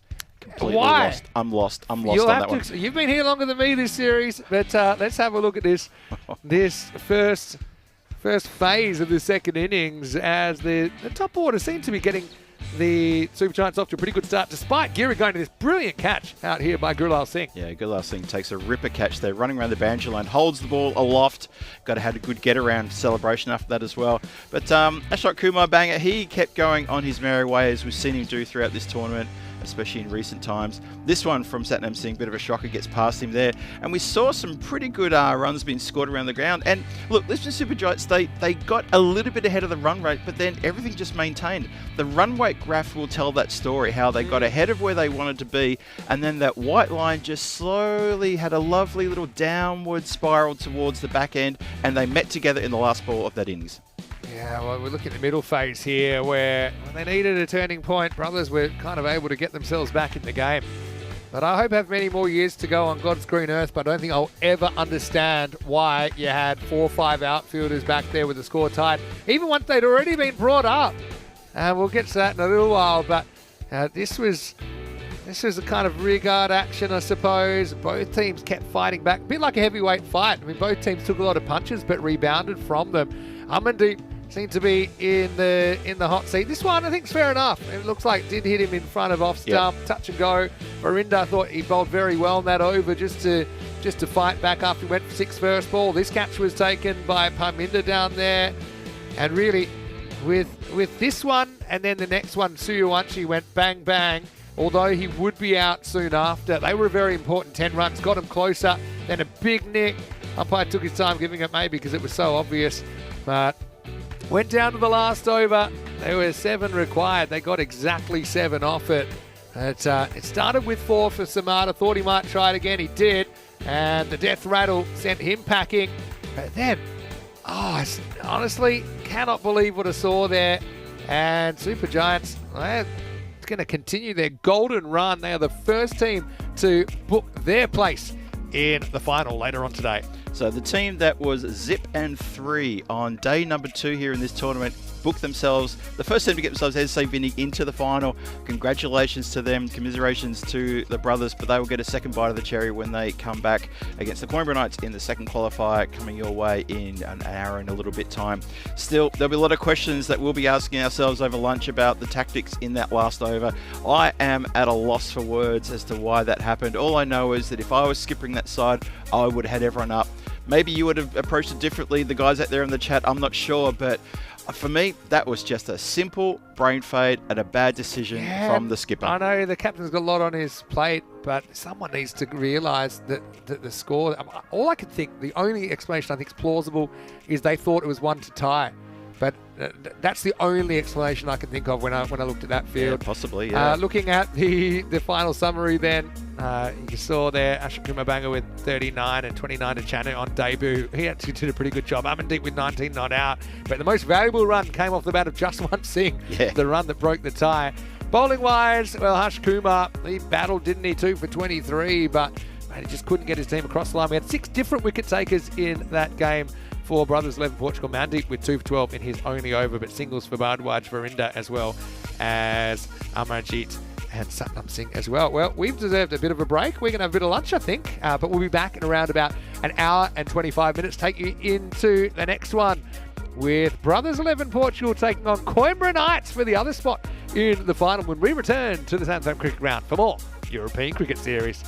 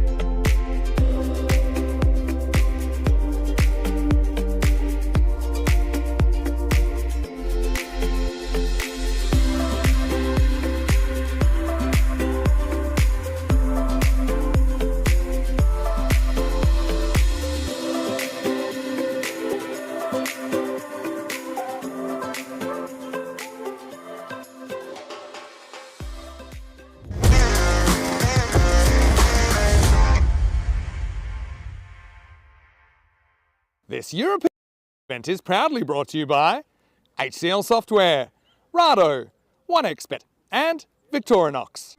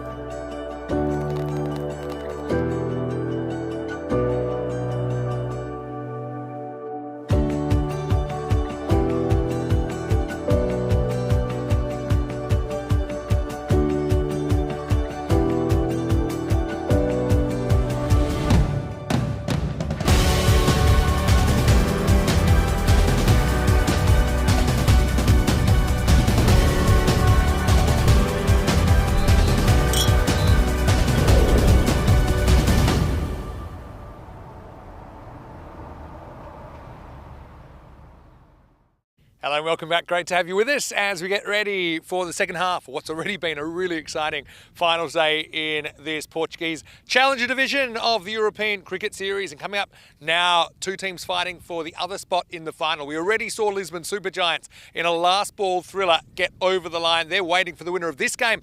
Brothers 11 Portugal versus the Coimbra Knights. Let's see what happened at the coin toss when Stefan Gooch had the coin and the two captains. Coimbra Knights to call. Heads is call. Tails. All the best. Brothers 11 have won the toss, they're batting. So Brothers have been lucky with the tosses today. Second time they won the toss. Second time they want to bat. We saw them do that in qualifier 1. They'll do it here in qualifier 2. They put 125 on the board in that last game, but pretty much half of those runs were scored in the last 3 overs. Nanglu was brilliant for them. He's been a real barometer of their performance, but he just didn't have a lot of help, did he, in that first innings. In the end, they went down on the very last ball of qualifier 1 to the Supergiants. That's why the Brothers 11 are right here. And they did top the table, so they would hate to be out in straight sets. We actually saw that happen a week ago to Skanderborg in the ECL. For Coimbra Knights, so maybe they're just timing their run at the right time. They didn't have a good start to this series, but they have certainly improved. And I actually think, although their batting has been pretty strong in their resurgence, it was their bowling that set up a big win earlier in the day against the Werewolves, sending the Werewolves crashing out. So we've had 2 games so far. They've been 2 real cracking games, last over finishes, last ball finish in that last game. Could we have another one here? LSG waiting for the winner of this one in the final. Brothers 11 winning the toss and electing to bat against Coimbra Knights, who I actually don't think will mind chasing. They managed their chase pretty well before. They bowled well before. Let's see how it goes. We get ready for the start of the game. Phil G standing by. Let's get over to you now in the commentary igloo. Thank you very much for that introduction there, Mr. Maximo Vinisandu there, setting the scene for this Qualifier 2 match coming your way shortly here at the Santorin Cricket Ground, our very own SCG. There, wow, what a big game this is going to be. Coimbra Knights taking on the Brothers 11, battling it out to see who goes into the final. As Vinny said in his intro there, some interesting couple of games for both of these two teams. Coimbra Knights getting over Werewolves in the Eliminator, and then Brothers going down to LSG just in that previous game we saw just over a little while ago. There's the fantasy dashboard. Let's have a quick look at that and see the ins and outs. Looks like a pretty set team. 2 teams from what they've already played today. Look for Pardeep Nanglu at the top there, coming off a terrific innings in the previous game there, just piling on the runs. 76 of 32. Keep a lookout for him. He will indeed be a barometer. Vinny mentioned that, and I concur 100%. The supercomputer takes a look at this game and is tipping the scales in the favour of the brothers, 58% to 42%. Well, the Coimbra Knights, they have come good at the right time in this competition. These two teams met throughout the tournament, and on Sunday, match number 6, the very top of Sunday, Coimbra Knights, they took on the brothers, and brothers put on 111. Coimbra Knights could only manage 84 for 4, just didn't have the firepower. Harsh Kumar with a well-deserved half-century in that game. Then they met again on Wednesday, again the first match of the day on Wednesday. Coimbra Knights opted to bowl on that occasion, and the brothers only managed 87. Those runs were chased down pretty quickly for the loss of no wickets, so it just does show that the Coimbra Knights were getting better and better as the tournament went on. They got more confident with the batting, had a couple of ins, a couple of new batters coming into the side as well, which really strengthened their lineup, and they turned things around mid-tournament. And at that point, we thought, well, hang on a minute, these guys are definitely with a chance to play on Friday. And they showed their tenacity, and they showed something else which was really important. And 91 for no loss, chasing 87 in 10 overs. That was a good result for them. I think he chased down about 5 overs and a couple of deliveries. So it's all to do here. This is different. This is finals. This is a qualifier. The penultimate match to this tournament, this European Cricket Series, Portugal Challenger Division, and it starts right now. Good first up delivery of that one. Oohs and ahs and shouts around the ground. Generous round of applause for Ravinder Singh, who opens the bowling. And it's that man, Nanglu, who's facing that first delivery. Harsh Kumar, he's at the non-striker's end. He will be hoping for a better start than he did in the previous qualifier, where he was run out without facing a ball. Well, pretty hard to not improve on that kind of luck. Let's see how he goes. Got Nanglu swinging outside off there. Still persisting with the offside attack. Bowler coming on that angle to the right-hander. So a couple of dot balls to start this qualifier. Two teams looking to get into the final against the Lisbon Supergiants, who booked their final berth probably about an hour and a half ago now in that first qualifier. Straight hit, runs off the bat, and it's going to go through the fielder's legs, and it's going to be fielded just down next to me here by Vinny, who's just almost come to the booth and decides he'll field the ball instead. Through the fielder though, and that is 4 runs, first runs off the bat. A bit disappointing that the fielder couldn't get his knees down to stop that one coming through, but indeed it did. So, first boundary of this qualifier game, halfway through the first. Another swish. Anglu pleading with the umpire that maybe that was a wide ball. Umpire saying absolutely not. That was just a good delivery across the right-hander. He swung hard at a few of those deliveries in the previous match and was getting full value for shots, some thick edges, and that's why he got a top score of 76. That one's a bit straighter. It's the pads, oohs and ahs and shouts again, this time from the Coimbra Knights. Good delivery of that, good dot ball, good follow-up as well from that boundary that got hit just a few moments ago. So a bit of a funny old start to this game, just one boundary being hit, the rest is dot balls. Just remember that the brothers won the toss. They saw that at the start they wanted to have a bat first. Keen to get a score on the board. As they did in the previous match, got a score on the board that was overhauled by the Supergiants. Albeit it was done with literally 1 ball to spare. And that is the end of the first over. It's going to be 4 runs from the first over. Just that single boundary that was hit down the ground through the legs of mid-off.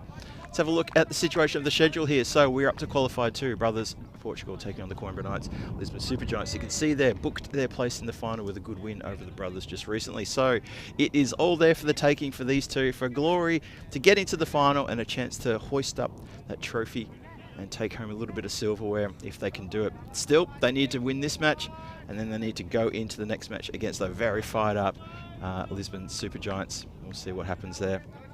So 1 over gone, great chance here to bring back Mr. Maximo Vinny Sandu. Vinny, welcome back into the commentary igloo. Yeah, nice to be back. Yeah, pretty quiet first over. Knights really good. They did a good shutdown job this morning on the Werewolves. Now they're hoping to do it against brothers who had a bit of a shocker of a start themselves in their first game.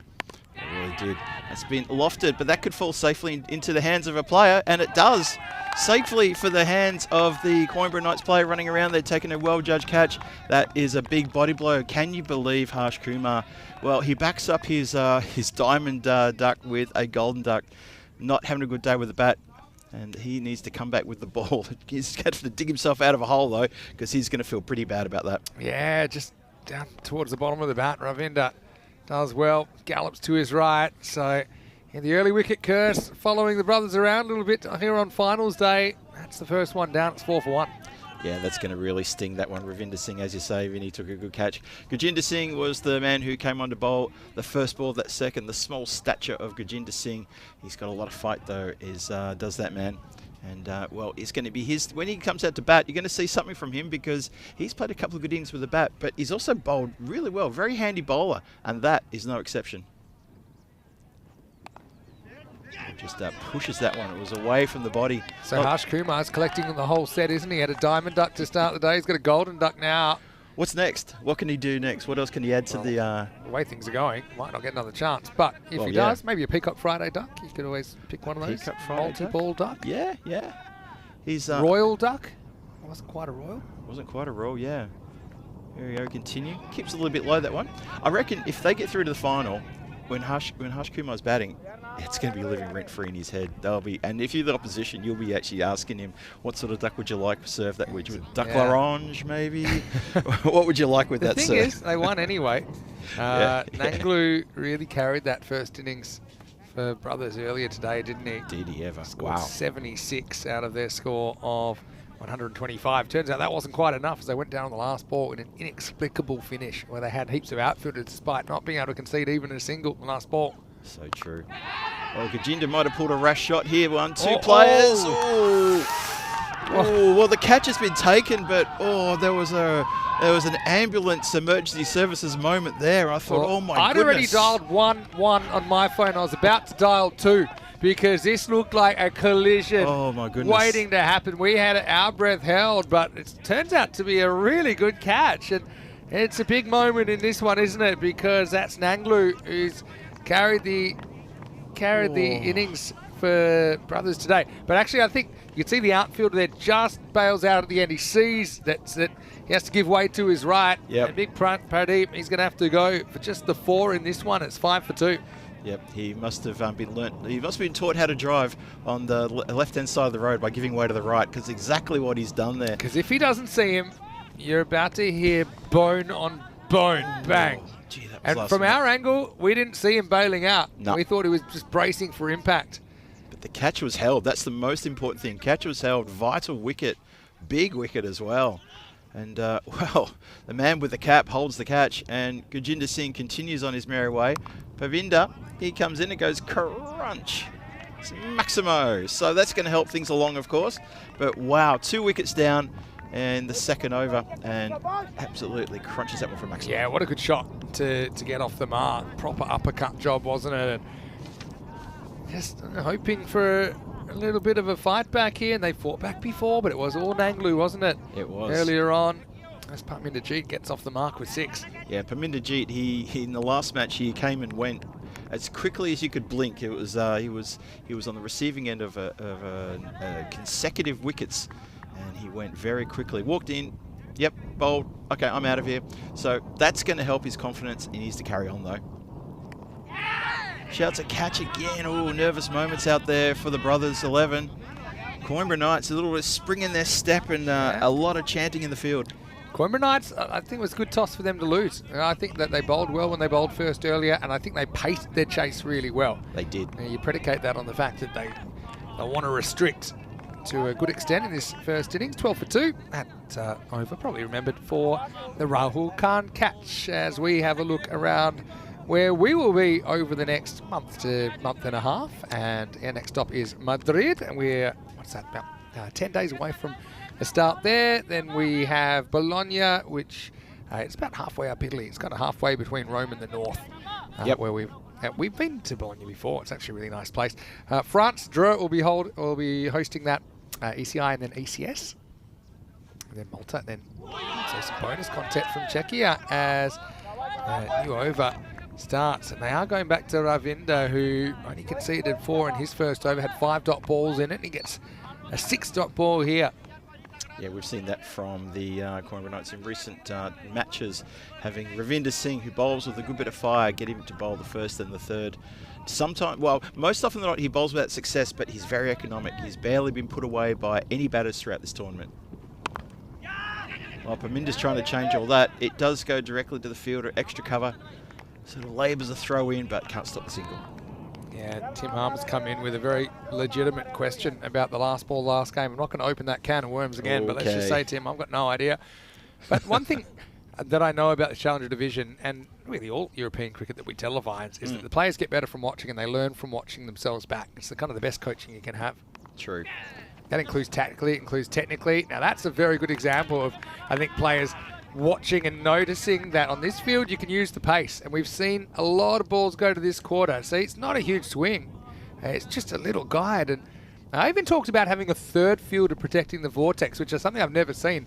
But just kind of thinking on my feet, I'd want to try and force the batters into riskier shots. And maybe one way you can do that, you can bring up the deep wicket, the long on, long off, try and get them to take on the field that way. And also you still have more of those edges protected. But you need to do something because a lot of runs are going down in that area. Well, if the bowlers are going to persist with an off-stump 4th, 5th channel attack, the vortex is going to come into play every single time. So they need to be onto that one.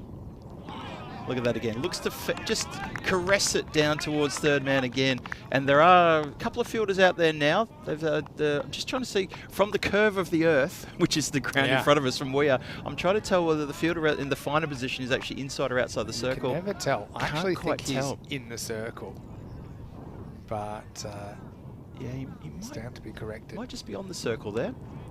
Oh, that's wow. Well, that's going to be 4, but chopped this down. is kind of the latest cut. It's so late, it's not even a cut anymore. He just hangs the bat, and then last minute, I think that's the latest cut that's ever been played. Because technically, it's an offside shot. It's off the inside edge, completely diddles the keeper and the fielder down there at a very fine third, and that's 4 runs. If we see that from side on, I wouldn't be surprised if it is only a few centimetres from the level of the stumps. That was so late, the bat dropped down on that. And in the end, a reward for effort. So Keeper did the right thing. You need to protect the outside edge, but you don't expect an inside edge like that. Probably couldn't play that again if he tried. But he might try it. He might. Mandeep Singh, why not? If it worked then, it could work again. Last ball of the second coming up. Sorry, last ball of the third. Power play, that is. Just tipped away there for a single. And that's where it's going to finish 22 for 2.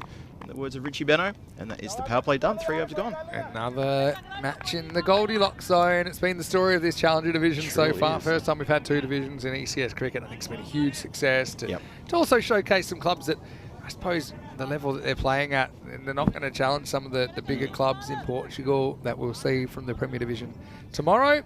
They had a pretty good power play for the Knights, conceding 4, 8 and 10. All things considered, it's going in the right direction in terms of runs, that's for sure. Just to touch on the point you raised before about how lucky it is for clubs around Europe when they play ECS and they play on the European Cricket Network, that they get to watch back what they've done wrong, what they've done right, and things like that. And learning from learning all that sort of stuff. And the back catalogue we have of all the information that's there of what they could watch and learn from, it's quite immense. I mean, a coach can tell you something 1,000 times, but you probably won't get it unless you see it with your own eyes. And so we see videotape used a lot these days. But you know, even situations that come up in matches, because we have so many matches, that leads to more match situations and more decision making, and that part of the game too. Time for over number 4. So Gajinder Singh is going to continue. Puts it right in that channel. It's a good delivery, that one. Mandeep Singh only hangs the bat out there. Doesn't get an edge or any aggression shot on that, so it's a good dot ball. I mean, if the Knights were to come back and qualify for the final and potentially win this thing, that is an epic comeback after they, at one stage, they were kind of 2 and 3, and they'd just been 4-pointed by Friendship back in match 16. Around about the halfway point of this series, but they've come back, and since then they have won 4 out of the last 5 games. The only loss was a 21 loss to Werewolves. They already avenged that. They took a 4-pointer last night, so it's been one of those things that I suppose the team that's playing their best cricket today will walk away with a trophy. That's it. Even though pretty much every team's played good cricket at some point in this week. So true. Singh continues. It's been carved away towards the backward point area, that area we've been talking about all day already. Just for a single, go straight to the play there. Yeah, it's a really good point. Coimbra Knights, they did take a while to get pedaling on their bike, didn't they, as you've just explained there. But just a few good ins and outs into their squad in the second half of this tournament, and that's put them in a really good position. Had that game yesterday against Team Tigers to get them into this too. Ooh. Hands on head moment there. Good change of pace there. Sinkajin to do this. So you see Mundeep, he's pretty much through his shot. So a slight variation. It comes out, kind of rolls out the front of the fingers, and he's through his shot before the ball arrives. And he's pretty lucky to survive there, Mundeep. Yeah, big time. Just watch out for that.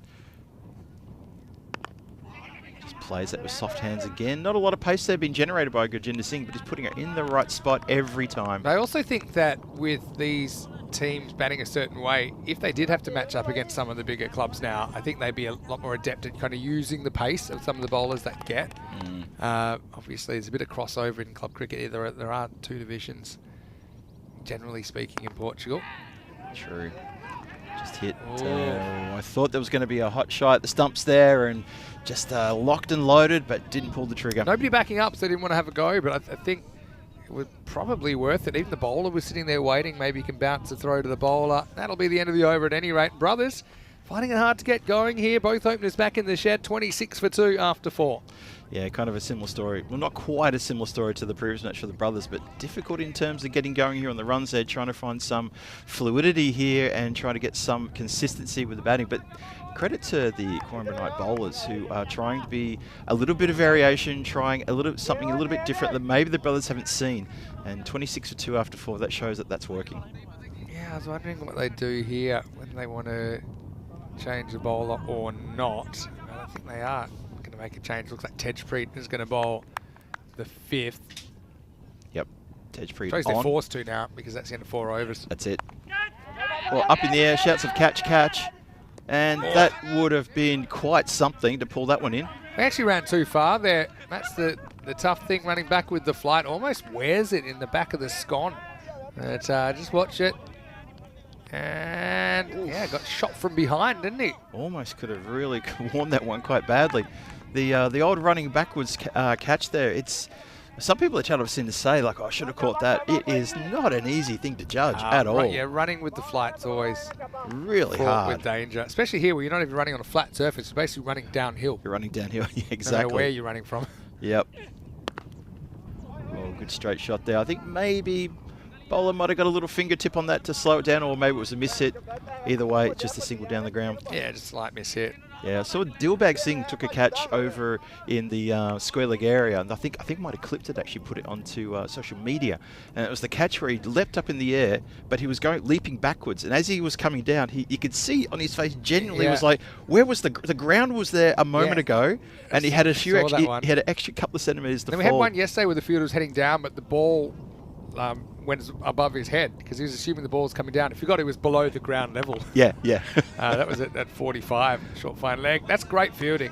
I was going to say as well, apart from the second fumble, which may give them an extra run. Oh, we're going to have a look at this one. Umpire Crute at square leg says, let's go upstairs.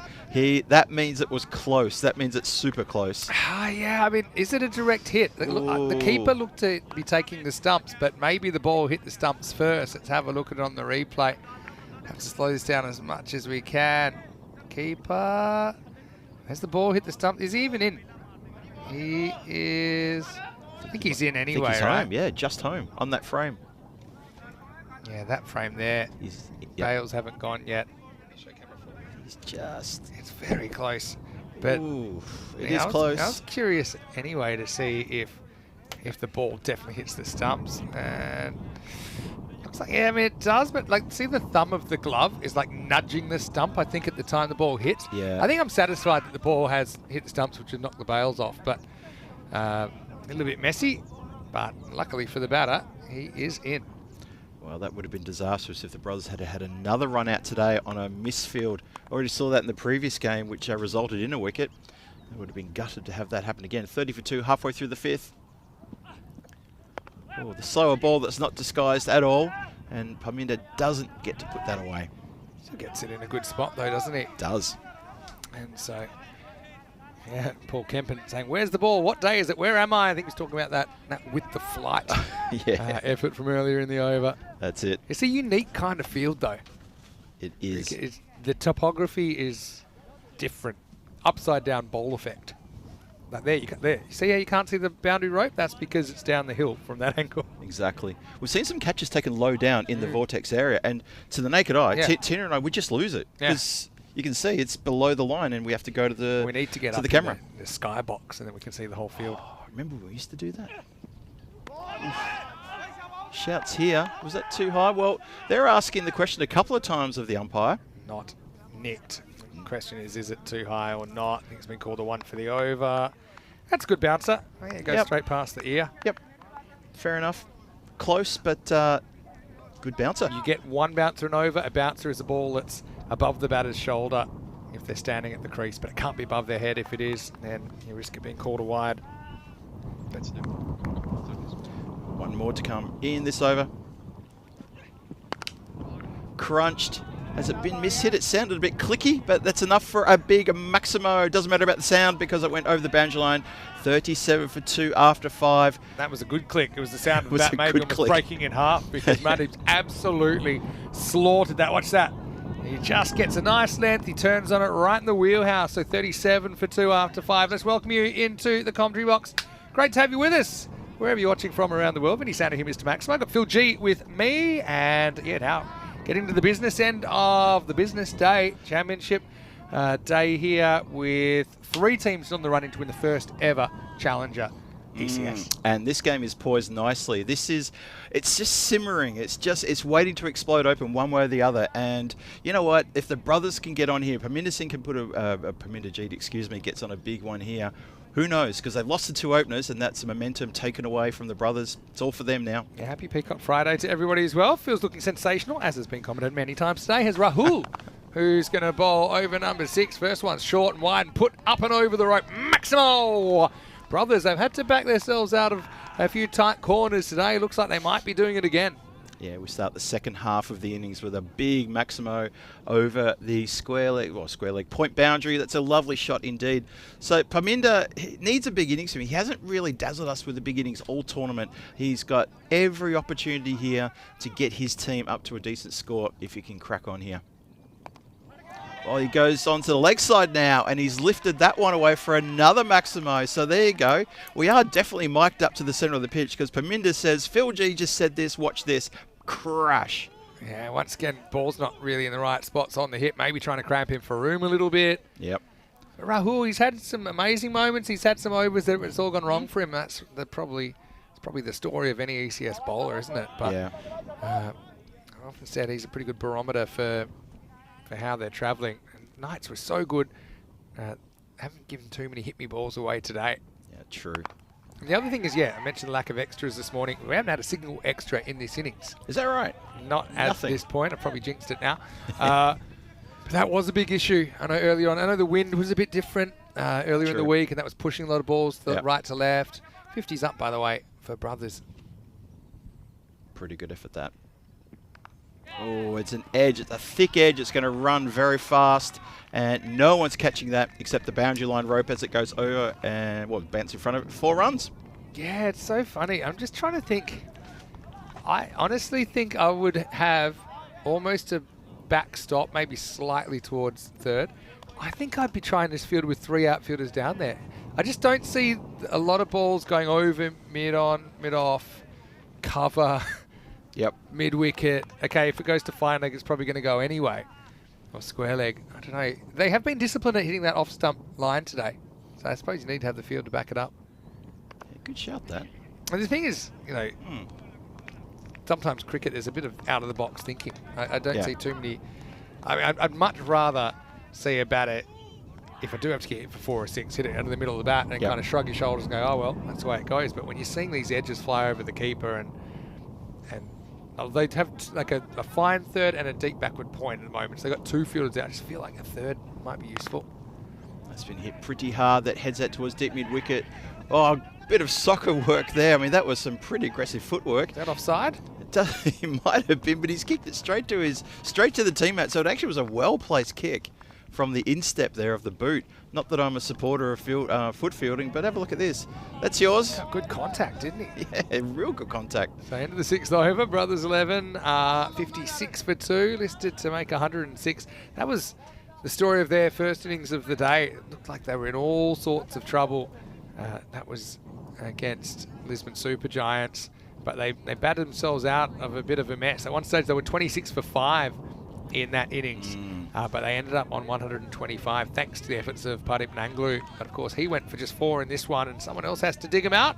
At the moment, it's looking like Mandeep and Parminder putting together a decent little partnership. It's a good partnership, this one, isn't it? Really, really good partnership so far. Must be getting close to 50-run partnership, I reckon. It's Yeah, they came in at 5 for 2, so actually they've just gone past the 50 partnership. So it is a good 50-run partnership so far. They need to kick on, though. Brothers need to put together a good score, because we've seen the Coimbra Knights chase good scores in recent matches. And I would say, like, you probably want to get pushing into the 120s to feel like you've got a red-hot chance here. 50 partnership came up in 26 balls as well. So, yeah, going at a good rate. And that's what I suppose you're looking to do, is to still attack and yeah, not just kind of accept your fate that you're going to end up at the kind of 8 or 9 and over. You do want to push 100 plus. Coimbra Knights have been batting pretty well. Crunch down the ground into the waiting hands of the fielder just here in front of us, and that is a really well judged catch. That's Gurjinder Singh. It's the second catch he's taken that position today. He took one in the earlier match, almost exactly the same fashion, to be honest, just didn't get the elevation, hit it straight down his throat. Yeah, good pair of hands. Gurjinder Singh, we've seen him taking some very good catches. I like the fingers up if you can manage. I know it was a bit awkward because he had to come down, but just I think it's when the ball's coming flat at you, it allows you to give with your hands a little bit, whereas if you're kind of going more traditional way, you can get yourself in a bit of a mess and it can bounce out. So Mandeep with a useful 21, but he has to step aside. Taranpreet with the wicket. It's 57 for 3. Yeah, I think the brothers would have much preferred for that man Mandeep Singh to stay out there. He was on 21. He's a recognised batter as well, and he felt he had his eye, and it was a good partnership, as we were just discussing.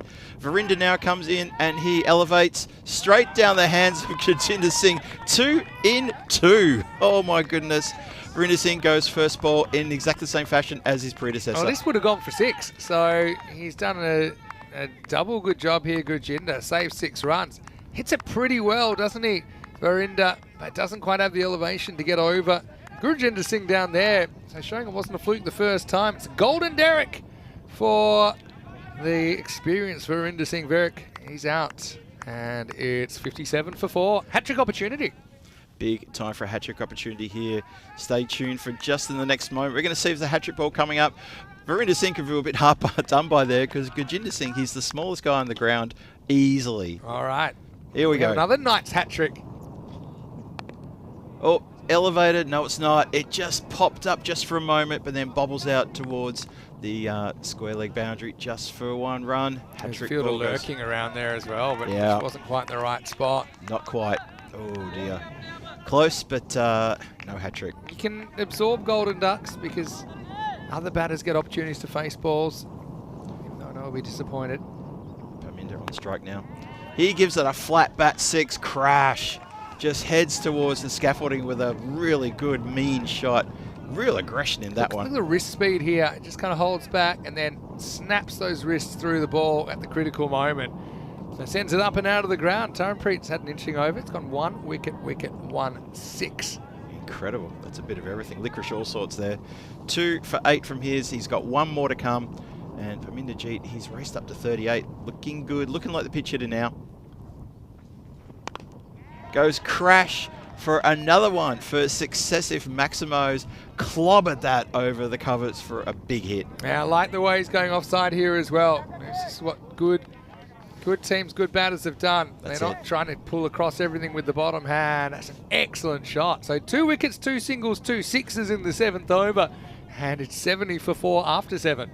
Yeah, 2 for 14 for for the bowler there. As we have a look at Tour of Portugal, well, we are right down to the business end of the Challenger division there. You can see at the top. Starting tomorrow is the Premier division. Yourself and Tina Goff will be here in the Igloo to kick things off. You'll be back on Sunday as well. And I think we do one day together when I come back on Thursday. That's right. Also really looking forward to seeing the Portuguese women's national team play their first matches. Yeah, big time. And I actually think they've got a couple of players in the English system. I think they'll be reasonably competitive. Ooh, looking forward to that one.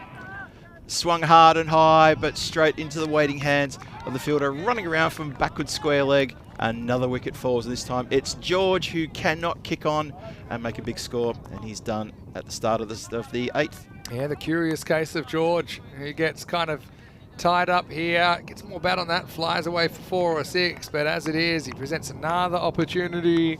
Knights have caught pretty well under pressure. They seem to be sucking up the pressure better than most. Even the way they kind of paced their chase with the bat earlier on. They've had, I think, 1.7 good fielding innings and bowling innings as well. Right now, George goes for just 1 at 70 for 5. Yeah, and this is a bit of a problem then for the brothers, because they're losing that momentum, and you've got Parminder Jeet at the non-striker's end. He should be saying to the new batter coming in, saying, look, get me on strike. Just work the ball, get me on strike. And instead, this happens.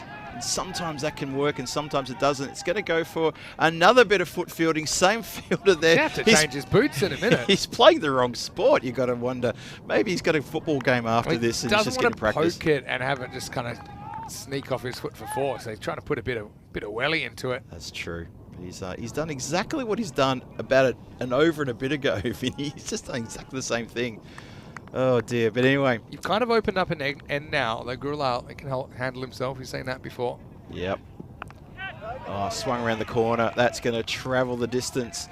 And that is 4 runs though. Bounced across the line, but got absolutely smacked. Not a good ball. And that's Not one thing probably in this innings already. They've bowled a few too many hit-me balls, the Knights, compared to what we saw this morning against the Werewolves. That's short, it's outside the leg stumps. An easy put away for Gurulal.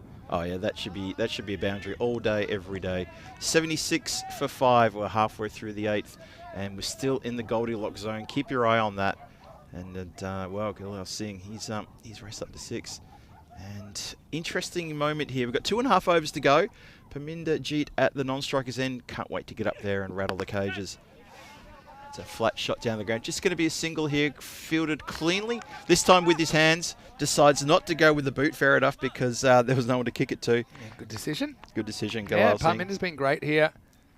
But a couple of big overs coming up. I mean, if the Knights can win these last couple of overs, you can keep it down to under 100. But if not, if it goes badly, you still could be looking at kind of 120 something. That's right. Big difference. Could blow out either way. Let's have a look. Oh, swings and misses, gestures to the offside and says, I wanted to hit it over there. Unfortunately, Parminder, you were nowhere near that one. The only thing I think is backing away a little bit, doesn't need to.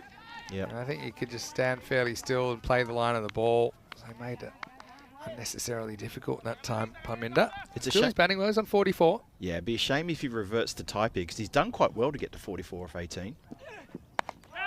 There he goes. He does back away. It's gone higher than further, and not quite saved for the boundary there. That has dropped. Well, they've indicated 6, dropped over the boundary line, tickled over the boundary line. Called 6, so this will be 50 for Parminder. Just awaiting confirmation where this ball bounces, and nope. We're going to undo his 50. Control Z. I was a bit scared to call it as well because I felt it might have just been short. And then they attempt fielding it from the other side of the rope. Well, that didn't work. But it will be 4 runs. He moves to 48. Fake 50 alert. End of the 8th over. It's 81 for 5. Yeah, end of the over as well. So he has to wait a little bit longer before he can salute the dugout with a potential 50. Ideally, you get the applause for 50, you get to raise your bat, and then they take off the 2 runs. And then you get another opportunity to acknowledge the crowd. That would have been cool. Get it twice, get the double hit. I've seen it happen. I think I saw it in the IPL early days. Suresh Raina made 100 on the scoreboard. That rings a bell. Had a run taken off. Finished on 99. Got a second cheer for his efforts. That's been, well, get a appeal for a catch there. That was interesting because the bowler immediately, he said to the keeper, no catch, throw it. Yeah, and then he was also trying to sell the appeal to the umpire, which isn't an easy thing. You're basically like a lawyer that has, kind of alternative arguments. Yep. So he's saying, catch it, that's definitely out. And he's, meanwhile, it's straight off the thigh pad. And then he's saying to keeper, throw it, it's not out. And then he turns out and goes, how's that for out? Oh, it could have gone a few ways. Nice try, that one. I mean, is there a scenario where Parminder never faces again and he's stranded on 48, maybe? 10 balls to go. I'll tell you what, he'll have words to his counterpart if that ever happened. Love Karan Singh is with the ball. He's bowled a pretty good over so far. Effort ball hit up and just down the ground for one. Latest grunts I've ever seen, actually, from the bowler. Love Karan Singh. Yeah, I think it's called, I mean, I only studied law for a year or two, but I think it's called arguing in the alternative. So you can basically make an argument. Then you can make it and say if you don't, and obviously it's meant to be the truth or what you believe or a scenario. And then you can argue, well, if you don't believe that, I'm going to give you this total alternative story where you disregard everything I told you in the first argument. And you don't need to get one of those arguments to stick. Yep. That's exactly That's why I'm a free man. Nice. Well, it's clobbered, that one. That's gone straight to the dugout. And, I thought it was going to be attempted catch taken. Harsh Kumar. Harsh Kumar was almost going to get some catching practice there. Feeding his ducks over there, Harsh. But he knows it straight away. He doesn't bother to look at it. I just can tell. That will be his 50, by the way. Brings it up. This time for reals. Brings it up off 20 balls. 6 big sixes in there. He's got a really high grip. And he gets a lot of kind of force on the ball. This time he sent back his partner. It should be gone. I think that is gone, but they're going to have to check it. Yeah, I think he's gone as well. Umpire just corrects the stumps. And, well, batter's probably just been told as well, so he's walking off.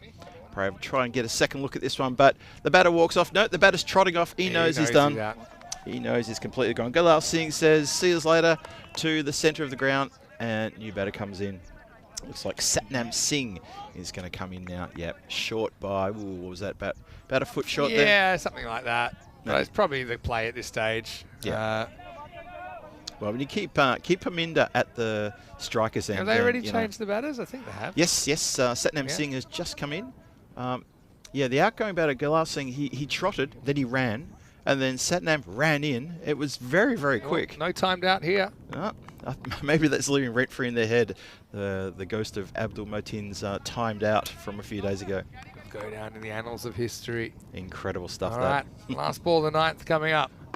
And just miss it down to the ground for a dot, and that's how we'll finish the ninth. 89 for 6 after 9. One more to come. He'll only get the one over, Love Karan Singh, but only goes for 9. It's pretty fair. And the whole point is Parminder wanted to at least get a 4 or 6 or at least 1. So he could stay on strike, but he won't be able to. Satnam Singh, Satnam showed us he can hit a mean ball earlier on in the day. Part of that kind of resurgence, 89 for 6 after 9. Let's have a look and see who gets the duty of the final over. It probably should be Rahul Khan, you'd think. Just watching who's going to come over and hand the hat back. I mean, Taranpreet did take 2 for 14 in his over, so he might be making a bit of a play for it. It'd be a good case. Skipper, I took a 2 for.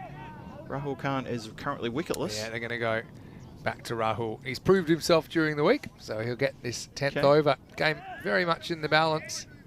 89 for 6. 6 legal deliveries to come. Where are the brothers going to end up? Expected score of 100. Let's see.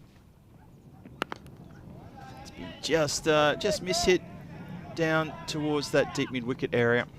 I wonder this time if Parminder's thinking don't take a single to an outfielder. But my thing on this field is there's so many 2s out there, there's so many slight fumbles on a field like this compared to, say, the Carlton Roval that's like a billiard table. Yep.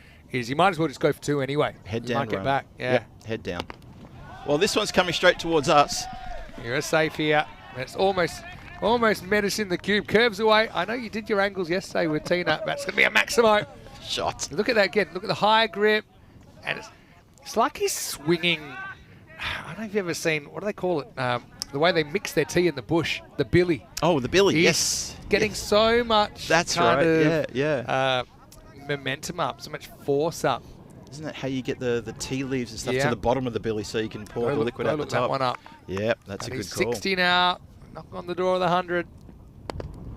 Another strike. That's going to go over the head of Gulal Singh. Gurjinder Singh. He braced himself, realising he would need a stepladder on top of a stepladder and still be needing an extra height to grab that one. Great strike. Well, what you do, every run you get from here, you're forcing the Knights to play it a bit more tempo than they had to in the first chase of the day. True. When we saw them overcome the Werewolves. On that occasion, they needed 99.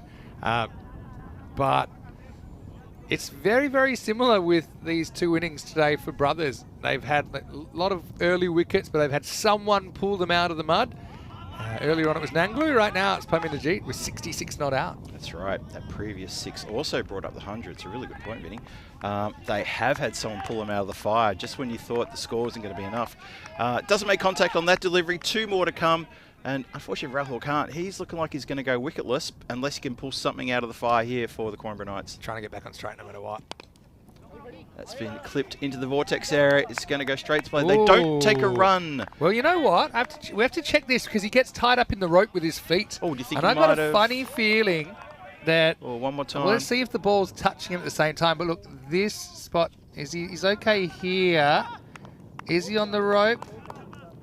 Does he touch it again? He's definitely on the rope there. Does he touch it again? He's still over the rope. We have to keep going forward here. It's the first bit. Maybe we can see that whole thing again. Yeah, it's the first. The first bit. Where it's probably inconclusive, but it's trying to work out when the ball hits him. Is he on the rope? Because he's certainly suspiciously close, but I think benefited out to the field. It'll go down as dot ball, and there's another dot ball.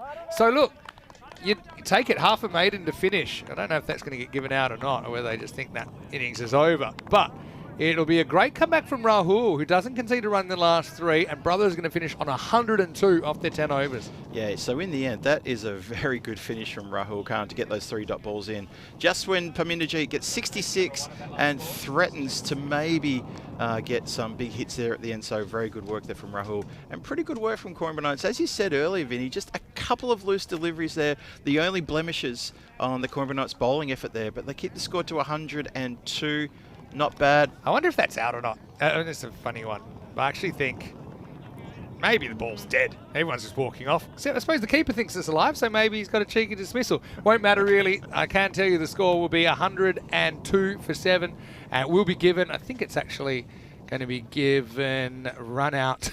Don't think he was trying to run, but whatever. Game on. It's a middle of the road score. 2 teams fighting for a spot in the final against the Lisbon Supergiants. Yeah, we'll have a look at the highlight reel now, and you're going to see an interesting start here for the Brothers. A little bit shaky start. The 2 openers went pretty quickly indeed. Harsh Kumar went for his 2nd duck of the day, and Nanglu doesn't get to really add too many runs to his previous massive innings of 76 or 32. He goes for only 4, and then it was up to, well, Mandeep Singh had to get in there with Paminderjeet and put together a partnership. It's the latest cut.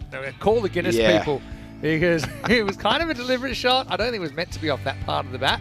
But we saw this one, which was almost kind of an attack from behind. But Parminder, he stood up. Someone needed to. He was, with 66 out of 102 scored, giving the Brothers 11 a fighting chance.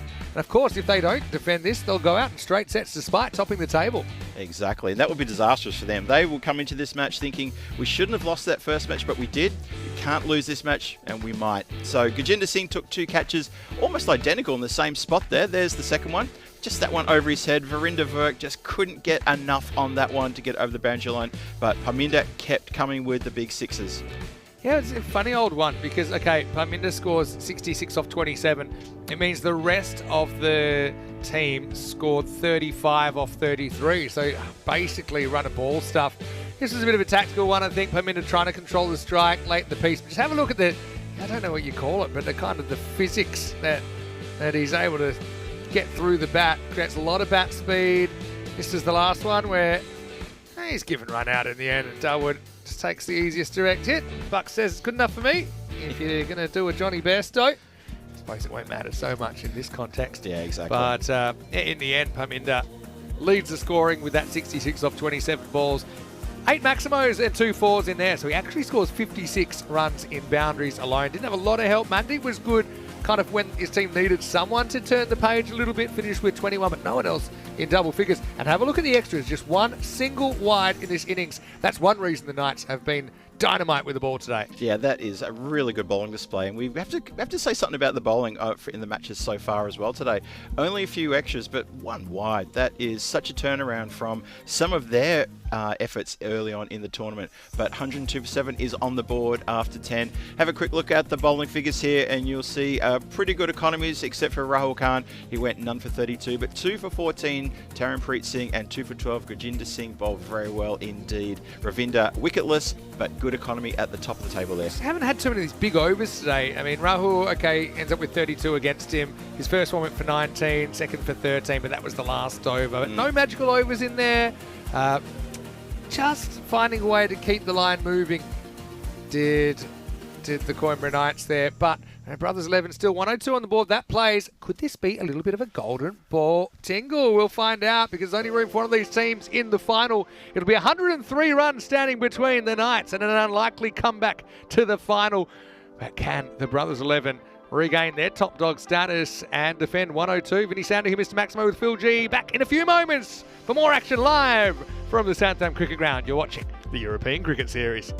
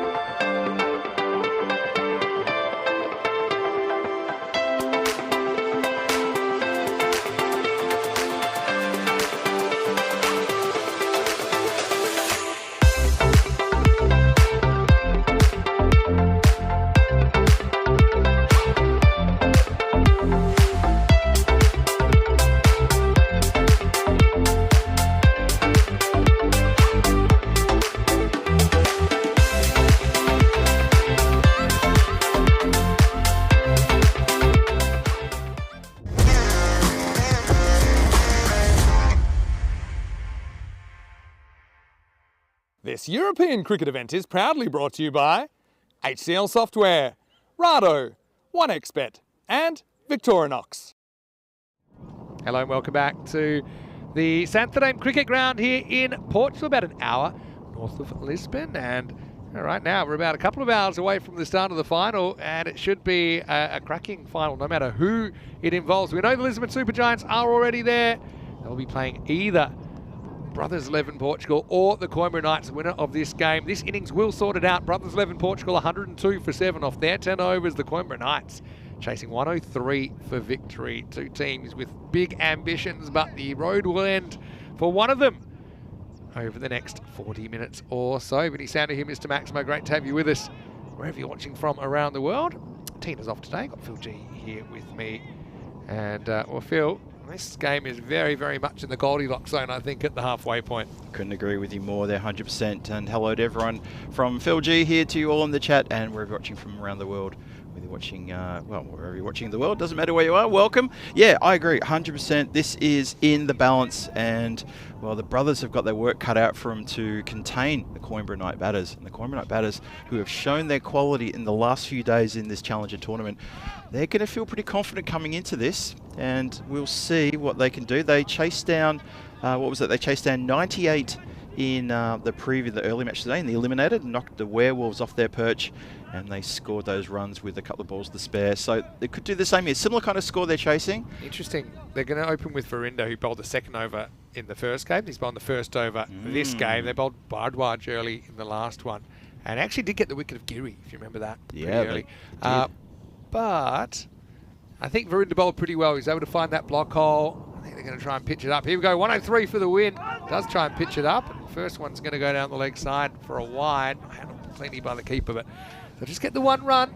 Knights definitely batted in a way that they weren't trying to get 140. They were just trying to get the 100. They paced their chase. They eliminated risk as much as possible in that earlier chase. This is only a handful more. Yeah, and 2 days ago, match 21, the brothers got themselves 87 on the board, and those runs were chased down by the Coimbra Knights in about 5 overs and a handful of balls for the loss of no wicket. So that's living in recent memory for both of these two teams, and will lightning strike twice for the Coimbra Knights? We'll find out shortly. Crunched. That's going to go along the ground, 4 runs. Nice shot indeed through the mid-wicket area, as signalled by umpire Bucks there. Verinder's got a pretty simple tactic, full and straight. Okay, that was full, but slightly too full, and it wasn't actually completely straight. It was slightly outside off, but the fact it was slightly over pitch allowed Ravinder to roll the wrists on it and get it away over this fast outfield for 4 runs. Ravinder Singh comes back, unfortunately for him. Looks like he's just infringed on the tramlines there. Umpire Bucks pretty hot on that and says, no, we'll have that one again. Have been probably a little bit harsh on the wides. Again, is this one over the line or is it outside? Felt like it probably got some of the line, but maybe just nicked it. Reasonably consistent. So Ravinder tries again. Oh, I could have gone anywhere. See the keeper up, and I know Nanglu's a very good keeper. He does good work up the stumps, but if Verinder's trying to hit that block hole, it's going to be an awkward take for him if the batter misses it. Oh, yeah. It's just something, I don't know at this stage whether I'd be going for it. Maybe it's just trying to get the batter feeling a little bit claustrophobic. Yeah, I mean, are they really concerned that Ravinder Singh's going to run out of his crease and try to belt the cover of the ball? Depends on your bend down ability index. And as a keeper, Nanglu's got good hands, but the BI maybe isn't quite there to stop those Yorkers. I would agree with that. Does have a lot of Nanglu to stop it with, though, even if it's not the hands. Again, elevates, shouts of catch it. That's going to go over the head of the fielder, who's inside the circle there at third man, and that goes for 4 runs. So because he's pitching up, he had the long off back, but now he's making the switch. He's bringing the long off up. He says, I need some extra protection down here. It was a false shot, really. I know he plays for it a little bit. The fielder up in the circle had no chance. 4 more to the score. Yeah, no chance at all. And that is the right move to get Parminder up into the circle, into now the mid-off position, and drop that fielder back. Third man. Let's see, reset and try again. This time it's punched through the point area. Fielder had a chance to really get behind that one, and in the end it goes across bench for 4 runs. It's a good start here for the Coimbra Knight batters. Very good indeed. Yeah, you still want to attack the power play, even if you're trying to pace your chase, because you only get 3 overs with those open spaces in the outfield. You don't necessarily have to go over the top here either. I mean, if you get good contact, get it away from an infielder, you know, this slopey outfield. It's running away. Another good shot down the ground. Ravinder Singh doesn't Oh, chip. boy. Oh, that is really slack. That's just lucky that the ball was dying. Only conceding one, but yeah, this is your tournament on the line. And Brothers, they had a bit of a brain fade moment towards the end of qualifier. Won't you remember that? I know there was a few lively discussions after that we heard. The Mount Everest of all brain fades that I've seen in recent memory, Vinny, I've got to tell you. And Mandeep Singh almost joins that little category with a really silly bit of footwork. That has to hit the deck, and it doesn't. Instead, it's turned around the corner, and that goes a long way back. And they're just checking to see if this is a 4 or 6. Either way, it's a boundary and it's a bad ball. Oh. It actually might be hip high, you know. We'll check it out in the replay. We'll get a freeze on this one. Let's have a look. He's kind of standing up. Is that one they're going to call? They are going to call it. Yep, they are indeed. That is no ball 4. And, well, this delivery is going to be costly. Yeah, and you see it just bounces, was it once, and then across the line. So, yeah, good call. I think that is hip high. He's standing up. Benefit of the doubt goes to the batter on that. Verinder not having a good over. It's already gone magical with that. So he's got to try one more. This delivery could be worth a lot. Yeah, so it's backfired a bit. Verinder going magical now to deliver a free hit to Lovekarn Singh. Oh, Lovekarn Singh winds up and just misses that. It's going to run away, and that is going to be for was that Byes? Did he get something on that? He got a little inside edge, but again, Did I don't know whether Pradeep would have saved this, but there's no reason to be up here. There's literally no reason to be up. Now, would he have stopped it? Probably not. But again, free hit, can't be stumped. Keeper can always go back and cover a bit more ground. So end of the first over. Brothers just having a bit of a Barry Crocker on finals day so far with a couple of batting exceptions. It's 24 without loss after 1. Yeah, Nanglu did not have to be, you're absolutely right, he did not have to be up for that. It was a free hit, so okay, maybe you'll affect the stumping, but it ends up just being a dot. Exactly. So wouldn't you rather save the runs? Probably. Yeah, that's the benefit of hindsight and thinking. So That's all they have to do. Take away the hindsight, just put a bit of thought behind each delivery. What was that golden ball counter at? The mid-teens at the moment? 17, I believe. 17. The last golden ball was the last game on Monday night. So what's There that? we go. Yep, there we go. 17 matches since golden ball. Thanks, guys. Thanks, crew. This is in the zone. It's in the golden zone. Yep. Unfortunately for the Brothers, I'll tell you what's not in the golden Goldilocks zone, and that is the chances of a victory here. This is well and truly swung in favour of the Coimbra Knights with that big over. Crunch. That is going to get away from everybody. A dive from the man at point. It's all in vain because that goes across the boundary. 4 runs. Lovely shot. Yeah, there's been a lot of fielding done from off the field. Again, hit those gaps. That's how to do it. That's exactly how to do it. And the plan A for Knights is just bat well with the openers and chase it quickly. We saw that happen plenty of times in their resurgent second half of their qualifying phase. Well, against the Brothers, they chased 87 and they made 91 in about 5 overs and a bit, and this is going exactly the same way so far. Wide given there. Doesn't get to get contact with that. Looking for the uppercut. Interesting, the Bardwide, we bowled the first over earlier. It probably is a wide, just missing when it goes past the popping crease. They switched the order, but backfired a bit, didn't it, with Verinder going for big runs. Yeah, really big time But, there. but I can understand why they did it. Again, you don't know he's going to go for big runs, and Verinder did bowl pretty well, full straight, albeit later in the innings earlier on, and he had the protection of more outfielders. They just didn't have in that first over. Yeah. So whatever the battle plan is for the Brothers, they probably need to grab it and shake it and think about something else, because this game has already slid well away out of their grasp. And that shot is exactly what we're talking about now, because that is a great Maximo shot over the covers. Score goes at 36 for no loss. We haven't even got out of the second over yet. I haven't heard the bells in a while, but the alarm bells are ringing for Brothers. No doubt about it. Maybe rethinking their orange shirt choice. Would they switch to blue have made any difference? I don't know, but Knights 36 already, and we're only 10 balls into this response. Yeah, this is looking dangerous for Brothers. Goes again. And there's just not enough protection out there, although it does go Maximo, so you could stack the field, everyone over there still would have gone across the boundary line for a Maximo. But these two are cutting really well, and if I had a criticism of some of the fields today is that captains have been a bit slow to react and slow to, I suppose, try and change a batter's mindset and strategy. Maybe you can put another outfielder out there. I know it's tougher in the second over, but they keep bowling out there and they just keep smashing them. So now slight change with a straighter ball and pretty well fielded there by Mandeep to his right. But the damage done in the over in the end. 18 come off it, and after 2, it's 42 without loss. Yeah, that's a great start for the Coimbra Knights. Well and truly got everything in hand here. The required run rate now is down to 7.62. Need a collapse. Hey, this came out, I noticed. This is the All-Star team from the ECL, so I thought I'd shoot this up here. By the way, these All-Star teams, they always have debates around them, and one of that came up was Tommy Sturgis isn't in there for Farmers. Okay. But I suppose Tommy, he didn't play the group stage. Will Perchard ended up as leading wicket taker. He is in there, so maybe they decided room for any one of them. Zach Tribe and Sumare also in there from Jersey. Fahim Nazir listed to open the batting. Suri Wardana, who scored a sparkling century on finals days in there. Zain Ali of Italy. I wonder who he'll play for in the ECS coming up. I know his team, his regular team, Chivadate, are in. This one isn't in, it's out. It's going to be Ravinder, who's going to whack it out of the ground. Maximal!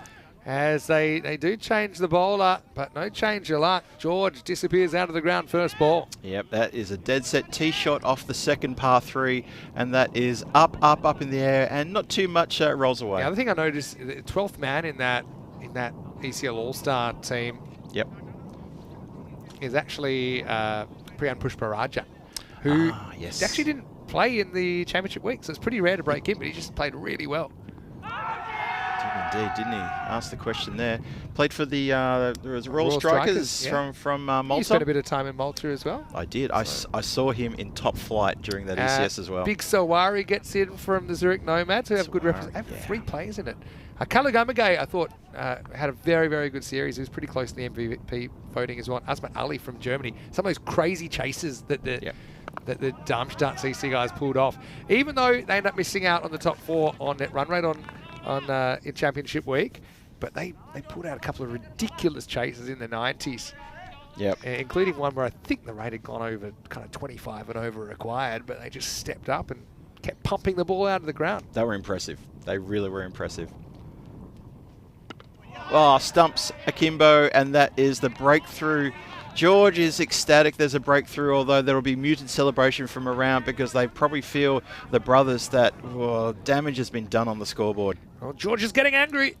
He's just gotten that one to pretty much seam in a little bit, keeps it a little bit low as well, and Ravinder's well through the shot. The head's up in the sky and the bails fly, and middle stump gets tilted back, so they needed a turning point. Maybe that can be it, because Brothers a long way behind. They do get rid of the dangerous Ravinder for 24. It's 48 for 1. Yeah, the brothers needed a spark, and if that's not the spark to get them going, then I don't think anything will. Really, that was a timely wicket at a point where the game, you'd almost say, not even out of the power play, that game is almost gone. 48 for 1 now with 2 balls left in the power play, chasing 103. Over 55 to play with. This is the Challenger division, so yeah, I know. Yep. You do get collapses. I mean, you get it in all forms of cricket, never mind Challenger division. But Dawood, the captain, comes out at number 3. Well, talk of collapses, we could talk about the brothers' innings previously in the previous game. 5 for 20 odd. He batted very kind of risk-free earlier, and he played a lot of shots like this, where he just kind of dropped the bat on the ball, kept things moving.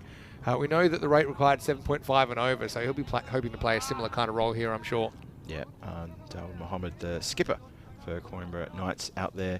And the big hitting, the big striking, Lavkaran Singh, trying to guide this total up towards its target of 103. Doing a good job so far. Good bowling this. George is bowling a pretty good over.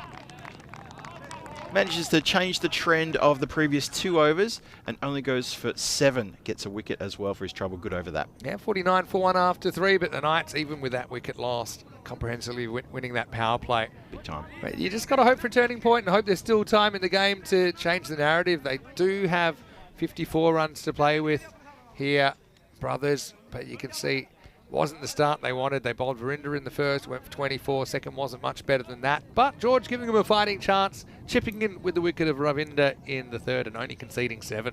Interesting to note that the brothers in there a chance to bat. 19 was the biggest over for them. Next biggest over was only 13 runs. Not too many magical overs today. No, it's been very rare, hasn't it? It's been a bit of a bowling day. Okay, not assisted by the fact the outfielders basically greased lightning. It really is. As, we're going to get a bit of spin now. Satnam with his left arm orthodox in over 4.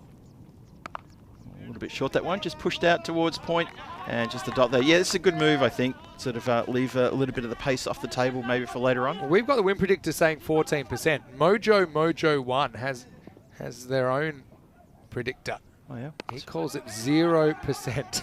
He's got no hope that brothers can come back. Well, Mojo, never say never. Never say never.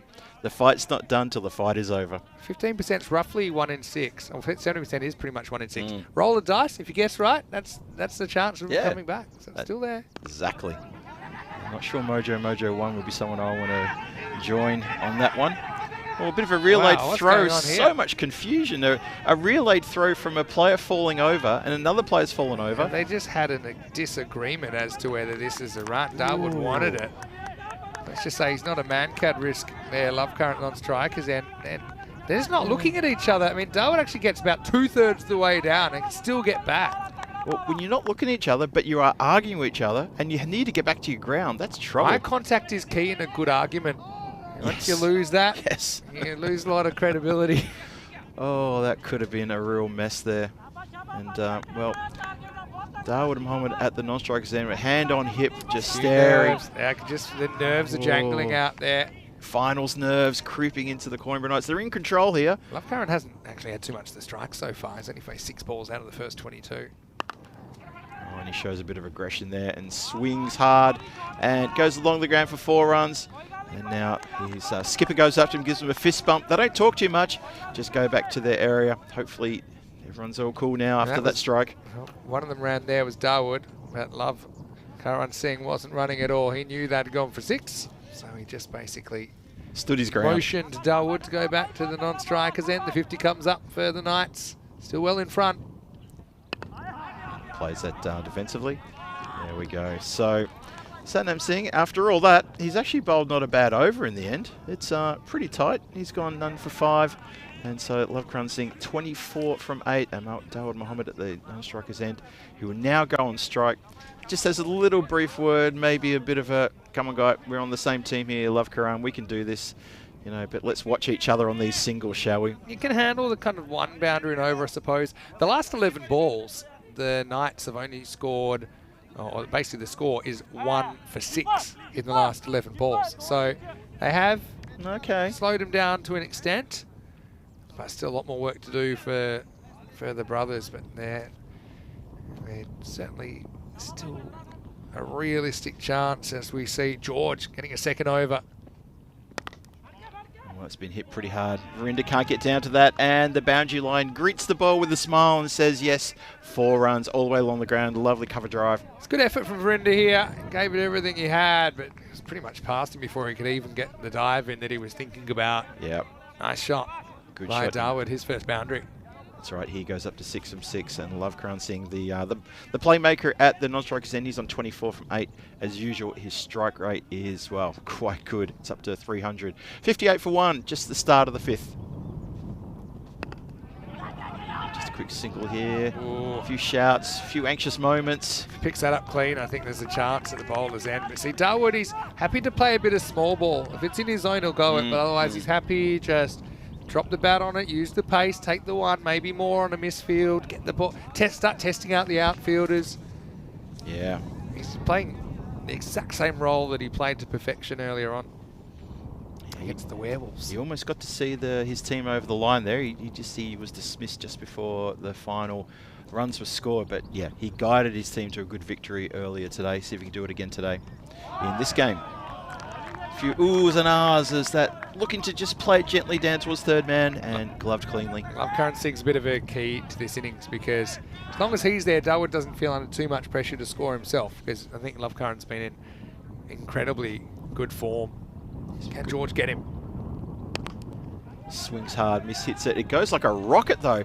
Now, I felt that was a mishit, and yet Parminda had to move, what, maybe 3 metres to his left? Well, you know, the sound travels in waves, and although, we're not completely flat with the ground, but he clubbed it. It was good enough. It wasn't actually that far from the fielder, but he had absolutely no play on that one whatsoever. So much power there from Love Karan Singh. That's a cracking boundary. Yeah, Parminder Jeet probably had 4 metres, maybe 5 to go to his left. Not in with a chance. Not a hope. Goes again out towards the deep mid wicket this time. Fielder gets down and does well to protect the boundary line. That's Harsh Kumar out there. And Love Karan is a little bit filthy with himself. He didn't pick the gap there. Yeah, but just... That's all right. That one wasn't off the middle.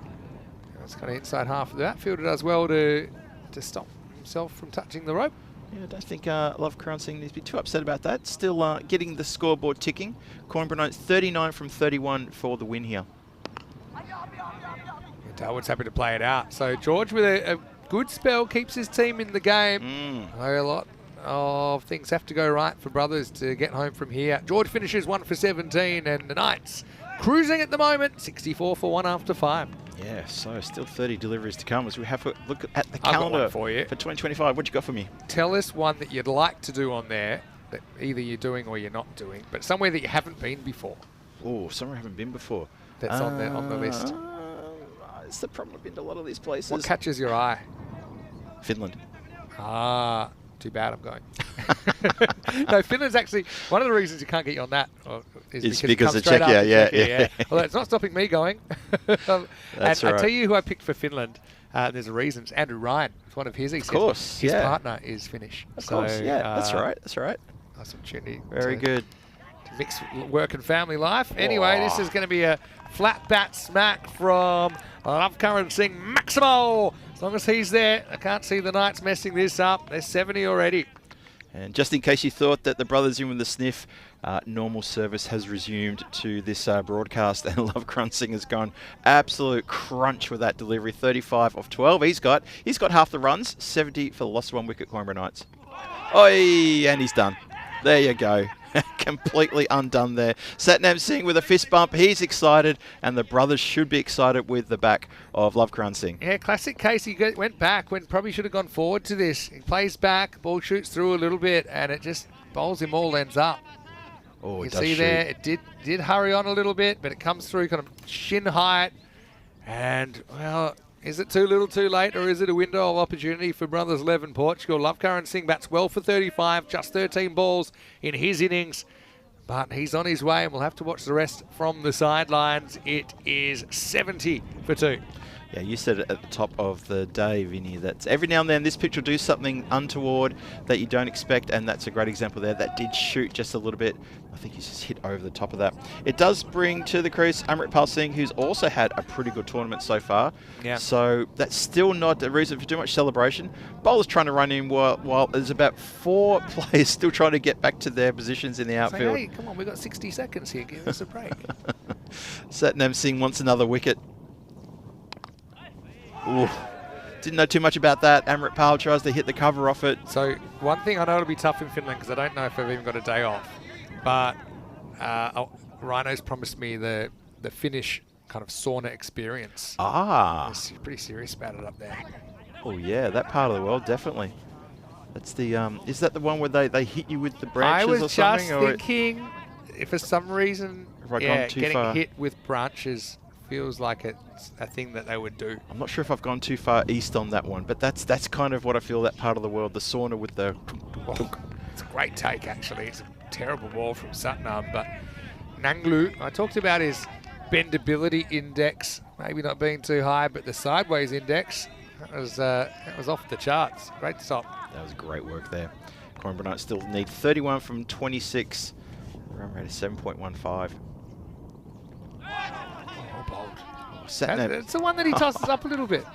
Satnam's bowling a ripper here. He's been buoyed by that wicket that he's picked up, and everything since then has been gold. Darwood's got a bit of an identity crisis here now. He's 7 off 9, but he's lost the big hitting Love Karan at the other end, and he just wants to play a bit of small ball. But meanwhile, there's a gap emerging between runs and balls that wasn't there a minute ago. End of 6. Great over by Satnam in the end, removes the danger man. The Knights are 72 for 2 after 6. I mean, Darwood just needs to keep his head here. He's been guiding his team quite nicely. Just keep doing that. You've now got Amritpal Singh in, who we've seen already. He can crunch the ball like no one else, and he can be your pitch hitter. Mohamed Ahmed, he doesn't have to change his role in this.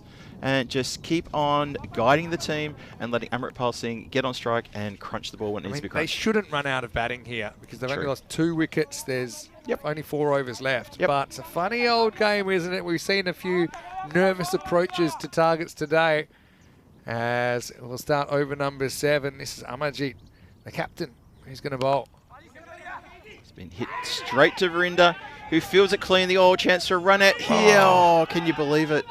Oh dear, oh dear. I think Nanglu has just juggled that one and it's been spilled. I mean, first the keeper's about, the field's about to throw to the bowler's end. But see, again, they're ball watching. They're not looking at each other. Any sort of decent throw here is an easy run out, but it bounces before him. And he just snatches, had more time than he realised there, Nanglu. He'll go down as a strange dot, but Amritpal probably should be walking back to the pavilion right now. He did, Vinny. He snatched at it. Too keen maybe to affect the run out. That's a good ball. That's a quicker one as well. Okay, it doesn't hurt you if Amrit has a bit of a shocker and uses up a lot of balls, but he is a danger man. Yeah, so Jay is in the chat. Hey, JJ, saying he can guarantee the sauna experience in Finland. That too with Rhino will be a classic. Might have to get someone to cover remotely one day, and Rhino and I will head out. Hopefully we come back. Nice.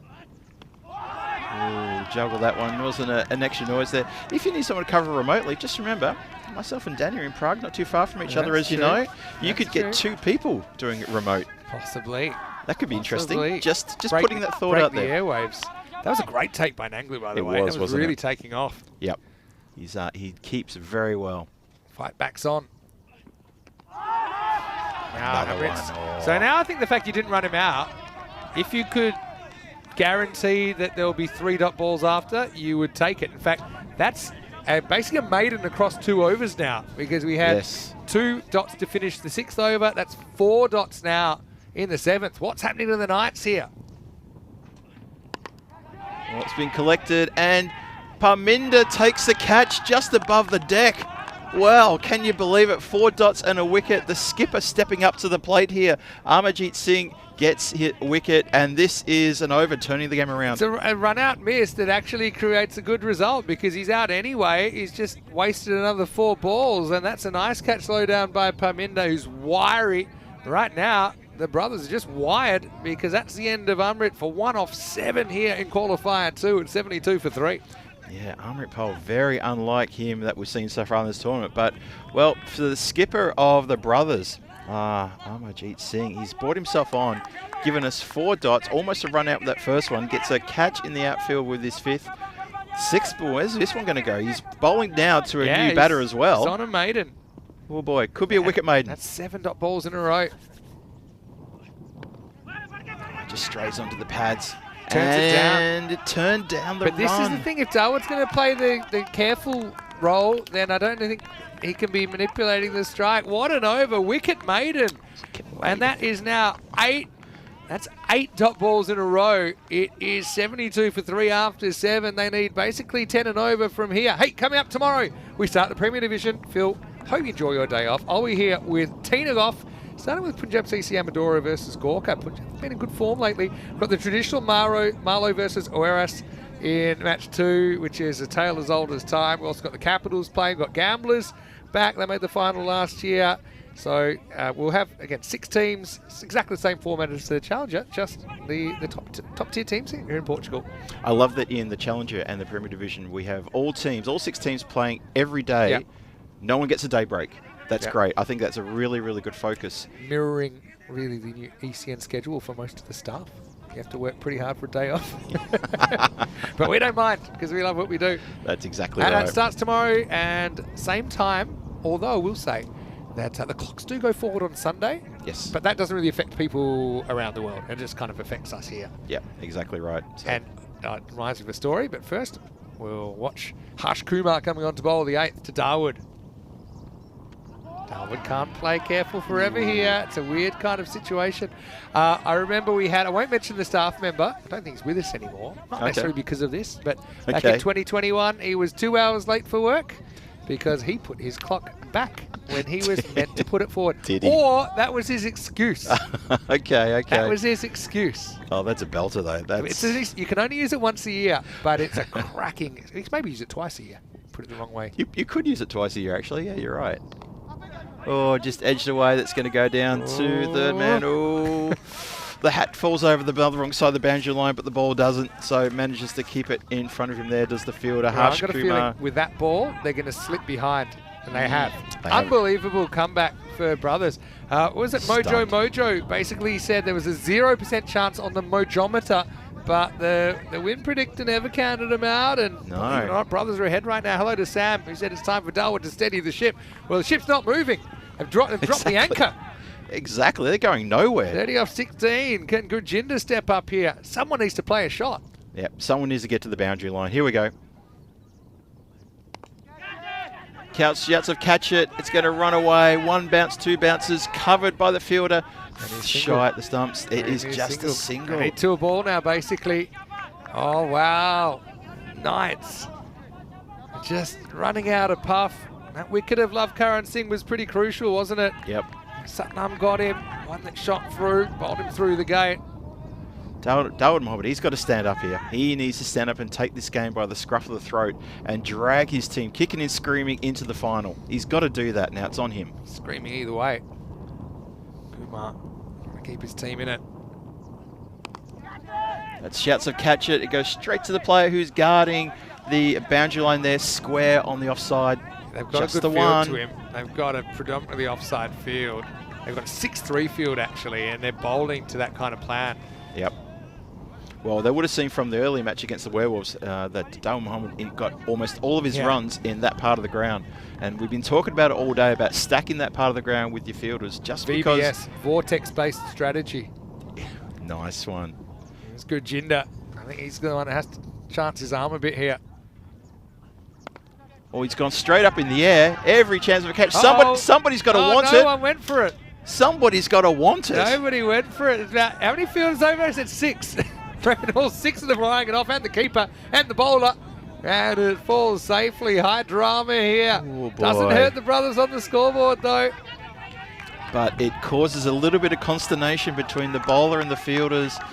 And, oh, you don't want that, just a hand on hips moment from some of the players. Oh, I love that. He's saying, look, Kumar say, look, don't worry. Yep. We're cruising here. That's it. We're all on top here. Darwood needs to draw his line in the sand here. He's shaping. He wants to play a shot here. Yep, watch this. Oh, he tried to go for a swipe across the Could just line. tell it's the first time against the old poker strategy. He had a little bit of a kink as the ball was running in. He was itchy with his feet. He wanted to make something out of it. He swings straight through it. And unbelievably, the Brothers are favourites with 2 overs to go. Knight 76 for 3. Have a look at that. The Worms have danced an unholy dance through overs 6, 7 and 8. That white 27 line. required off the last 2. Vinny, the white line's gone under the line now. It's not sitting next to it on top of it. It's gone under.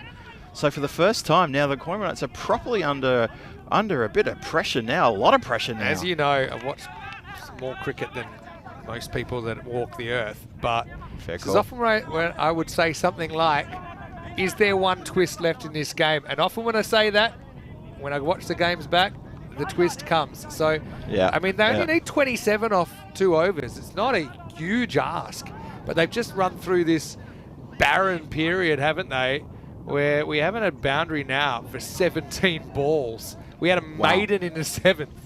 And Amrajit, who bowled that maiden, is coming back to bowl the 9th. Can they conquer him? Here we go with the 9th over. Oh, there's a shout, there's an appeal. And we're going to go to the video replay. Let's have a look at this one side on. Not too sure. There wasn't a massive confident appeal. Funny thing is, I don't know if you'd even want to get him out the way things are going at the moment. Does he drag his foot? He does, but I think he's back. Yeah. So, and then he actually probably lifts his foot again. But I think when the bails are broken, he was in. Yep. I think to your point, though, why would you want to get him out? He's swinging and missing. I can answer that. Keep Dawood Mohammed off strike. Keepers love stumpings. And if That's you get true. a stumping, that comes first, the game comes second. Geez, they have completely flatlined here. Oh, they're not going to bottle this, are they? They were in control for half the game. You're watching the bottle. Oh, there we go. There it is.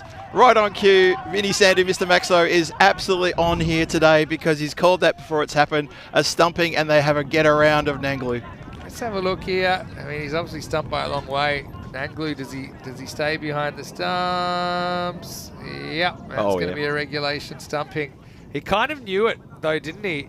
It's one of those innings that, given back, if he knew it was going to happen, Gurjinde, he rather would have made a golden duck. In the end, go for 2 or 5. Yeah. And Amarjeet unbelievably has figures of 2 for 0 off 8 balls bowled. No one's taken a run off him yet. That is terrific from the skipper. The captain of the brothers standing tall here when they needed him. Jason's watched a lot of ECN cricket because he asked, as I was saying it, is there a twist left in this game? I'd say his Gamma Singh, he got him over the line earlier on. He did. They needed a change of personnel here. They did, and they've got it. What can he do? Oh, it's gone high, and it hasn't gone anywhere except for into the hands of the skipper. Amarjeet Singh takes a 3rd wicket, 2 in 2. It's all coming apart for the Coimbra Knights. I can't believe it. They're bottling this. Absolutely shelling it. Amarjeet Singh, the captain, where have you been all my life? He's on a hat-trick here. I know there were all signs of, I suppose, grumblings in the brothers' dressing room when they dropped that Q1, and really only about 10 minutes ago they were staring down a pretty comprehensive defeat here, but he finds himself on a hat-trick. Speaking of golden ducks, there is one for Gamma. He walks back at 76 for 5. It has been slim pickings for the Knights through these last 2 or 3 overs, and now we're watching Amarjeet with a chance to become the 8th hat-trick taker of season 2025. Oh, this is going to be a massive delivery, this one. Absolutely huge. I cannot believe that the Coimbra Knights cannot even take a single off the bowler here. They have completely gone into their shell. They've introverted and they don't know how to get out of trouble. Hat-trick ball coming up. What can the skipper do? Swings. It's going to be caught. Verinda takes the catch. It's a hat-trick. What a fantastic return from the skipper. Gets lifted off the ground by Verinda. The brothers have a proper get-around. This is a ridiculous spell. He's got 4 for none off 1.4. I'm just going to put it out there. If he was to take 2 more wickets right now, not only would he be the first to take 5 in 5, but he would beat the Stefan Gooch figures of 6 for 2 because he could get 6 for none here. He could. The thing is, they're going to have to keep going for it. They're now so far behind. They need 27 off 9. Yep. So they need 3 a ball now. The Knights have completely fallen off the horse in this chase, and a memorable moment for Amarjeet. He takes an ECN hat-trick. Yeah, the Knights are absolutely getting smashed to smithereens here. 4 for nothing for the skipper of the brothers. He comes in. He's already got a hat-trick. What can he do on this delivery here? Well, it's been hit along the ground. Figures are ruined. Completely ruined now. But he still could get a 5 for. What a performance from Amarjeet Singh. Absolutely incredible. Incredible. Well, Jakku gets off the strike with a single, turns it over to Dawud Mohammed, who must feel absolutely shattered, completely shattered watching that carnage from the non-striker's end. What can he do here with the last ball of the 9th? Cannot do much except for almost get stumped. Oh, we're going to go to the video replay. Well, this is for a 5 for. Now they're just having fun. By the way, the hat-trick that Rahul took was against brothers 4 Coimbra Knights back in match 21. Could this be a 5? He does walk. Oh, he's out. He's got him. It's going to be a 5 for. And yeah, it's a clean take. He doesn't break the stumps. So he's going to finish with 5 for 1. Incredible.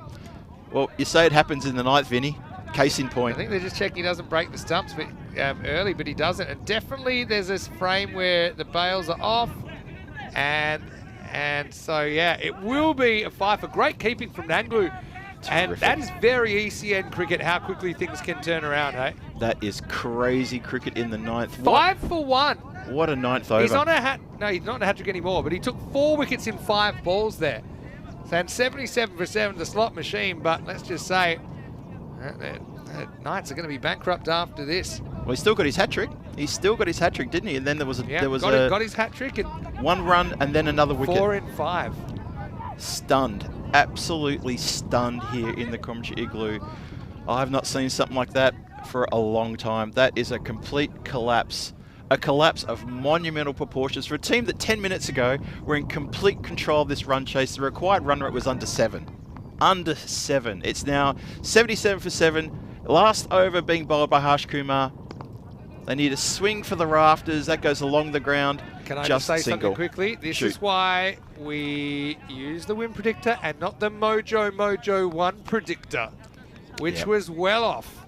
Mojo 1. Where are you now? Maybe he had to switch it off and back on again. And I guess his Mojo actually wanted that to happen. He probably just can't believe. He's probably just waiting to wake up from a dream here. Either way you look at, Mojo's lost his mojo completely there. Swings, goes for another stumping opportunity. I'm not sure they're going to go upstairs. I think that's been given pretty clear, not out. Or it's been given clear out, not sure. No, not out. Ooh, Nangaloo having a bit of a day out here. 5 for 1, the best figures on ECN this year so far. And he was only 1 more wicket off 6 for 1. And you know what that would have meant? The reign of Gooch would have been over. That's right. Imagine that. Gooch would have come charging out of his box. Would have called a no ball on him. Probably. That's a hit down the ground. Chance of a catch here. A lot of ground to be run in. Only bounces a metre in front of the fielder running in there. And Mandeep Singh cannot get off the boundary line fast enough to take catch. Doesn't matter though. Harsh Kumar bowling a great final over here. And they are going to lock in their berth in the final here. They're going to knock the Coimbra Knights out of this tournament here in this qualified 2. There's only 3 balls to go. They need 24 from 3. That's going to be difficult. That's just been hit along the ground. Harsh Kumar just saying, easy, easy, easy. We don't need to do anything silly here. And of course, it's the second fifer of this series. We didn't have a fifer at the whole of Khartoum, by the way, for the Really? ECL, though we did have one in the Western Shield. Yeah. Abdul Motin, a timed out, a 50, and a fifer. He's on at a the same series. He's at a busy tournament, hasn't he? That's against Team Tigers Portugal, match 7. That's incredible that he got that. But yeah, he got 5 for 9. Swings and the batter walks. Was that a stumping or a bold? I was just having a look there. Because the batter he's decided he's done. Does he think it's all over? I'm just trying to see what the call is from the umpire. There's hugs. There's men in tears. There's a lot going on. Does he sneak out of the crease here? Yep, he does so far. And yeah, doesn't get the feet back. Switching. Another stumping. How many's that? I'm losing track. I think it could be a 4? third.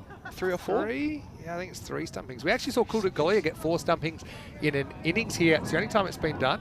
And he missed a 5th stumping off the last ball. It was quite a tough one. And he could have made even more history. Oh my goodness. Well, Wow, what an epic turnaround. this has been quite something. 80 for 8 is the score. It's 1 ball to come, and it's going to be all over Red Rover because the brothers are going to qualify for the final with this last delivery.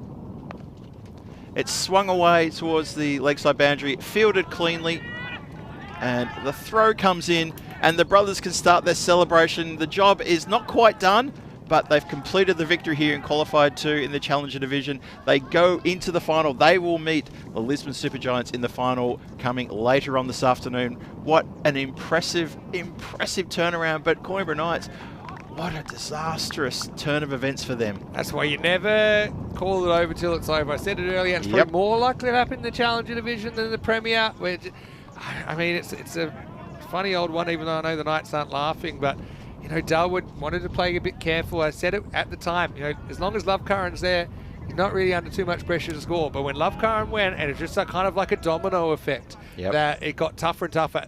And they were losing wickets, but also they just weren't scoring at all, were they? And so now we've got our final, and it's a rematch of the earlier game, Lisbon Supergiants versus Brothers 11 Portugal. By the way, a game that went down to the very last ball. Brothers 11 probably should have at least tied it, but they got the field all wrong. That game starting in around about an hour and a half right here, and that's too close to call. For the Knights, I mean, it's the end of a brave run for them that we saw them obviously pushing towards the final, but it wasn't to be. In the end, they were just outdone by a Brothers 11 team that stepped up when the time was right. But before that, the Knights were so far ahead in this run chase. Yeah, they really were. They got off to a really good flying start. The power play was massive for the Knights. Lost a couple of wickets along the way, but with honestly, it was just, I don't know where and when everything just started going crazy there, because the run rate got down to less than 7 at one point, and I think a few of us, including Mojo1 in the chat, decided she's all over. But no, you keep fighting until the fight is done, and that's exactly what the brothers did. Well, that was the first wicket falling there. George, with his hands held aloft, finally getting a breakthrough, and it was almost a case of, well, not much celebration really, because the brothers were so far behind this game and the Coimbra Knights so far in front of the curve. but that's just what can happen in these sorts of games. Maybe finals pressure. It is a big day of finals here today. Maybe the Coimbra Knights bottled it on that reason. I'm not too sure. But the man who we need to talk about is Amarjit Singh, the skipper of the brothers, who brought himself on at the perfect time and delivered the perfect over, picking up a wicket and maiden, and then his second over was even more incredible, including creating a hat-trick and another wicket, so 4 wickets in total, I think, for only 1 run. Yeah. Absolute nuts. It was nuts, and I'd love to say I told you so, but I didn't really see it going down this path. It got crazy, and then it was just kind of stumping a clock. I'd love to know what they got in the last, what did they get? Yeah, in the last 5, so there were 64 off the first half. Yep. They got 17 off the second half. I'll go you one better. They got 9 off the last 4 overs. Incredible. 9 off the last 4 overs. And, how many wickets fell there as well? I mean, to give you an idea as well, that they were 70 for 1, and they ended up losing 7 wickets for 10. And the ultimate collapse, 6 the Knights, who are going to finish in 3rd place in this Challenger division. Well, Ravinder Singh and Lavkaran Singh, they get 24 and 35 respectively at the top there. And when they left, they you almost felt that they were saying, we've done the job. We've got things set up. Away, take it away, please, Dawid Mohammed, and the rest of the batting lineup. But you have a look at that card there. There is nothing positive there whatsoever. And the bowlers, where is he? Amarjit Singh, 2 overs, 1 maiden, 1 run, 5 for 1. Incredible. Harsh Kumar gets 1 for 8 from his 2. Wow. Just crazy. Absolutely 5 crazy. for 1. That's player of the match right there. I don't care what Done. anyone else did. But it wasn't just him. I will say, they had a lot of performers there in the second half. Wickets to George as well as Satnam, and 1 for Harsh Kumar as well. But 5 for 1, the best figures of the year. And, well, the captain, I'm sure he had a few voices in his ear wondering what happened in that qualifier 1. But when it comes down to it, that's a bit irrelevant now because, both teams have made it to the final. That played that thriller earlier on to the Knights. So it's always great to see them, and I appreciate their efforts. Making a big trip here every day this week. Yep. And I'm glad that they had some success before they finally fell in 3rd place. Toss is coming up in just a few minutes, so keep an eye on our website for that, and also we'll try and share it in the chat. But really sounded here, Mr. Maximo, with Phil G. Just have a look there. Amarjit Singh, the 5th 5-wicket haul of the year. And 5 for 1, comfortably the best figures of the year as well. Second of this series, also the 8th hat-trick of the year. And again, it follows on from Rahul Khan, who took a hat-trick in this corresponding contest. But of course, Rahul took his for the Knights. We'll take a break though, back in around about 1 hour and 20 minutes. Don't go anywhere. Plenty more action coming your way, from the sublime to the ridiculous. It will be the final coming up. Can LSG go all the way, or can Brothers resume top dog status? Vinny Sander here, Mr. Maximo with Phil G. We'll see you for the decider when we return to the Santarém Cricket Ground for more European Cricket Series.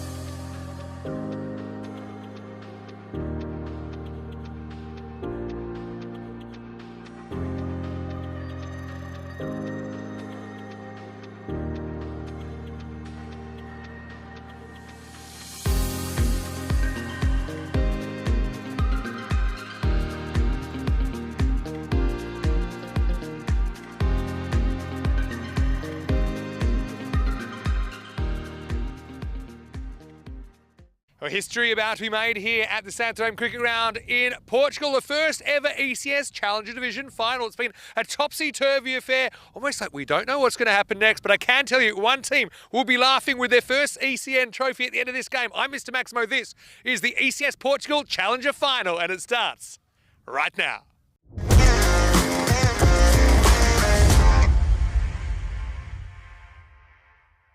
This European cricket event is proudly brought to you by HCL Software, Rado, 1xBet, and Victorinox.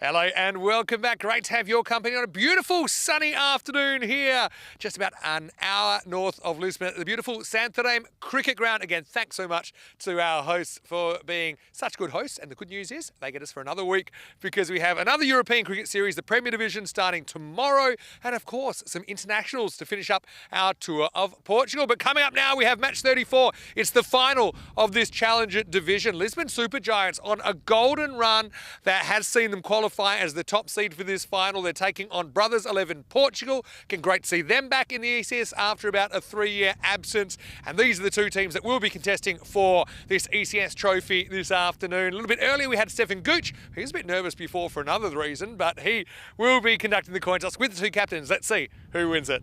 Brothers 11 to go. Heads is cold. It's tails. Bowling. Super Giants have won the toss, they're having the ball. So you can see that it will be LSG who are batting second. They have won the toss and they've elected to bowl. Now these two teams, they did meet in qualifier 1 earlier today. Brothers 11 lost a lot of wickets early, but then they recovered through Nanglu to get to 125.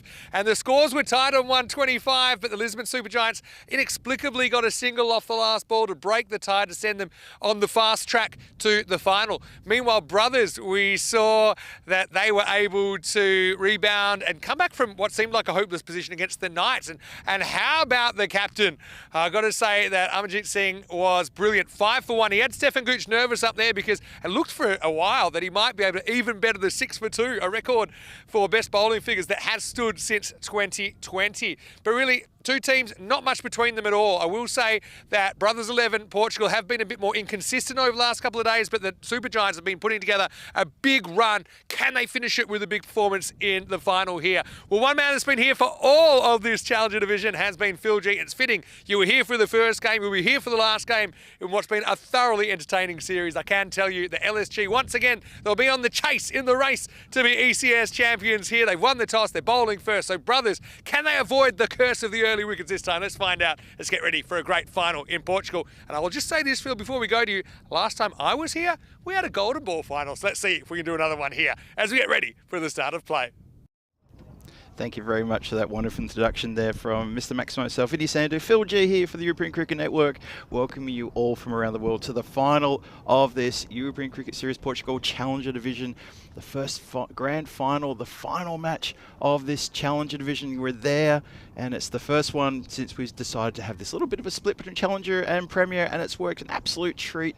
I don't think you can disagree with that. Interesting in the toss, the Lisbon Super Giants, they win the toss and they elect to have a bowl first. Happy to go to the field, have a look at the lineup there. Unchanged from their head-to-head qualifier 1 match from earlier today. And so for the 3rd time in a row, the Brothers 11 are going to have to bat first. Now that might have a bit to do with what sort of score they get on the board. They may feel a bit could be a bit labouring for them. Either way, it's the final. Everything changes in a final, everything happens, and this is going to be a massive game coming your way. And have a look at that, 51% to 49%. Even the supercomputer is scratching its innocuous head and saying, I'm not too sure about this. Going to tip the scales just ever so slightly there, 51 to 49, as I can see the Lisbon Super Giants running out onto the field, full of energy, full of spring in their step. The Brothers, they're opening the batting, doing batting in the first innings. As I said, for the 3rd time again today. Will that have an effect on their score? Who knows? We'll find out very shortly indeed, but they're going to have to work very hard against this very good outfit who are really on a roll. You saw that Vinny alluded to that in his introduction about how well they've been doing, and they've come good at the right time in the tournament leading up to this too. The Brothers really had it over the Super Giants, putting in some very good efforts there in matches 4 and 19 against this side and getting the win on both occasions. However, in the match earlier today, the qualified number 1, results went the other way around. And that's how the Super Giants locked themselves into this battle here first. They were the first ones to get into the final. And the Brothers had to go the long way around, but they've done so successfully with an amazing win in that last game. I'm sure Amarjeet Singh, the skipper of the Brothers, is probably still pinching himself over his bowling effort, but what an effort that was. It's there for the taking. The trophy is being polished as we speak, and now we are about an hour and a half, maybe an hour 50 minutes away from deciding who's going to lift the trophy in the 2025 ECS Challenger Division for this Portuguese series. It's been a fantastic series. Need to give a very loud shout out to my partner in crime who's been here with me for the last week as well, and that is Tina Goff. Tina, I know you're probably out there watching, and if you are, well, a lot of credit goes to you too for keeping me company. And also, we've had a great time, G-Force, taking it up to here, but now it's me and Mr. Maximo to take you through the final. And we start with a dot, Jaswant Singh with the ball. Not surprising to see Jaswant Singh bowling the first over. He's he's just one of those characters who pops up to bowl the first over for Lisbon Super Giants, and he's a dangerous customer early on.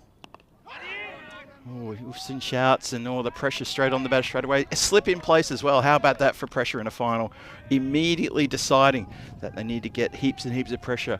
Don't want to let these 2 openers get away. And Harsh Kumar is facing, not content to be at the non-striker's end. He's decided to switch over with Nangalu, his batting partner. And so for the 3rd time that the Brothers start the innings, start the match with them batting first, it's going to be Harsh Kumar. He is facing these first deliveries, Nangalu at the non-striker's end. So far 3 dots. And see who's going to blink first. Oh, bit of a good leave, that one. Well, wicketkeeper removes the bails and has a bit of an optimistic shout there for a stumping. Jaswant Singh wasn't too concerned. And that's one of the tricks about Jaswant Singh. If he's not too concerned, there's probably not much going on. Well, yeah, you don't really appeal for that sort of thing. But anyway, I think maybe it was more an apology than an appeal. Just punched into the covers there on the next ball. Still no runs coming from the bat. Very cautious start here from Harsh Kumar. He is actually on his 3rd possible duck of the day. So he definitely wants to get a run on the board to avoid a triple duck day. And that's been hit through. Oh, the player just lets it get through. And that has been stopped before it gets to the boundary line. So it goes through the man at point, and Harsh Kumar does indeed get off his derrick. He's got 1 on the board, and that is all that comes off the first over. How about that for a pressure start? That is a great first over from Jaswant Singh. Wouldn't expect any different from that particular player. A real hard campaigner for Lisbon Super Giants. Loves his team. Gets really involved, and he's always thereabouts. Let's have a look at today's schedule and see where we've come from. We started with the Wolves and the Coimbra Knights in the Eliminator. Werewolves had to say good night with a howl and tail between their legs. And unfortunately, the Qualifier 1, the Brothers Portugal went down to the Super Giants, but that's okay because it's Qualifier 1. You get 2 bites of the cherry. Qualifier 2, the Brothers came up against the Coimbra Knights in what is an amazing turnaround of fortune in the second half of that second innings. And they find themselves here now in the final against the Lisbon Super Giants. It's the replay of Qualifier 1. And these two teams evenly poised, evenly matched. Look at that, 48% to 52% says the supercomputer. And as Yuan Giri sizes things up, Mr. Maximo Vinny Sandhu comes into the tent. Vinny, here we go. Yeah, here we go. Giri gets the second over. What a good one by JP. Wild throw here. Good effort to back it up. That might have been close, you know. I don't know what's worse. A diamond duck, a golden duck, or 1 off 6, because I think Kumar's putting a lot of pressure on himself here. And look at this, he's just napping and then gets forced to go. If that hits, I think he's out, but the throw got airmailed. He was very lax getting into his ground there, wasn't he? That throw needed to be an awful lot better. You're right, just caught just a little bit of sleep at the wheel there. I say though, Nanglu's got to face the first ball. Yes. I mean, maybe Kumar didn't get to face the ball earlier, maybe, but Yep. they're persisting with him. How about that for conditions? Has it always been this nice this week, Phil? With the exception of Saturday. Yeah. It's certainly a lot better than it started. We had match 1 washed out last Saturday. Yeah. Currently 19 degrees and blue skies. 5:15 start.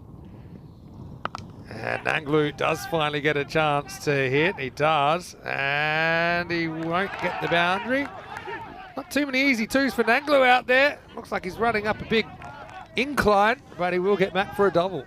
He cuts back well, and have a look at this on the boundary line here, square of the wicket. A little bit of more fancy footwork and maybe a bit fancy ankle work there.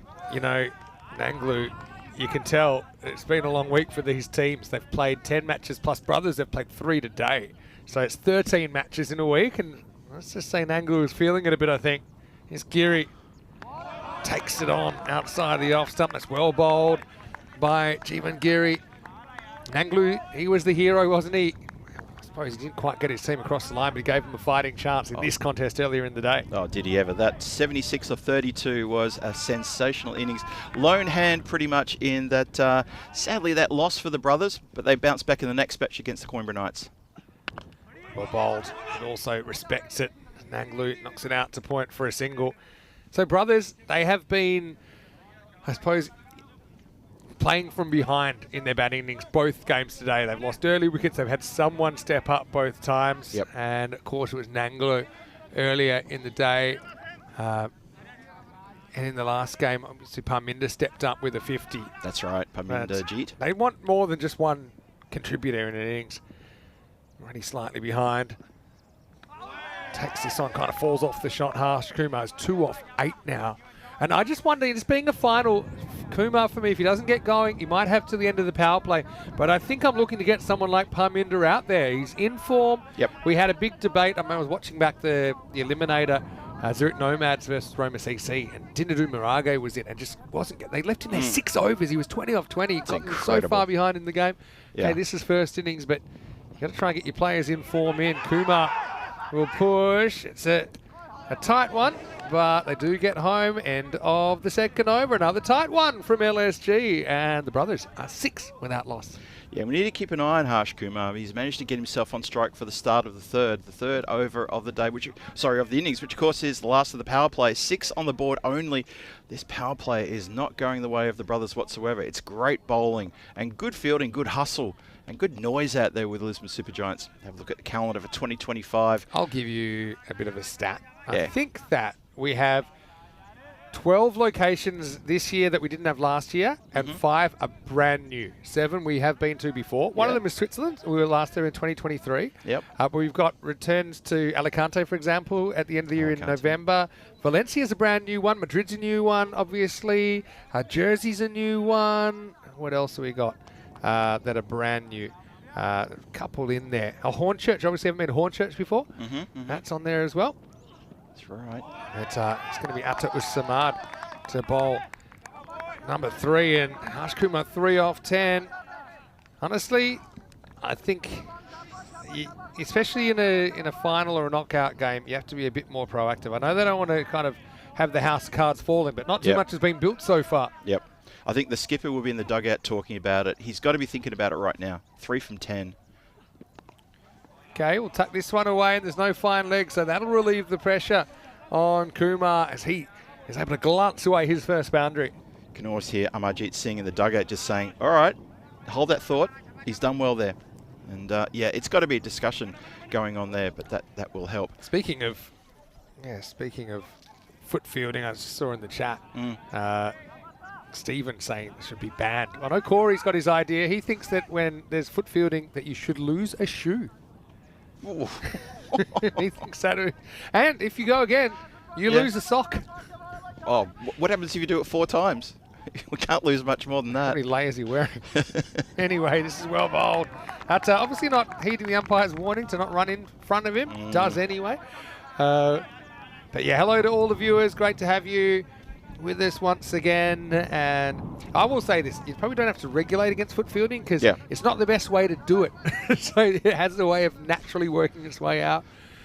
Even the West Indians used to love a bit of foot fielding. Yeah. Back in the day. Bit of survival of the fittest, that one. Well, this time it does go. It goes to the skies, and this one's going to fly. Maximo! So Kumar catches up to run a ball with a good strike down the ground, goes deep in the crease. That's more like it from Harsh. You know, Vinny, I'm convinced somehow, someway, we are mic'd up to the centre of the pitch because so many times something is discussed between the two commentators and the batters oblige. And Harsh Kumar has probably heard our call and gone, oops, I better get on with it. And he has indeed. So 13 from 13, that's a step in the right direction. This over resurrecting a little bit of fortune here. 10 off it so far. Hit that a lot straighter, didn't he? Couple to come in the power play. Oh, he gets done. This one he tries to go across. In fact, he's going to get 4 byes. So, oh well, that's a bit of a keeping error that time. It's Bob Chane behind the stumps. He's done some good things, but again, the variable bounce, you see, he doesn't start very low. So now having to get low, he loses the battle to the ground. Yep. And 4 bonus runs for Brothers. Yeah, Bob has had a pretty good day, but yeah, that one just standing up straight and it goes straight through the legs. Can't stop that one. Bob was pretty impressive with the bat as well as been impressive with the gloves. Bob's having to just deflect a few verbal barbs his way, bit of friendly fire, I think. I think so too. But anyway, he's been a fun player to watch. Batted very well earlier. Scored 29 in his first ever ECN match, coming in for finals day. Yep. That's full toss and flayed away. That will be 4 runs. And is that Faf over there? It's going to be a missed field. Well, he'll be playing for Awaris tomorrow. Watch this. Does it go all the way? Oh, maybe it does. Yeah, I think that might have. I think it might have gone for 6. I think it has. Have Let's a look look at that again. But yeah. But can we keep Reese rolling? Let's have a look at the fielding. And I want to know what he does wrong here. He was worried that was going to Tortuga into his face. So it will be 6 runs to finish the over. And Brothers get the over they wanted. A magical third, the 26 without loss. Yeah, after coming up with only 6 runs, but for no loss after the second, that over has get them back in the game proper. 26 now, that loss, 26 in the power play. So Jiwan Giri gets a chance to bowl the 4th, and that is a good recovery. And Harsh Kumar behind most of that. Nangalu, who's only faced 3 deliveries, he gets his chance to face up now. Yes, that's why I think statistically, if you face up first ball, you're more likely to face more in the power play. Something I've noticed for a while. Now, Nangalu's only faced 3 out of the 3 overs, and that's not what you wanted. Now, I don't know why they made that change. I'm not saying it always works out that way. I just think there's a bit of... It's just more likely you'll face more in the power play. You're controlling the game a bit more, as we saw Kumar finding it hard to make an impression until late in the power play, but it's not going to work out too well for Nangalu. He gets yorked and Giri gets his man. Big moment early. It's a picture-perfect Yorker It knocks over the timber, and the brothers lose a big player at the top. It's 26 for 1. Yeah, trying to divine what was the thought process of putting Nangle at the non-striker's end. It can't be, oh, let's just give Harsh a go, let's give you a rest. It's not a rest because I'm still at opening bat. I've still got a job to do. He's in form. Get him on strike from the very start, and that's what's happened now. Yeah, rest when you're dead. That one bounces right between his legs. Actually kind of stepped out of the crease a little bit, kind of yorked himself there, Pardeep, but he'll have to go for 3 in the final, and the brothers have lost a key batter for just 3. It is 26 for 1 as Parminderjeet comes to the crease. Well, he's the one I was talking about, maybe selectively inserting, but obviously the change is forced with that wicket of Nanglu. So true. We talked about Harsh Kumar and taking for a while to get going there. He started pedalling harder in that previous over. Now Parminder, he comes in interesting time. It's not quite halfway through the 4th. There's still a lot of cricket to go here. Jiwan Giri's bowling beautifully, by the way. He's got 1 for 5 from 1.2 overs. He's absolutely on target here. And the brothers, they need to pick up the momentum. I'd love to copy and paste that one, wouldn't he, here, Giri? Oh, yeah. Not quite. The line was good. They push, they run, they'll get there. Almost a collision. Maybe there was a collision there. Yeah, there was. And you can see there that there's a fairly animated player group out there. There comes the ball. A little bit of an incidental collision. Not too much in that. Nah, I can't So really. Bob Chaney is a bit of an action magnet, though, isn't he? Yeah, playing he his, is. Playing his first day of ECN cricket in the first ever Challenger Finals day. What a day to play your first game. Well, your first game and your first day of cricket. You play 2 matches. One's a qualifier and one is a final for a trophy. What an introduction to ECN. Just 1 run separated these two earlier today. Oh, pretty close. Good That's shout. very close. He's saying it's a little bit too high. That's exactly what umpire Bucks was saying. We're going to have a look at replay on that one. You know, it's actually a brave decision. It does hit him in front, but he felt that it's on the way up, and I think it's a good decision. fair I think it's in the call. very top of the pad. Know how we get this nice and slow, and we'll take a good look at it. But he's also a fair way out of his crease, and I think it's a fair decision. Benefit of the doubt. It hits him on the way up, still climbing. Fair enough. Umpires have been very good on the LBWs. This time he literally throws his bat at a slower ball, and Kumar, well, he's seen a bit of everything from him so far. Well, we often say how a batter throws his bat. That's not exactly what we've got in mind when we say our batter throws his bat. Watch this. Just, oops. Yep. Reminds me of Kumar Sangakkara once got out hit wicket in that exact scenario where it Yeah. slipped out backwards and slipped onto his stumps. It's a funny old moment that. He's gesturing to the keeper to say, well, I haven't got a bat. I couldn't have hit it. It reminds me of Golden Ball 2 from Gothenburg, Sweden back in 2020. You ready for a story? Oh, I'll please. give you one because this is the last ball of the over. It's been a good one from Giri.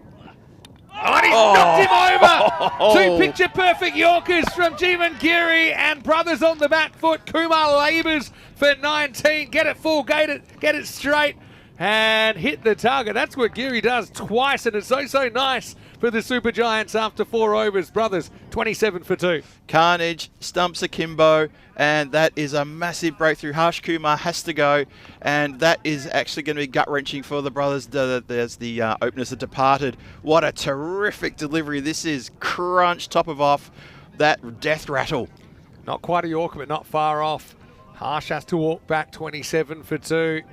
Lisbon Super Giants, despite losing twice to brothers, in fact losing very badly the first time they met, they didn't take a single point out of that game, but they've got the wood on them today.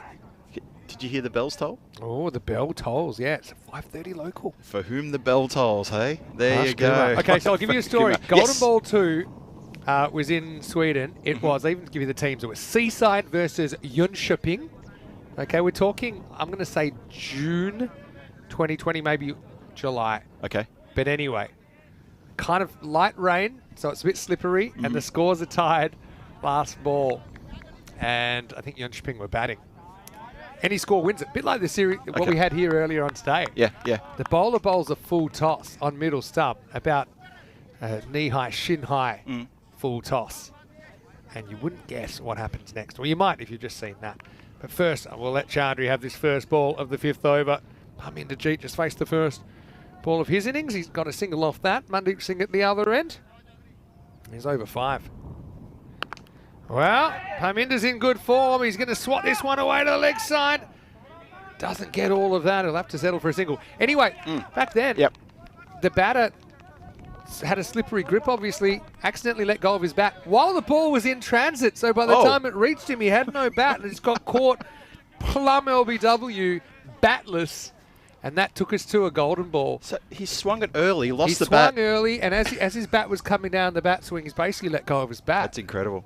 So that obviously wasn't in the plans. And it's also pretty notable because this is back, and Spring Productions, now known as Two Circles, they've been with us all the way since 2020, and they've done some amazing things over the years. Yep. But back then they were still pretty new. They didn't know about the golden ball rule, and they all went their break. So the golden ball was captured, but only from the long camera. It'll be wide.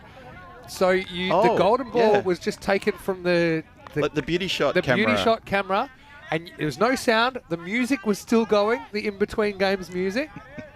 And you saw, actually, it was a pretty exciting one. It was fumbled by the outfielder. They scrambled back for 2. It's crazy, but you wouldn't have known it because golden ball 2 was only captured in JFK-style footage of grainy and from a distance. Oh, there was a grassy knoll in the distance as well, no doubt. It is a bit of a grassy knoll around. I want to check the back catalogue. Yeah, you can actually go and check it out in our Golden Ball compilations. Now we have 7 volumes soon because every 10 we put them together, and it's a good watch. Oh, definitely hunt for that one. Golden Ball 2, everybody. That's what we're talking about. I will find you the actual. Okay. One. Okay, anyway, this up in the air. Well, fielder camps under it, drops it. Never looked so comfortable under that. And that's Geary, who's had a pretty good few minutes, but it just faded on him a little bit. Had to take it to his right, wasn't able to. Another moment in the final. We've had a few so far. Yeah, he was moving the whole time then. The whole time. There was a fielder behind him. Didn't even give him a sniff to have a try to catch that one. Unbelievable. Let me see if I've described it well from my memory. Okay. Wait for this ball, though. Yep. He's bowled it top of middle. Chowdhury breaks through now. Parminajit goes. And the 2 batters that have saved the hides of the brothers today, they are both gone. That one's a bail breaker. I saw 3 bails disappear, and from where there were only 2, 30 for 3. And 3 times we've seen the stumps get knocked over. Yep. I think there were 3 things there. Watch this. Bail breaker. There, and one went there. I've got a good sense of when bails get broken. You might see it from here. Bang. Top of the stumps. And Parminder's a lazy kind of shot, really, but it's the kind of shot's brought him runs today. He's out for just 2. It's 30 for 3. Brothers need to hunt for a new saviour. They really do. Let's have a look at this replay. It's definitely, I'm going to put this in the chat. I'll even put it in the exact moment. Please do. That really is a classic. That's an ECN classic. And then you can stay on, maybe you can do it after the game, but you can save it for later. Yeah, okay. So yeah, Golden Ball 2, we've just had a quick look at that one. It's exactly as Vinny describes it. Oh, that's a ripper. 4.5 years ago now, almost 5 years ago. It's scary how long we've been doing ECN cricket. Can't believe that. I think we're up over 7,000 games, I think. Must be, must be. Here's George. Well, in the air. Has he got it? Has he got it? He's got it. Unbelievable. Chowdhury on a hat trick, but he can thank Dingra with the magic hands running down. It went down the slope, which is everywhere from the middle. And brothers, once again, they are in all sorts of trouble. 4 wickets down halfway through this first innings. It's 30 for 4. Incredible catch there. How does he hang on to that? Diving forward. Probably the most difficult outfield catch to take. So good. Have a look at this one more time. Crunch. And comes into shot here. Oh my God. The face plant, the body plant, and he holds it. Yeah, and he's lucky it is downhill because it buys him a few extra inches. Yeah. You can see there, takes it, I don't know how much we get. We see it in the bottom corner. Yep. Just gets the fingers under it. I think, well, there's nothing too much from the replay that we can see. And so I think they're going to have to go with umpire's call there. The umpires are... Now, this is interesting. Yeah, interesting. I mean, he claimed he came up. How slow can we get it? Maybe we can get it frame by frame here. I mean, that's where the ball goes in. Yep. I mean, to me, there's nothing there that suggests he doesn't catch it, but maybe the umpire saw something on the field that makes him feel one way or the other. Does he come up holding it? kind of. Sort Seems of. like even there that there's fingers under the ball. Yeah. To me, It comes up weird. Like. yeah. I mean, I think he's turned his hand over, but for me, Yeah. I think you got to stick with what you see on the field.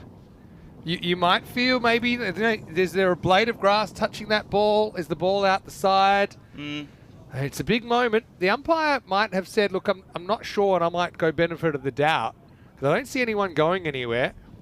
No, they're still in discussion. I think the officials are still looking at the replay. In the end, the replay doesn't really help us one way or the other. No.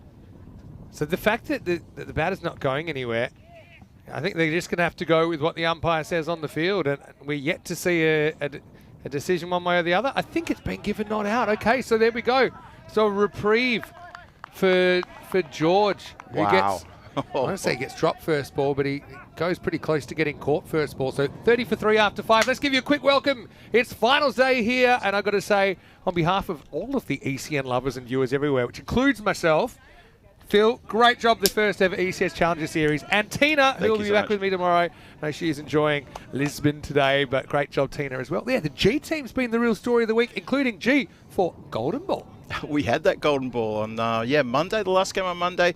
Tina brought the magic with her, and, well, we both celebrated that. You probably saw the high fives we're giving each other after the golden ball was decided before it happened. That was a great big moment. Celebration there, yeah. We enjoyed that, and I hope you did as well. I'll give you Dinger a tip in a minute as well. Okay. So they're going to go back. JP gets an opportunity here in over number 6. Bowled the first one, only went for a single. But if Dinger is clever, he will clip that whole catch, and including the commentary, and just cut it off before the catch got overturned. And he'll be sharing that all over his social media, what won't a catch. Has he done it? Yes, he has. Yep. That's part of the Dingra photo album. He might have even said, look, I feel like I've caught it, but I don't know. And then often the fielder will be the first one to say, look, go to the camera. Yep. Like I said, frame by frame doesn't really help you one way or another. Yeah, unfortunately. There's a couple of things. Did it go in cleanly? Guessing so. But then in the rollover, did the ball ever come into contact with the ground? Couldn't tell. And the umpire said, not sure, benefit of the doubt. But Jaswan probably, oh no, Tortuga time. Tortuga time. Maybe the worm turning back towards the brothers. We saw that that close one be given not out for caught. I got to say, I have a bit of sympathy for the fielder here because I reckon, can we see this last bounce? This one just goes left to right on him. It did. And unfortunately, it's fielded off the field. Yeah, it cuts to his right, and he's left looking a little bit silly just in that last moment. Bounced along like something out of the Dam Busters. Just ka-junk, ka-junk, ka-junk, then took a bit of a spin. Jaswant Singh, he's still got 3 to come in his second. Nicely tucked away around the corner there.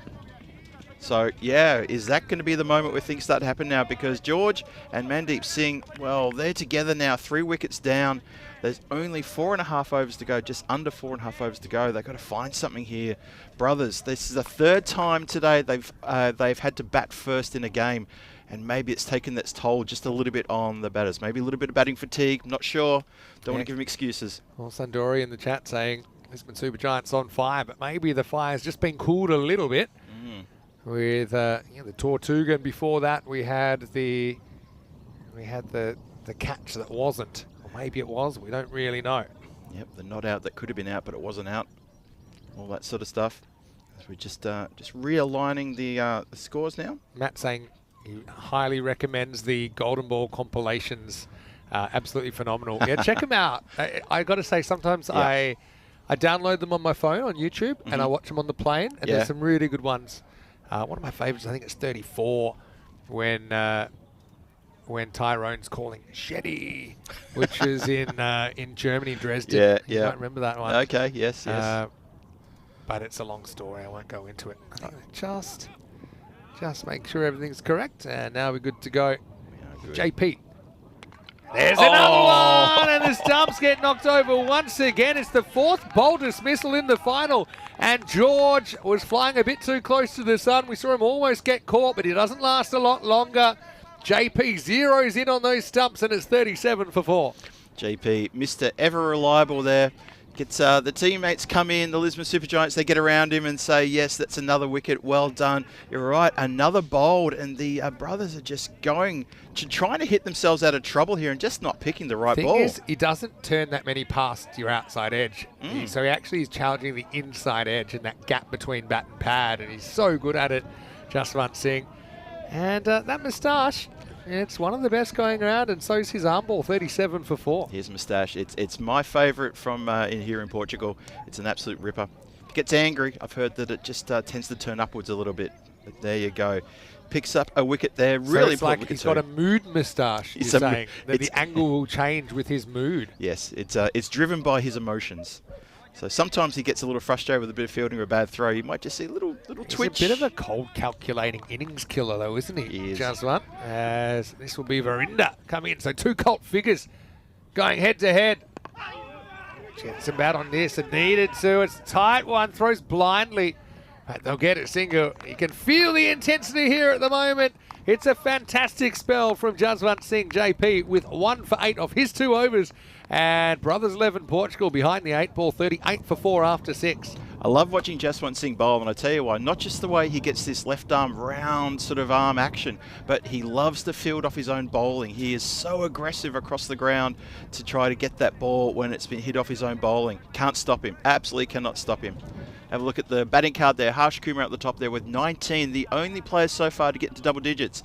And as Vinny pointed out to you all, bowled. 4 bowls in that 4 wickets. Only 1 wide so far, and that's been terrific dead-eye bowling from the Lisbon Supergiants. So disciplined, so focused. Hey, it gives me a chance. We had that phenomenal 5 for 1, and it prompted a couple of our viewers to chip in. So Wayne donated $10 Australian. Big thank you to you, Good on you, Wayne. Well done. And also Kroom with £1.99. So yeah, 2 of our favourites in the chat contributing just a bit of a token gesture to the European Cricket Network. We really appreciate it. Thanks very much, fellas. Really do appreciate it. Kidoki, here's Suryawanshi. Step back and crack. What a shot. Uppercut from Varinder Singh. Maximal to start the 7th over. Brothers, though, 3 times they've been in lots of trouble in their innings today, and 3 times they've fought back to a competitive score. That's absolutely true. In the first time it was Nangla who helped them. Second time it was Parminder Jeet. Is it going to be Varinder Singh? Is it going to be Mandeep Singh? One of these two's got to stand up. Who next? 44 for 4, all the 4s.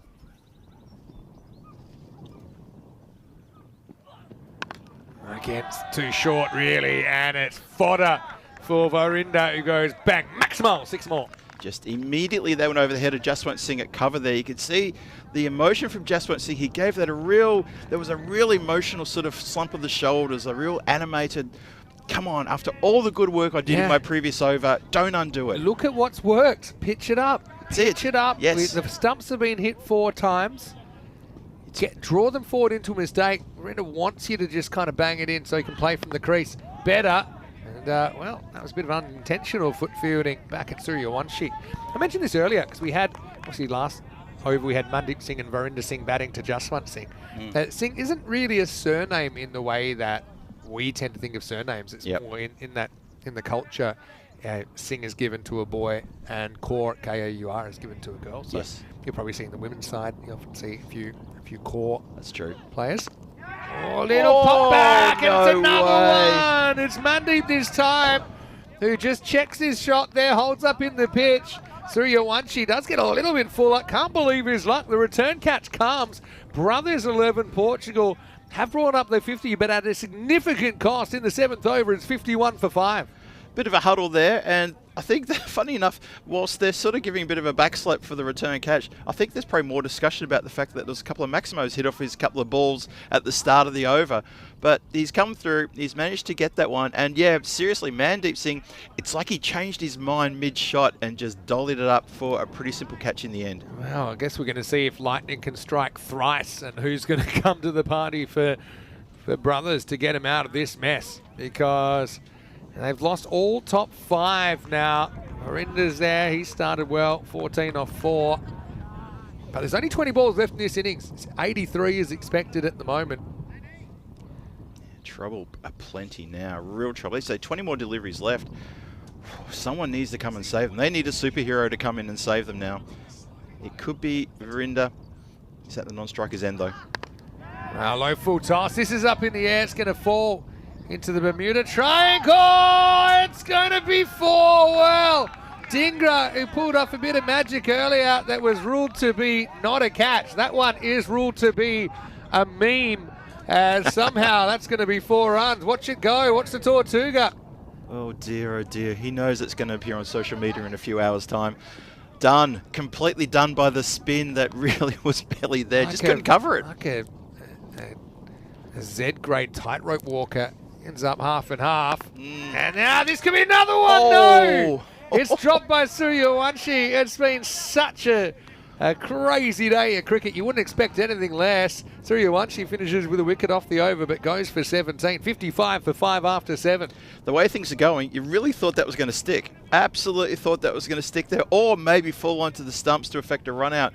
Because you're right, Vinny, the way things have gone today, anything goes. Anything goes. 55 for 5, 7 overs gone, 3 overs left.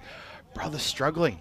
Coming up tomorrow, we have the Premier Division, and you talked about the fact that you like that you get to see all 6 teams, and I'm looking forward to that. As Marlow, defending champions, they won it here a year ago in a golden ball against Gamblers SC, and the rematch of that final is coming up in match number 4.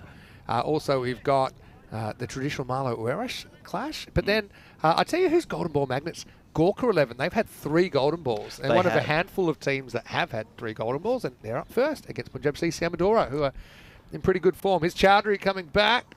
I think that's good, you know. Even the umpire probably can't see. I think so too. Again, you've got to get out of the way of the umpire, but this one for me, when he steps away, so it looks wider than it is. So there, for me, it's still getting some of the line, maybe even just inside the line. Yeah, Verinder Singh couldn't believe his eyes, just pointed with the bat at the ground and said, how about it? No, keep going. Again, got that step to leg, which isn't helping him too much. The other thing, you know, we're kind of glossing over it a little bit, but LSG, obviously they're well ahead in this game right now, but they have been on a golden run. But before that, they had a few off games, didn't they? I mean, they've never made an awful score, but there's certainly a handful in the 80s that they've scored. And so maybe something in the 80s is enough. Maybe that's enough. Maybe you can just catch them in an off innings as well, especially with the pressure. Completely. There's no reason this couldn't turn into a low-scoring thriller. Absolutely no reason that can't happen.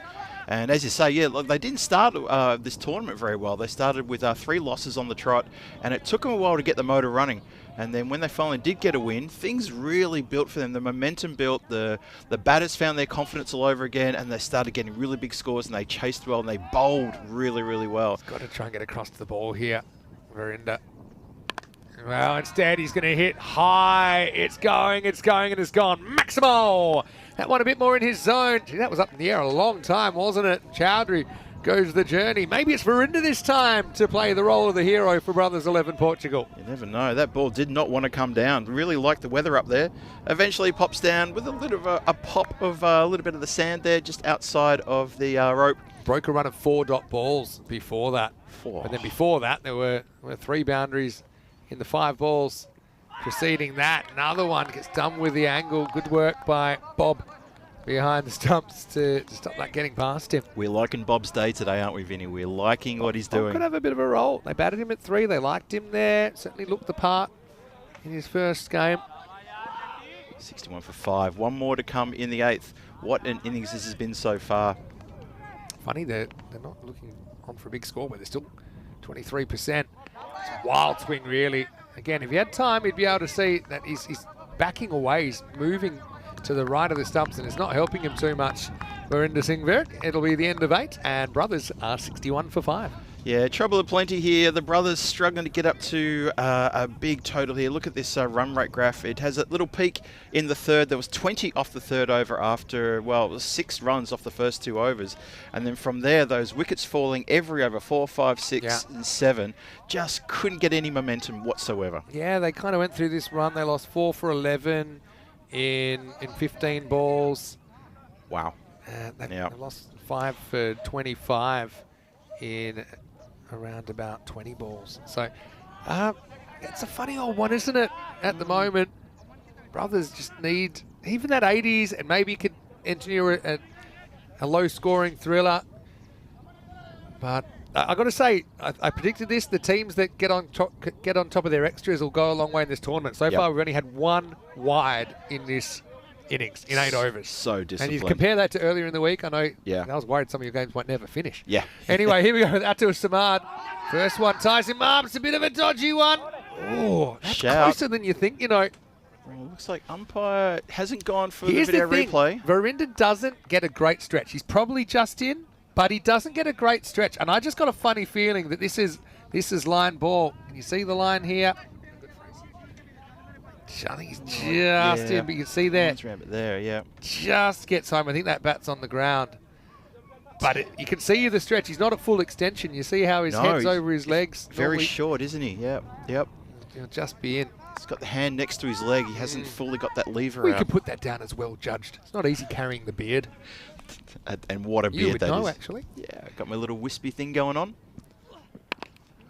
Again, another step away and slap, but only a single. There you go. So, Samad, he's the bowler out there, and, well, I mean, I was going to say maybe they might want to target him because they targeted him in the the third over, sorry, and he went for a few runs then. But you've got to target everything yeah, now. exactly. 10 balls to go. They're on 76 pace.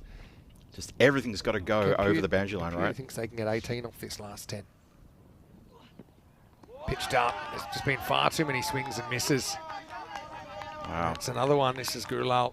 This is just tough day, tough afternoon at the office for the batters here in this game. Really tough day. Yeah, I'm not sure if the fact that they batted first in all 3 games that they've played today has something to do with it, or the fact that it's been 13 games in the last 6 days as well. That's a lot of T10 cricket. That's true. Practice though. That's missing. Going down the leg side. Short arm throw. Also wonder, will they go back to Suryawanshi, who took 1 for 17 in his first over? Or do they go to a 6th bowler? To see what Lisbon Supergiants decide there. Yeah, that'd be a tough call. That's going to be interesting to see how that pans out. I reckon they'll go to Suryawanshi. I reckon they'll stick to the plan. Tend to think you're right. Rather than bring someone in who could just get absolutely carded Had his for a quick moments 20. when he bowled too short. Yep. The thing is, he bowled too short to Verinder, who's still there. Yep. Won that matchup. Pitched up. That's a good drive, though, and that's going to be 4. That's more like it as well. Just kind of stayed on the shot a bit more. Yep. 4 carreras.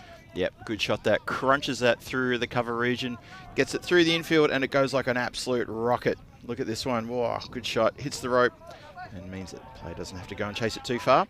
So Samad, he's now gone for 21 from his 1.5 overs. I felt that maybe he was the kind of bowler because he's a little bit of a greenhorn. He's a little bit green around the gills. Well, gets it pretty much right there. Just they haven't bowled enough balls to Verinder that kind of fallen at the stumps. Yep. And that was, but he chops down and he'll retain the strike. And after 9, brothers are 69 for 5. And that is a good over. What a story it would be, I suppose, for either of these teams. But brothers started well. You know, I think that they looked like one of the favourites from the start, probably along with Werewolves before they fell off the perch. 100% agreed. But Lisbon Supergiants, you just would have thought there was no chance they could resurrect their week when they lost their first 3 games. In fact, do you remember they only had 2 points after 3 games because they got swept by brothers in match 4. But from there, they were able to win 6 of their remaining 8 games. But 4 of those wins were 4-pointers. And that's what actually got them up into second place. It got them the double chance, and they did that with only 2 balls to spare last night in match 30. That's true. And then they won by a single run in qualifier 1. So I sometimes say this, but you know, the week will belong to one team. You just never know which team it's going to be. And they do go back to Suryawanshi. I remember saying that a week ago because in the ECL Final 4, honestly, they were so evenly matched. And I just remember waking up in the morning and thinking, the day will belong to one team and only one team, but I just don't know which team it is. It turned out to be Farmers. Yeah, there you go. Really good case in point. One thing I'll say about Lisbon Supergiants, you win 8 bonus points out of 10 games, you're onto a good thing. Yeah, fought for every point after that early blooper. Anyway, that's a nice little pickup shot. Is the tail going to wag here at the end of the innings? Gulal gets something on his Patsuri once again, just strays slightly. I mean, it was only slightly, it was on middle and leg and beautifully put away. Maximal, 6 runs. Yeah, good strike that. Doesn't get tempted into that bottom hand cross bat shot towards deep mid wicket. Hits through the line of the ball. And Suryawanshi now has gone for 24. They bring him in despite the fact that he's been quite expensive in that first over. Roll the dice, but, you know, it's up to the bowler to bring it back now. Come back ball for Nilesh. And that one's just high. Well, that'll be a good catch if anyone can reach it. Swirling around, not caught. They'll come back for 2. That was a bit of a nightmare, to be honest, at this time of the day, especially with the kind of hazy sky. I just think he had a bit of trouble picking it up. Yeah, in I the think end, so he barely too. gets a hand on it. Yeah, It's Utter. and Utter steps on the foot of the fielder coming in behind him just to add insult to injury. And the fielder running in flipped the cap off immediately and put out the big strides. But Utter said, that's mine. Unfortunately, it didn't stick. 3 to come. Oh, it's actually a nice little outswinger. It's hit down the ground, and wow, acrobatic fielding down there. They're going to go for 2. Chance for a run out. The throw doesn't really match the athleticism from Surya Partup, but he still saves 2 runs for his team. He did well there. Gets right across. This ball was going really quite quick.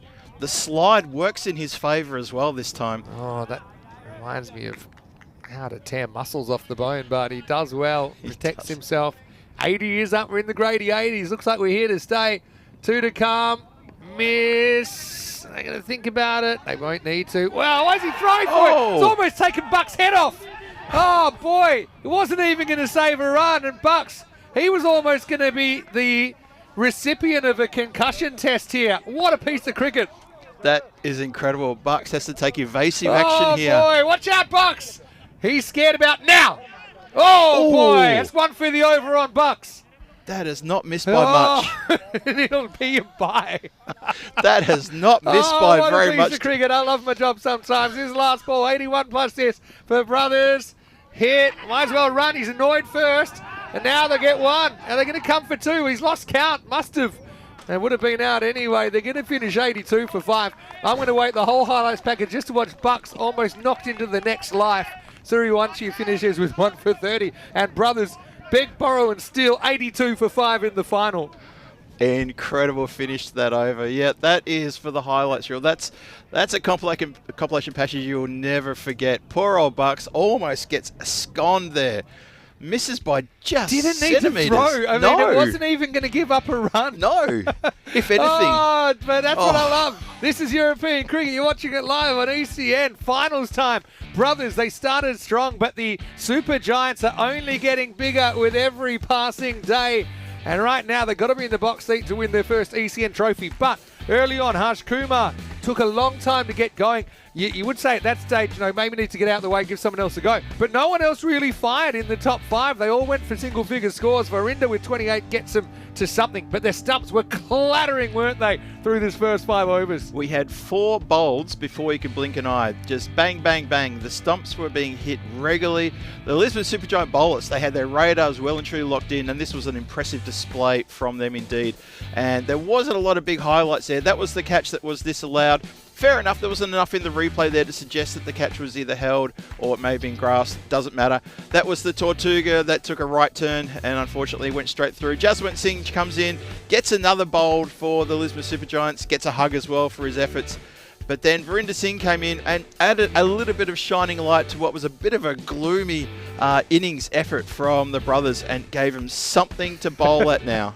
Oh, that's a good catch by Suriwanshi. It was kind of one of the few bright spots he had. Then it was a very slow-moving Tortuga. I guess most tortoises are slow, Yeah. But I like what Kevin said here. We'll see it towards the end. That could have been another catch for Suriwanshi, but that one went down. Kroom saying, he's saying Bucks hasn't been that bad with his decisions that you had to try and take his head off. Nice We'll one. come to that in a moment. But then Verinder, he had that kind of good run, didn't he, with 28 not out in the end, but kind of also went quiet a little bit in the middle. Now this is where the wheels are off. Look at Bucks. Now's the time to panic. And it just whistles past his cheeks. So lucky he doesn't have the big Dumbo ears. It might have taken him off, but in the end, they get a 1 there, and then they get 1 off the last ball on the way to 82 for 5. Bucks's expression just at that moment. Just And he was slightly out of position, but that's a tough way to learn the lesson. And we do have the third umpire if required to take his place. Luckily, the father-son combination isn't broken up. Miguel might have come running in, clearing the benches. 82 for 5 for Brothers. Harsh Kumar with 19. seemed to get out just as he was getting going. Hit 2 6s and a 4 in there. Verindasing with 27 not out of 14 with 3 6s and a 4, and Gurlar with 15 off 9. So probably without that little partnership, they came together at 51 for 5. They put on 30 in 31 it was in the end in the last 20 balls of the innings. But Wow. I think for the Lisbon Supergiants, it was a pretty good effort from them. And no one really went for big runs. No one went for more than Suryawanshi's 29 off the 2 overs. G1 Giri with 2 for 6. Remember, he hit the stumps twice early on.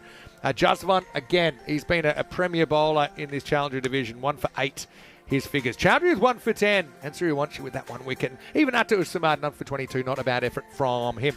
We will take a break, though, and we'll be back. Lisbon Supergiants on paper, at least, looking like heavy favourites. 83 to win, but... well, we know that you don't win on paper, you win when you get out there. And I'll give you a little bit of a nugget when these teams have met earlier in the week. First time they met, Lisbon Supergiants scored 84, but that was chasing a lot more than this. There's the scorecards. Just the 1 wide in the 10 overs as well. I think that most of the teams have been pretty good at getting the extras under control today. We will take a break and we'll be back pretty shortly for the second innings. Don't go anywhere. Vinny Sander here, Mr. Maximo with Phil G. And just 1 innings will separate these 2 teams. And we'll see who will raise this ECN trophy when we return to the Sandringham Cricket Ground in a few minutes for more European Cricket Series.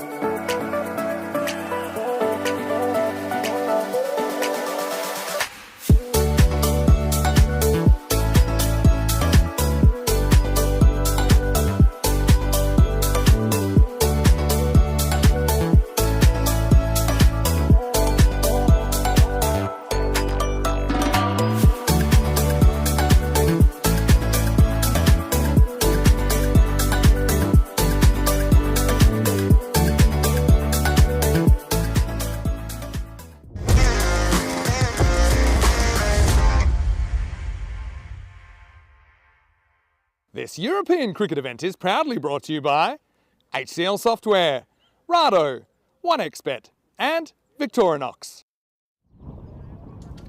Hello everybody and welcome back to the Centrum Cricket Ground here, our own SCG in Portugal. Phil G here in the commentary igloo for European Cricket Network. This is the ECS Portugal final for the Challenger Division and it's the final innings coming up.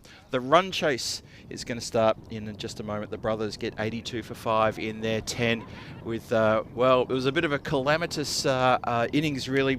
Wickets tumbling, 4 bowled in that, 1 caught and bowled. The Lisbon Supergiants, they've done really well to restrict the score to only 82 for 5. The brothers, for the 3rd time today, they've batted first in a game. They've played 13 games on the trot through the last, 7 days, and maybe a little bit of fatigue there, don't know. Or also it's just really good bowling as well, and good fielding too. So, can the brothers, can they defend 82 to lift the trophy in about 45 minutes time? We'll see very shortly. Welcome to everybody watching from around the world, no matter where you are. Thank you for joining us. I hope you've enjoyed this Challenger Division as much as I have, and as much as Tina has as well, and of course as much as Vinny has. We have absolutely loved it. And the Premier Division, don't forget, that starts tomorrow. We'll talk about that a bit more later on, because we've got a final to determine here. We've got a trophy to present. We've got medals to present. That happens at the end of this, because the run chase is just moments away from starting. There it is, the target, 83 on your screen there. There's a fair bit to do. There's a bit of cricket left in this. Is this going to be a low-scoring thriller? Or with the Lisbon Supergiants, who started this tournament with zip and 3. Took them a little while to get going. Are they going to lift the trophy? We'll find out soon enough. As Rahul Bhardwaj, he's got the ball. He's going to start proceedings. And Ashok Kumar Banger, probably the, I'm pretty sure he's the top run scorer of this tournament. He's also the lone centurion from a couple of nights ago. Picked up 114 not out in an absolutely thrilling match. Thrilling because of that opening stance. 183 for none after 10 overs for he and Jiwan Giri. They're both out there. Start proceedings for the run chase. And there's a bit of protection just in the area that Vinny and I have been talking about all day, the vortex area, which is that anything from the right, or the right hand of the keeper going all the way around to backward point. And there's keeper, then 1, 2, 3, 4 fielders, both in the circle and outside of the circle. So finally, brothers have learnt the lesson. Just soft hands, pushes that down towards point. They scamper through for 1. So the account is opened, and the run chase has started off the bat with runs there off the second ball. Rahul Bhardwaj always bowls with a smile on his face. He's a cagey customer, but he's a great personality as well. And let's see what he can do for his team. The brothers desperate to defend this total to lift the trophy. What an innings we had just previous. So many highlights. That's wide and it's been cut away. That's one of the protections down there on the boundary rope at a backward point. So that player is outside the circle. There are 2 players inside the circle. 3, actually count it as 3 players inside the circle. You can see one just the top of the screen running back. He's back. Oh, he's just back outside. You can just see he's just outside. He's going to walk in though, so he'll be inside the circle. There he is. Lofted down the ground. Going to protect the equipment here. And that comes into the commentary area somewhere. That is a good straight drive. That is a lovely shot. Lofted nicely. And flicked back even better by Mr. Maximo. So good shot for Maximo down there. 6 runs.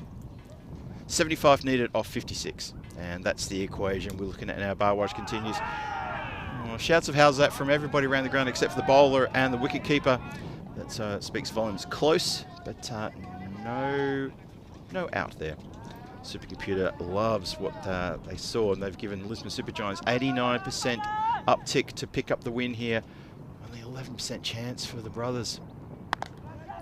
That's been pulled around the corner. That is going to fly away, and this is a cracking start. That's another Maximo. So that man, AKB, Ashok Kumar Banger, has started in ferocious style with a couple of big 6s in this over.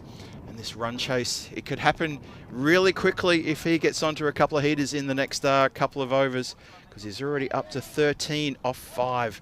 And the first over goes for 14 runs. 18 matches since the Golden Ball. Well, wouldn't we love this to finish a Golden Ball this final? Not sure what's going to happen there. But in the meantime, let me bring in Mr. Maximo Vinny Sandu. It's the final and the run chase is on. 14 off the first over, though. Oh, boy. Oh, boy. Funny you mentioned that, but yeah, the last final I did here a year ago, it was a Golden Ball. It was also after sunset, and it was there was a moment, I think, when the last ball was hit by Amir Zaib for 6. Yeah. My voice went, and I knew I only had one more ball. It was going to be a Golden Ball. I was going to give it everything I had. Yep. A little bit of a break after that. Anyway, look who it is. Amarjeet coming off his 5 for 1 earlier. It's going to be given a wide first up. Amarjeet just thinks a lot, doesn't say much. I don't mind seeing this one. Breaks late. Does get a bit of the line maybe, but umpire decides that batter gets benefit of the doubt. Yeah, he's onto that pretty quick. It was one of those 50-50 calls. So Brothers looking to bottle that lightning, see if it can strike twice here by getting Amarjeet Singh in early. See what happened in the previous match. Where's that one gone? Batter wasn't sure where it went. It's just skewed away on the inside edge. Just towards the leg side, just behind the bat there. So 1 run there. So yeah, if you missed it, Amarjeet Singh, he's currently none for 2. 5 wickets for 1 run in the previous game. Unbelievable. Completely turned the game on its head, didn't he? He shook the game apart. So he feels hot, so he's coming on early. Probably feels like there's not too much time to waste. This one I think is good. It does swing out a little bit. That time catches some of the line, maybe even inside the line. A late movement here. But yeah, I think that's over the line. I think that's okay. And it's also only got to be over some of the line. Yeah, exactly. Yep, so true. Interesting to note that there is a bit of protection for Nangaloo behind him as well. Just very fine there. Line ball decision in the literal sense. And this time the ball loses the battle. And actually, this is something that Lisbon Super Giants did pretty well. I think, was it only 1 wide in that first innings? Just the single wide in 10 overs. Yeah, that's outstanding. And we've had a good display of accuracy with the bowling today, haven't we? Really good display. AKB. He's going to get quite careful here. It is going to be a scrambled single. Geary will get through. Yeah, Kumar Banga this time last night. Just a little bit disappointing, I suppose. He looks physically a little bit banged up, didn't he? He had his own personal kind of AKB cam in the warm-up. Fortunately, it was all downhill from there. It was. He's asked for no media today in the dugout. That one's probably wide as well. It's going to get through the field. It's going to be 5 wides. No. And yeah, quick to turn around and blame the Tortuga, Dilbag Singh. But this is also the risk of having the keeper up to the stumps. Nangaloo didn't quite get the sideways movement. See, he throws the hands up and never moves the body across, and then didn't know whether he was toing or throwing there. Yep. As Dilbag watches it run to the rope. And Dilbag pleads his case to a very unsympathetic wicketkeeper and bowler. Very quick to throw in an opening argument before trying to fetch the ball there, Dilbag. Exactly. Said, well, if you hadn't have missed it, I wouldn't have missed it. That would have been my case. That's better line. Still getting a little bit of that out shape, but they've already leaked 23 of these in the first 10 balls. You're chasing 83 for a win. You've got 23 on the board in the first 10 deliveries. Oh, as you're the fielding team and you're the captain with the ball, you're thinking, well, if I've got 2 more to go here, then who do I turn to? Because we need wickets. We need them right now. Right now. Geary. It's an outswinger. Plays down the wrong line. Oh, you wouldn't believe it. It's another fumble from the keeper. That's going to result in a bye this time. Oh, boy, nowhere to hide out there, Phil. Well, Dilbag Singh, this time he gets assistance from George. Feels that he needs a bit of a hand there. That's the thing, though. If anything, you need to try and move more sideways to cover that shape. Because the ball's swinging away from you. Yep. Cover every bit that you can of that angle. Just wonder if they're Keeping up's a skill. He does pretty well, though, Nangaloo. We know that. And this one is a straighter one, but he times it, and there's nobody back here. That's going to be 4. No signs of nerves in this Super Giants response so far at the end of the second over. It is 28 without loss. You see that one just straighten in towards middle stump, but the swivel and the turn just really caressed it over the infield, and it runs away there. So 28 for no loss after 2, and well, this is completely on here for the Lisbon Supergiants. We have a look at the Tour of Portugal. We are just only a few overs left to go in this Challenger Series before we go to Premier Series, which starts tomorrow. Teeing off in the Igloo with Mr. Maximo Vinny Sandu sitting next to me here. Do you know the great thing about the Premier Series as well? It's a bit like this series. I can't really pick a favourite. Yeah. Like I know, okay, Marlow, they always seem to have the wood, but you look at all those 6 teams. I know you saw them pretty recently, most of them actually in the night series. Yep. But it's going to be like this. That's my prediction. You're going to have a lot of close games. You're going to have teams that get on good runs, on bad runs, and it's going to be unpredictable. And at the end of the day, that's what you want out of a series. I can't wait to see the lineups and see who's fronting up for all the teams. I've got my eye on the Lisbon Capitals, the current night trophy holders. See what they can do. All right, here's Harsh Kumar. That one is a bit of a loosener, isn't it? Geary turns on it and whacks it into the fence. Maximo to start the 3rd over. Oh, alarm bells are ringing. You may hear some church bells ringing in the background pretty soon as well, as G1 Geary spins that around the corner, and these two are looking like they have made a bit of a battle plan, which is we want to be there at the end. We want to be there to hit the winning runs. Let's see what we can do. They had a big match a couple of nights ago, put on 183 for loss of no wicket and 10. That was big. Incredible. It's almost like their batting's just clicked, and they've never looked back. It absolutely clicked. It was perfect. Some of their numbers in a moment. Yeah. Oh, Kumar needs to get it right and quick. And he kind of does, but it's going to be the same result. Straight down the ground. Geary is going gaga here in the final. Maximo, 6 more. Yeah, limited celebration there from the dugout. Good work from the camera to zoom in on the dugout and say, what do you think of that? They're watching with much anticipation. They're ready to launch themselves skyward. Good power play batting, actually. He took on the fielder in one. Kumar not full of a lot of pace. But hey, just credit to Geary. It was a good shot. It's pretty deep in his crease here. Come back ball for Harsh Kumar. Tries it on again this time. Mid-on's up, so it's going to be 4 more. Again, this power play's fading away. Geary's planning to make the most of it. He really is. He's delivering quite well. Doesn't have to hit this one too hard. He gets over the infield. Happy just to do so and take the 4. He's already hit a 6 in this over, and that is clever batting. Hey, you want to say a quick hello to David Bruce, saying you wish he'd found this earlier. Well, don't worry, David. There's plenty more to come. I still think we've got about 42 weeks left in the season or something like that. So pretty sure we do. Stick around for a while. He's singing well at the moment, Geary. A lot of bottom hand in this. It's well cut off out there by Mandeep Singh. Also, I noticed Tina Goff is in the chat. Tina, I've got to say, well done. Awesome. Said it in the first innings, but you've done a great job. Taken to this like a derrick to water. And you have too. I know you've done it a little bit longer, Phil. Yeah. Just a bit longer. It's a ride. We can't get off. Can't get off now. A bit shorter, maybe it's slower. They take it on.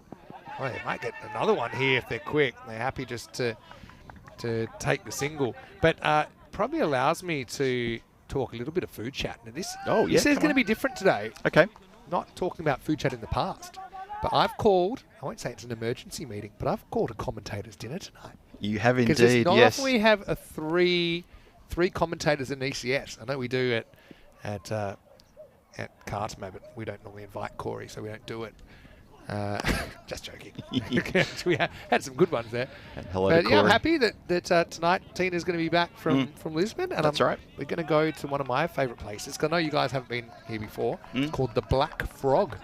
And it's definitely going to be good. Anyway, into the 3rd over, and Super Giants are ready over halfway there, 47 without loss. Without spoiling the surprise, what can you tell me about the Black Frog? I haven't been there. I know it, but I haven't been there. It's not just a restaurant. It's not big. It's on a corner. I can tell you that. That's why we noticed it in the first place. On a corner. That's why I noticed it. Yep. But it's very kind of classy decor. They have a nice wine list. They have some quite expensive meat. They do the meat very well, but they also do kind of a selection of different things. So this is they do some seafood as well. What can I tell you about them? They're also a gin distillery. Oh, really? Yeah, so you might want to try one of the gins if you like. Maybe I'll have to sample one of those if my boss allows me. We'll see what happens. My boss hasn't given me a budget, but I don't mind paying because you've done such a great job. This is up in here. That's going to be 6. So Geary having a bit of a heater here at a good time. 50's up and the 50 partnership. The Super Giants have climbed a giant mountain here. And surely they're not going to mess it up from here. Famous last words, I know. Just with their batting. After they went down to on their 2-match losing streak. The batting clicked as of the last game on match day 5, which was Wednesday night, and that was the one you just mentioned it. It clicked. They got 183 versus Friendship. That's it. Taking all 4 points. Then the next game they had to chase 88. They did that within the 7 overs. Yes. That was last night. So that was to get all 4 points and get the double chance. That's right. And today they made 126, chasing down the target off the very last ball against Brothers. So it just seemed to have clicked into action. Talk about a right time to click, though. Right at the pointy end. Wow, this is a bit of a free swing of the bat from Geary, who's going to keep on keeping on. And the way things are going, this might not last too long as Geary goes maximal, 6 more. I would be surprised if there's a few people in the chat who are talking about looking for the car keys. I would not be surprised one bit, because this game is getting blown away and the Brothers are getting completely blown away. There are already smiles and dancing in the dugout as we speak. Good vision there. Look at them, massive grins all around. They're jumping out of their seats already. This is scenes, absolute scenes. There's a trophy up for grabs. And this is getting close now. Stump sent flying. So there's a wicket. There's something pulled back. Well, you need the mother of all collapses here. You need to try and basically take kind of 7 or 8 for 20 or something like that. But the longest journey starts with the smallest step, and credit to Satnam, who I think is a pretty wily bowler. He will finally get through Geary. He swings all across that one, hits leg stump. But I think the Brothers, they would be the first to admit that they've actually made a few unforced errors here. A few of these ones getting to the boundary that probably shouldn't have. But Geary, just the tonic, wasn't it, for Lisbon Super Giants? He's out for 33. He'll get a pretty good reception from his teammates. It's 61 for 1. Yeah, he gets a proper cheer as he comes back. And you mentioned that you need the mother of all collapses. Well, you have to just look back probably about an hour and a half ago when you saw Amarjeet come in and destroy the Coimbra Knights. Yeah, that's right. I mean, so this is ECN. And it can happen. Yep. It's not a great start. That would have been outside leg. And here's Bob. Bob Chane nailing down that 3 position today. I always think about, I know you've done a fair bit of cricket in Malta recently, and you even did some of the last year series in November, I think it was. That's right. And in that final, it was a bit of a crazy one. Cedar Warriors versus the Knights, who were trying to win their first final in 5 attempts. Yes. And the Knights, about this stage of the game, they seem to have it on toast. They seem, they probably went this far ahead, but not far away in the chair. Everyone was dancing. And then 15 minutes later, they're just in shock. They're wondering, how did it get away? So, he's 21 runs could be a bit awkward, but I mean, you still got AKB there. He was kind of overshadowed by Geary, wasn't he? And there is an MVP award. I think AKB would have to be in the conversation. The only century of the week. Definitely got to be in the conversation. He's probably the highest run scorer for the tournament. I reckon he'd have to be, especially with that century. You could also make the argument for Amarjeet with his 5 for 1 at a crucial time, maybe keeping his side in it. Yep, that's maybe also if true. He takes a couple of wickets here. I always think finals day's worth a bit extra. Anyway, here's George. As the first one is worked away for a single. Yeah, 62, 63 on the board. We're in the 5th. We're only in the 5th. 20 needed from 35 balls. The run rate, well, it's kind of academic now because it's 3.4. That would have to, as you say, you need to bowl them out, basically. Yeah, the most monumental collapse of all time to talk about that, because that's going to be worked away. The race is on. The ball wins the race for 4. Yeah, it's nicely played. Just a touch, using the pace. No signs of big nerves here. Yeah, Banga comes into this match as the leading run scorer with 340 runs, including that best of 114 not out. Also striking at a very good rate of 231. He's also the leading 6-hitter. He was 1 ahead of Nanglu coming into this match. Not surprising. So's he'd be in there. Tabish has had a pretty good series with the bat and the ball for Werewolves. I think he's in the conversation as well. Lovekaran Singh probably hasn't played enough, but maybe what he's done is enough for Coimbra Knights. Geary's in there. He scored 231 runs going into this game, and a few contenders.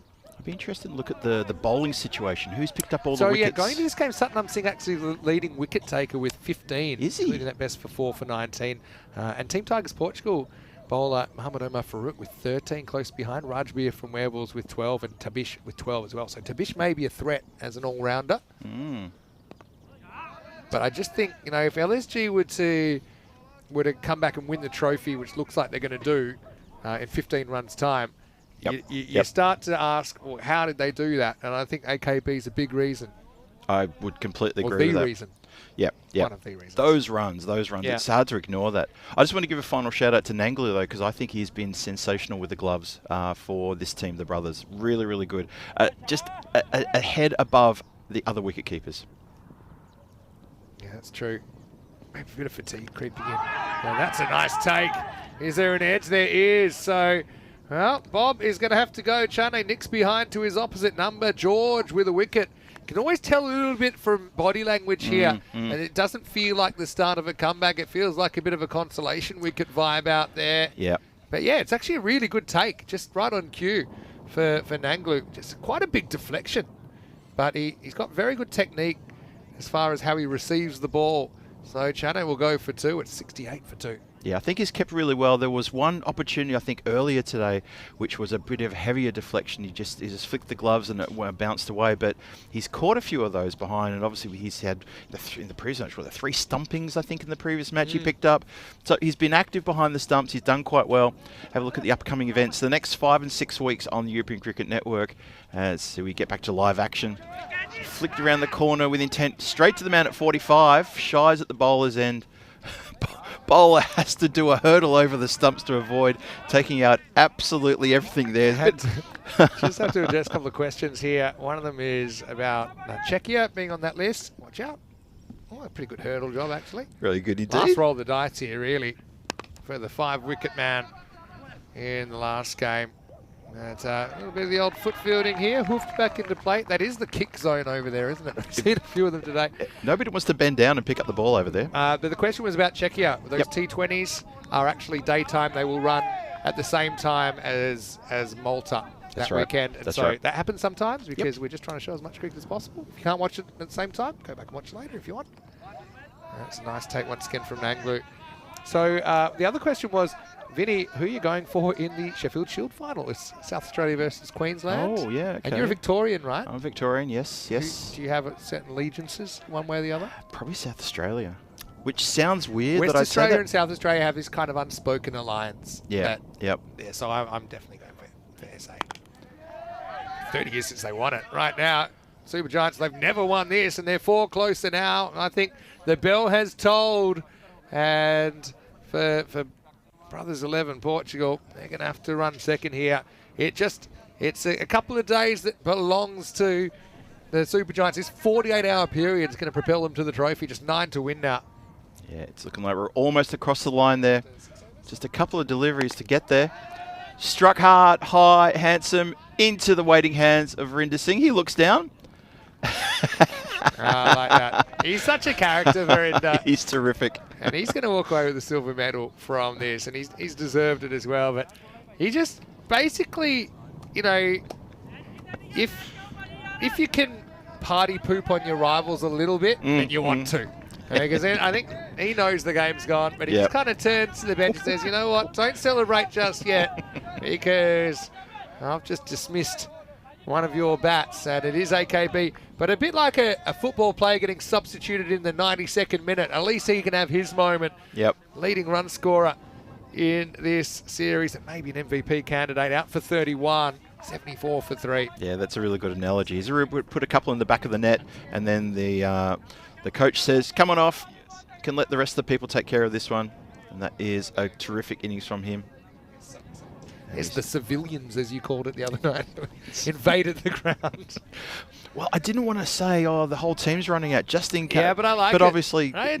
There's a point in time where the civilians sometimes do get on the ground. I guess they're still It's a civilians. bit of a throwback here. Yeah. All right, so it will be Amandeep to come in. He's happy to push this away and keep the strike. Partap still waiting for a go as we get into what I feel might be the last over of this series at 75 for 3. So maybe we just didn't have this thriller in this game, but we certainly had 3 very, very close games to start finals day. As we look ahead to tomorrow, Premier Division, and if you liked Challenger Division, you'll like Premier Division because it's exactly the same format. 6 really evenly matched teams, I think, that can all beat each other. 30 matches plus finals day. 7 day starts tomorrow. I'll be here with Tina. You can have the day off, but I know you'll be back on Sunday. And we start the regular time, 9 a.m. GMT, which is 10 o'clock in Central Europe and 2:30 in India. Yeah, I'll be tuning in throughout the day to see how that all kicks off as well. Like I said before, I've got a bit of a soft spot in my heart for the Lisbon Capitals since they picked up the trophy during the night series. Wonderful bunch of guys, but they're all wonderful as well. And also, Punjab Sissi Amadora had a bit of a soft spot for them. Obviously, Raul Imran, the skipper there, he was the one who drove me back to the airport at 2 o'clock in the morning and during the night series last year. What a guy. He's a top bloke. What a trooper to do that for me. All the way from Coimbra back to Lisbon Airport at that time of day. Terrific, man. But they're all terrific. Marlo, Awarish, Gorka 11, and Gamblers, of course, involved in that mob. Yeah, it's a state to win now. And I think there's a bit of sting that's gone out of this game. There's half of them off the bat of Amandeep, and Partap might just be wondering if he will get a go at all here. He won't care because the Supergiants are going to win their first ever ECN trophy in what's been a really successful week. Hey, just go back to the Sheffield Shield. I hadn't caught up with the score today, but Queensland Bulls, they were 1 run ahead overnight, 7 down. They've now built a lead of, I think, 270. Ooh. So they put on 270 for their last 3 wickets. So South Australia need 269 to win. Draw doesn't seem a factor there. If it was a draw, South Australia would win based on their first innings performance. So, right. And it's a bit of controversy not being able to hold it at Adelaide Oval because the football's using it, and that's a bit of a thing. Yep. But if anything, it's been a bit of a blessing in a way because there's a lot of publicity around the game. Yep. All right, so 4 to win. That is going. It's going. The game stays alive, and Partap will get a chance to finish things off for the Lisbon Supergiants. I might watch a bit of Sheffield Shield up early and tomorrow morning They then. have to get up pretty early. Oh, I reckon I could do that, yep. Stay up late after the commentator dinner. True. Oh, he's bowled him. And, guess who? It's the party pooper in chief. It's Verinda who's going to get that one through. And this is one thing I've noticed all week. I know there's been a few flashpoints, but ultimately the players have absolutely loved playing in this Challenger division. And there's a lot of mutual respect out there. Yep, I totally agree with that. Saw that in the night series as well, that it was just really, really good camaraderie between the teams. I mean, you get sort of teams that don't play in the night series, and then they swap players over, and they all know each other really well. And it's the same during this Challenger series. I think it's been played in really good, friendly style. It's been a joy to watch. Yeah, well, he's next in the crowning moment lottery. It's Suryawanshi who's going to come out to bat. Just 3 runs required. But, brothers, you can't keep pulling a rabbit out of the hat forever. I mean, 3 times they were in trouble today. Twice they pulled their way out of it. Yep. It's just 3 to win now.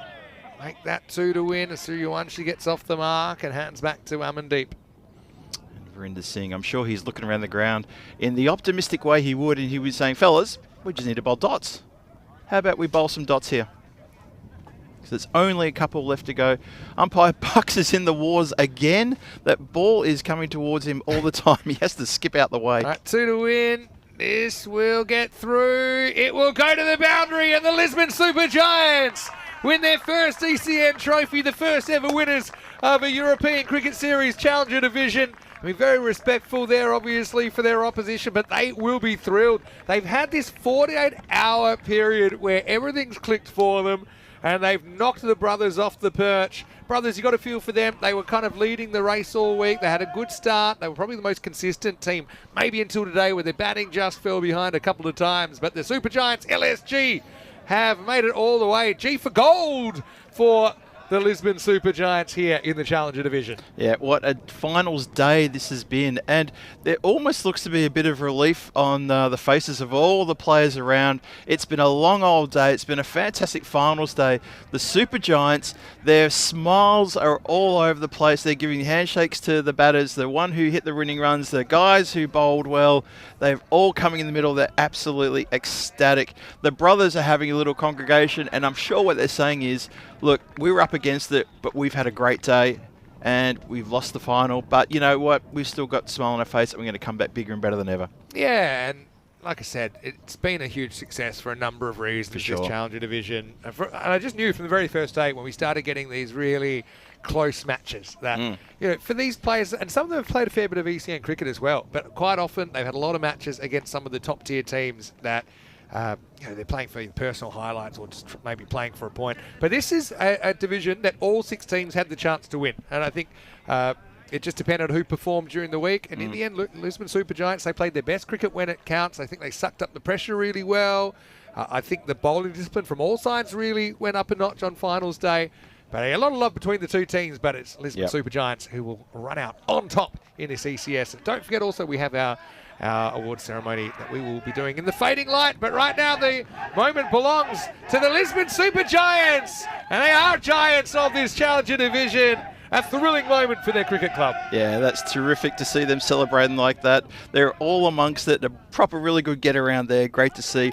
It's funny when I think about it. I go back to the first match on that Saturday. The storms were happening. The wind was howling. The tent was falling. Laptops drinking cups of coffee when they shouldn't be.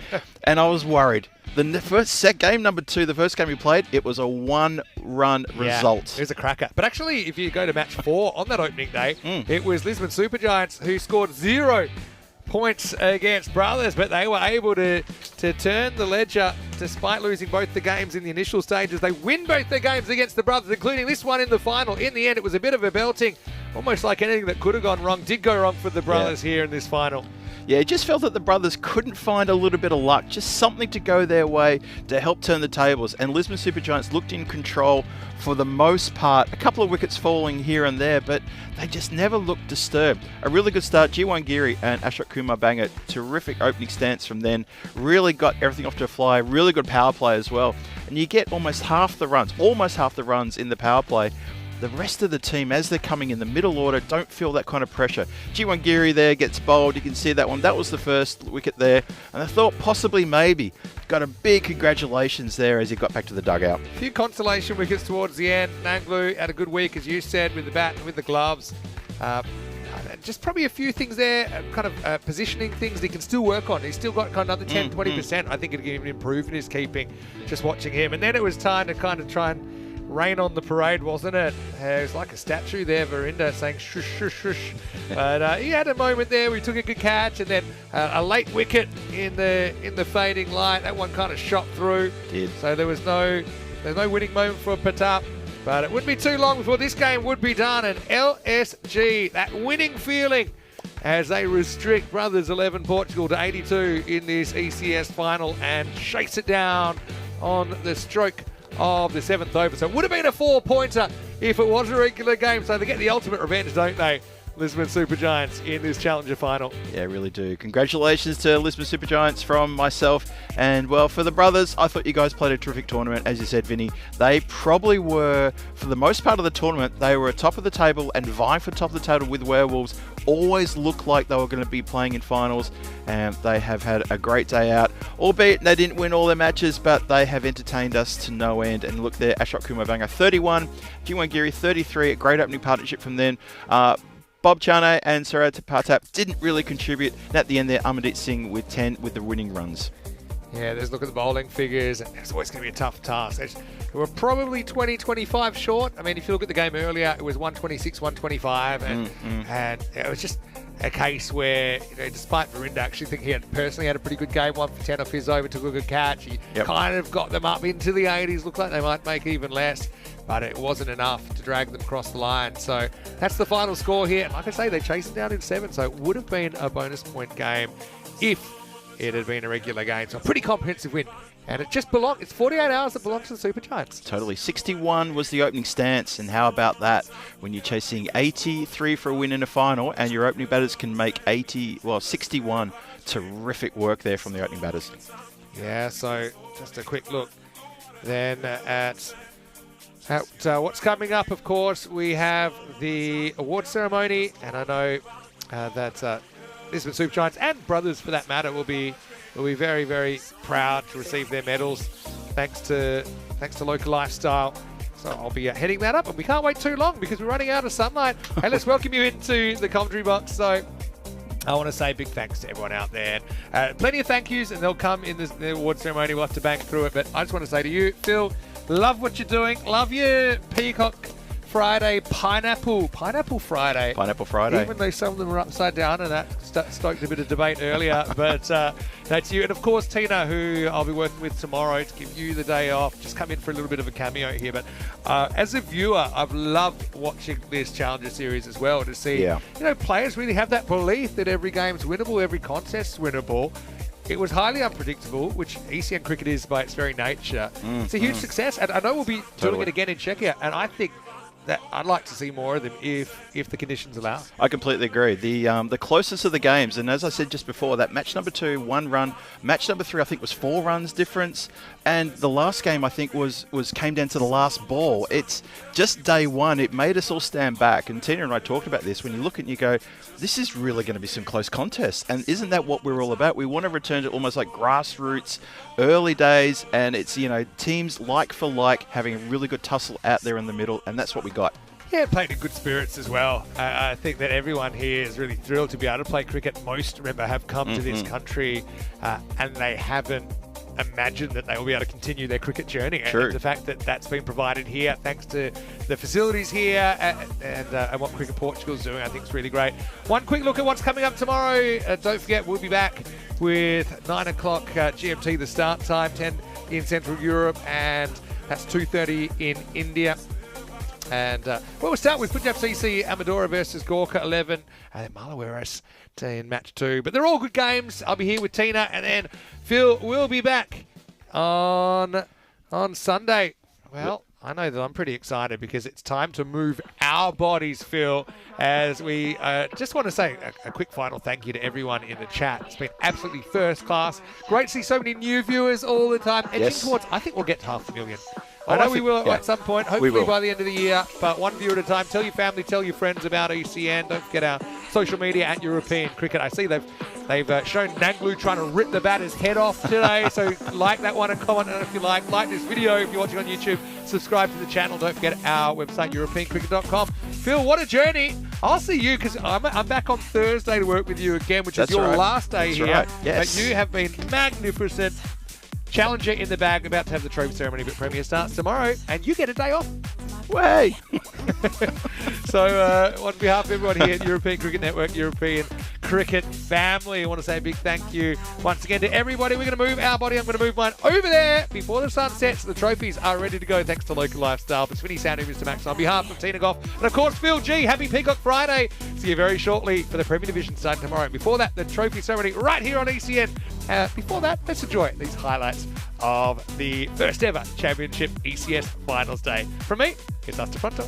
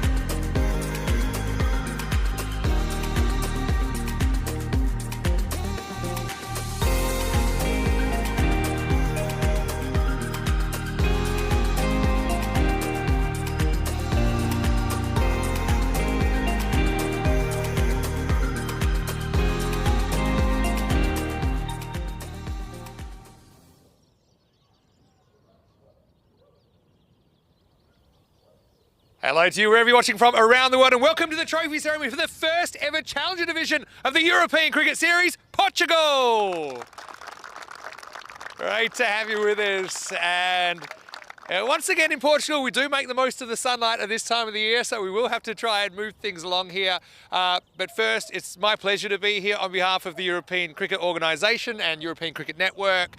And one great thing about what we're doing is we're always trying new things. So we thought Portugal was a great place to try a two-tiered system for the European Cricket Series, and it's been really, really interesting to watch. We've had so many close games, 6 teams that are very evenly matched, and I think you had to be on your game every single game because every game was winnable, every game was losable. Obviously, you've got 2 teams here, but I want to congratulate all of the teams in this Challenger Division. I know some of them had to travel a long way to be here, and it's a sacrifice, and we really appreciate that sacrifice. So my first thank you of many thank yous goes to the players, to you guys, to everyone out there. Well done for a huge success this week. Well done to all the players here in Portugal. And also, I've got to say big thanks to Cricket Portugal. Once again, they've been a great federation to work with, working with a lot of federations, obviously, but it's a very special place to come, this ground. Particularly, I know that we've got plenty of people to thank, but just a blanket thank you everyone at the ground. That includes everyone that was cooking for us, everyone that's been driving us to and fro. I know they're probably still working, but to everyone, to Paolo and the crew at the ground, thank you so much for the use of this facility, and we look forward to coming back many, many more times. Let's hear it for all of the ground crew here at the Santarém Cricket Ground, and of course Cricket Portugal for their support. And we couldn't do what we do without the support of our partners, so to Dream 11, to HCL Software, to Rado that have come on board this year. It's been great to see the expansion of what we're doing, to have more interest, have more viewers every year. It's a very exciting time to be involved in European cricket. So I think just chatting to some players that maybe were playing European cricket 30 years ago, and they are so jealous that you get this opportunity. But hey, right time, right place, and so yeah, big congratulations. I also want to say a big thank you to the Blue crew. I know that the ECN crew, they're around, they're working very hard every day, they're long hours, and so we appreciate your efforts. So to everybody from the ECN crew, great job again. It's been a wonderful week.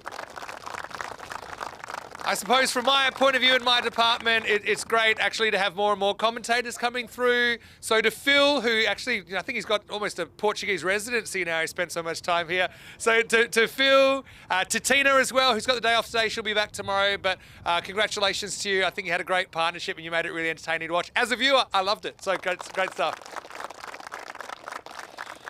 And look, I've got to mention also this umpiring crew, including the father-son duo and the adopted son, Kroot.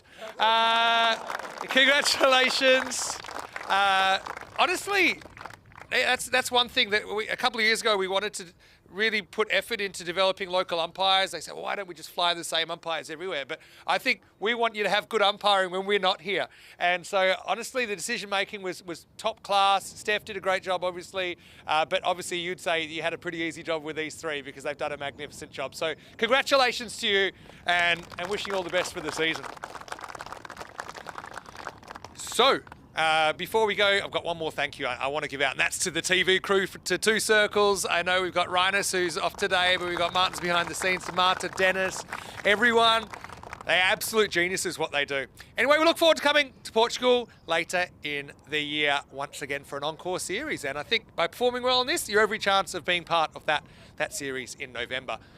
I know we're running out of sunlight, so let's get on with the presentations. And I've got to say a big thanks to Local Lifestyle for providing these trophies and these medals. They're unique. You can't buy these in the shops. We hope that you treasure these memories, whether it's a silver medal, whether it's a gold medal, as a token of our appreciation for your contribution to European cricket. So obviously we lost the Werewolves early in the day. That was after we saw Team Tigers Portugal bowing out yesterday, and of course Friendship are not quite able to make the 4. Then we saw a couple of really, really crazy games, actually. We saw a 1-run game in qualifier 1 between you guys. It was a great game, went down to the very last ball. Coimbra Knights actually made a late run. They just fell at the qualifier 2 hurdle. A great final. I suppose I was looking forward to it. I know it maybe wasn't as close as you might have hoped, but in the end, I knew the day would belong to somebody, and it belonged to one team. But first, I do want to thank the brothers. You set the pace all week. I always knew you were going to be contenders. I remember, I keep seeing on the TV for that viral moment. You know the one I'm talking about 3 years ago. But I was always hoping to see you again in the European Cricket Series. Congratulations. I wish you all the best this season, and you can be very, very proud of yourselves. We'd like to present Amarjeet, the captain, with the silver medals. Let's hear it. Big round of applause for the runners-up, Brothers 11 Portugal, in this European Cricket Series Portugal Challenger Division. And Amarjeet, congratulations. I will shout you out because 5 for 1 is pretty amazing in any form of cricket. You have to be pretty good to take 5 for 1. And actually, Stefan, I don't know if you know this, but he holds the record 6 for 2. And he was getting ready to pull you out of the attack because it looked like you might beat his record. Okay, before we get to the gold medals and the trophy, I do want to mention this MVP trophy that we're going to hand out, and this is for the most valuable player. There were some really, really interesting nominations for this. We saw hat tricks, 5-wicket hauls, and we saw obviously a century as well. But in the end, we've awarded it to a member of the winning team, the MVP for this Challenger Division in the ECS Portugal, from Lisbon Supergiants, of course, Asha Kumar Banger. Congratulations.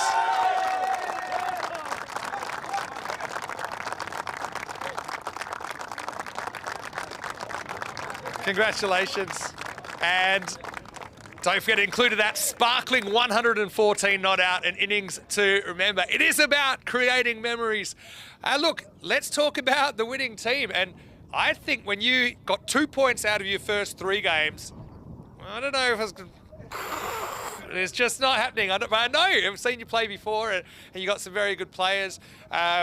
It shows a lot of resilience to come back from a start like that, to believe and to build something one step at a time. And I just think you had a 48-hour run where it just clicked for you at the right time. And it started making big runs, but also the discipline in the field. I liked your bowling attack, that you had variety, had faster options, slower options, and you always seem to be backing each other up. That's a sign of a good team, and I saw a lot of that this week. So look, take this forward into your season. I wish you all the best. And hopefully, we see you maybe in the Premier Division next year and competing and taking your game to the next level. So we'd like to invite you out one at a time then to collect your gold medals. Please, let's hear it for the winners of this ECS Portugal Challenger, the Lisbon Super Giants, and of course their captain Jaswant Singh. Congratulations.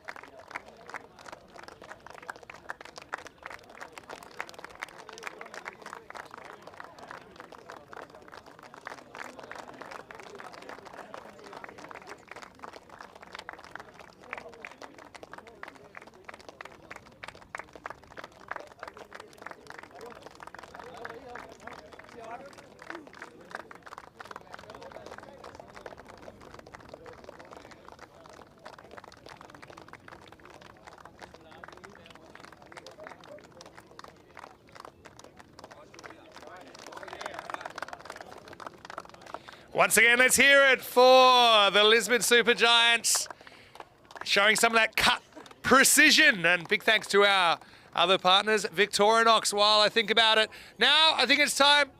Let's hand over the trophy. Right? Steph, I think you're a good man to do this. Let's get you guys forward. Let's get you in front of the table here, as we'll present Jaswant Singh with the trophy. And of course, are you ready? Are you set? Your champions are the Lisbon Super Giants here in the ECS Portugal Challenger.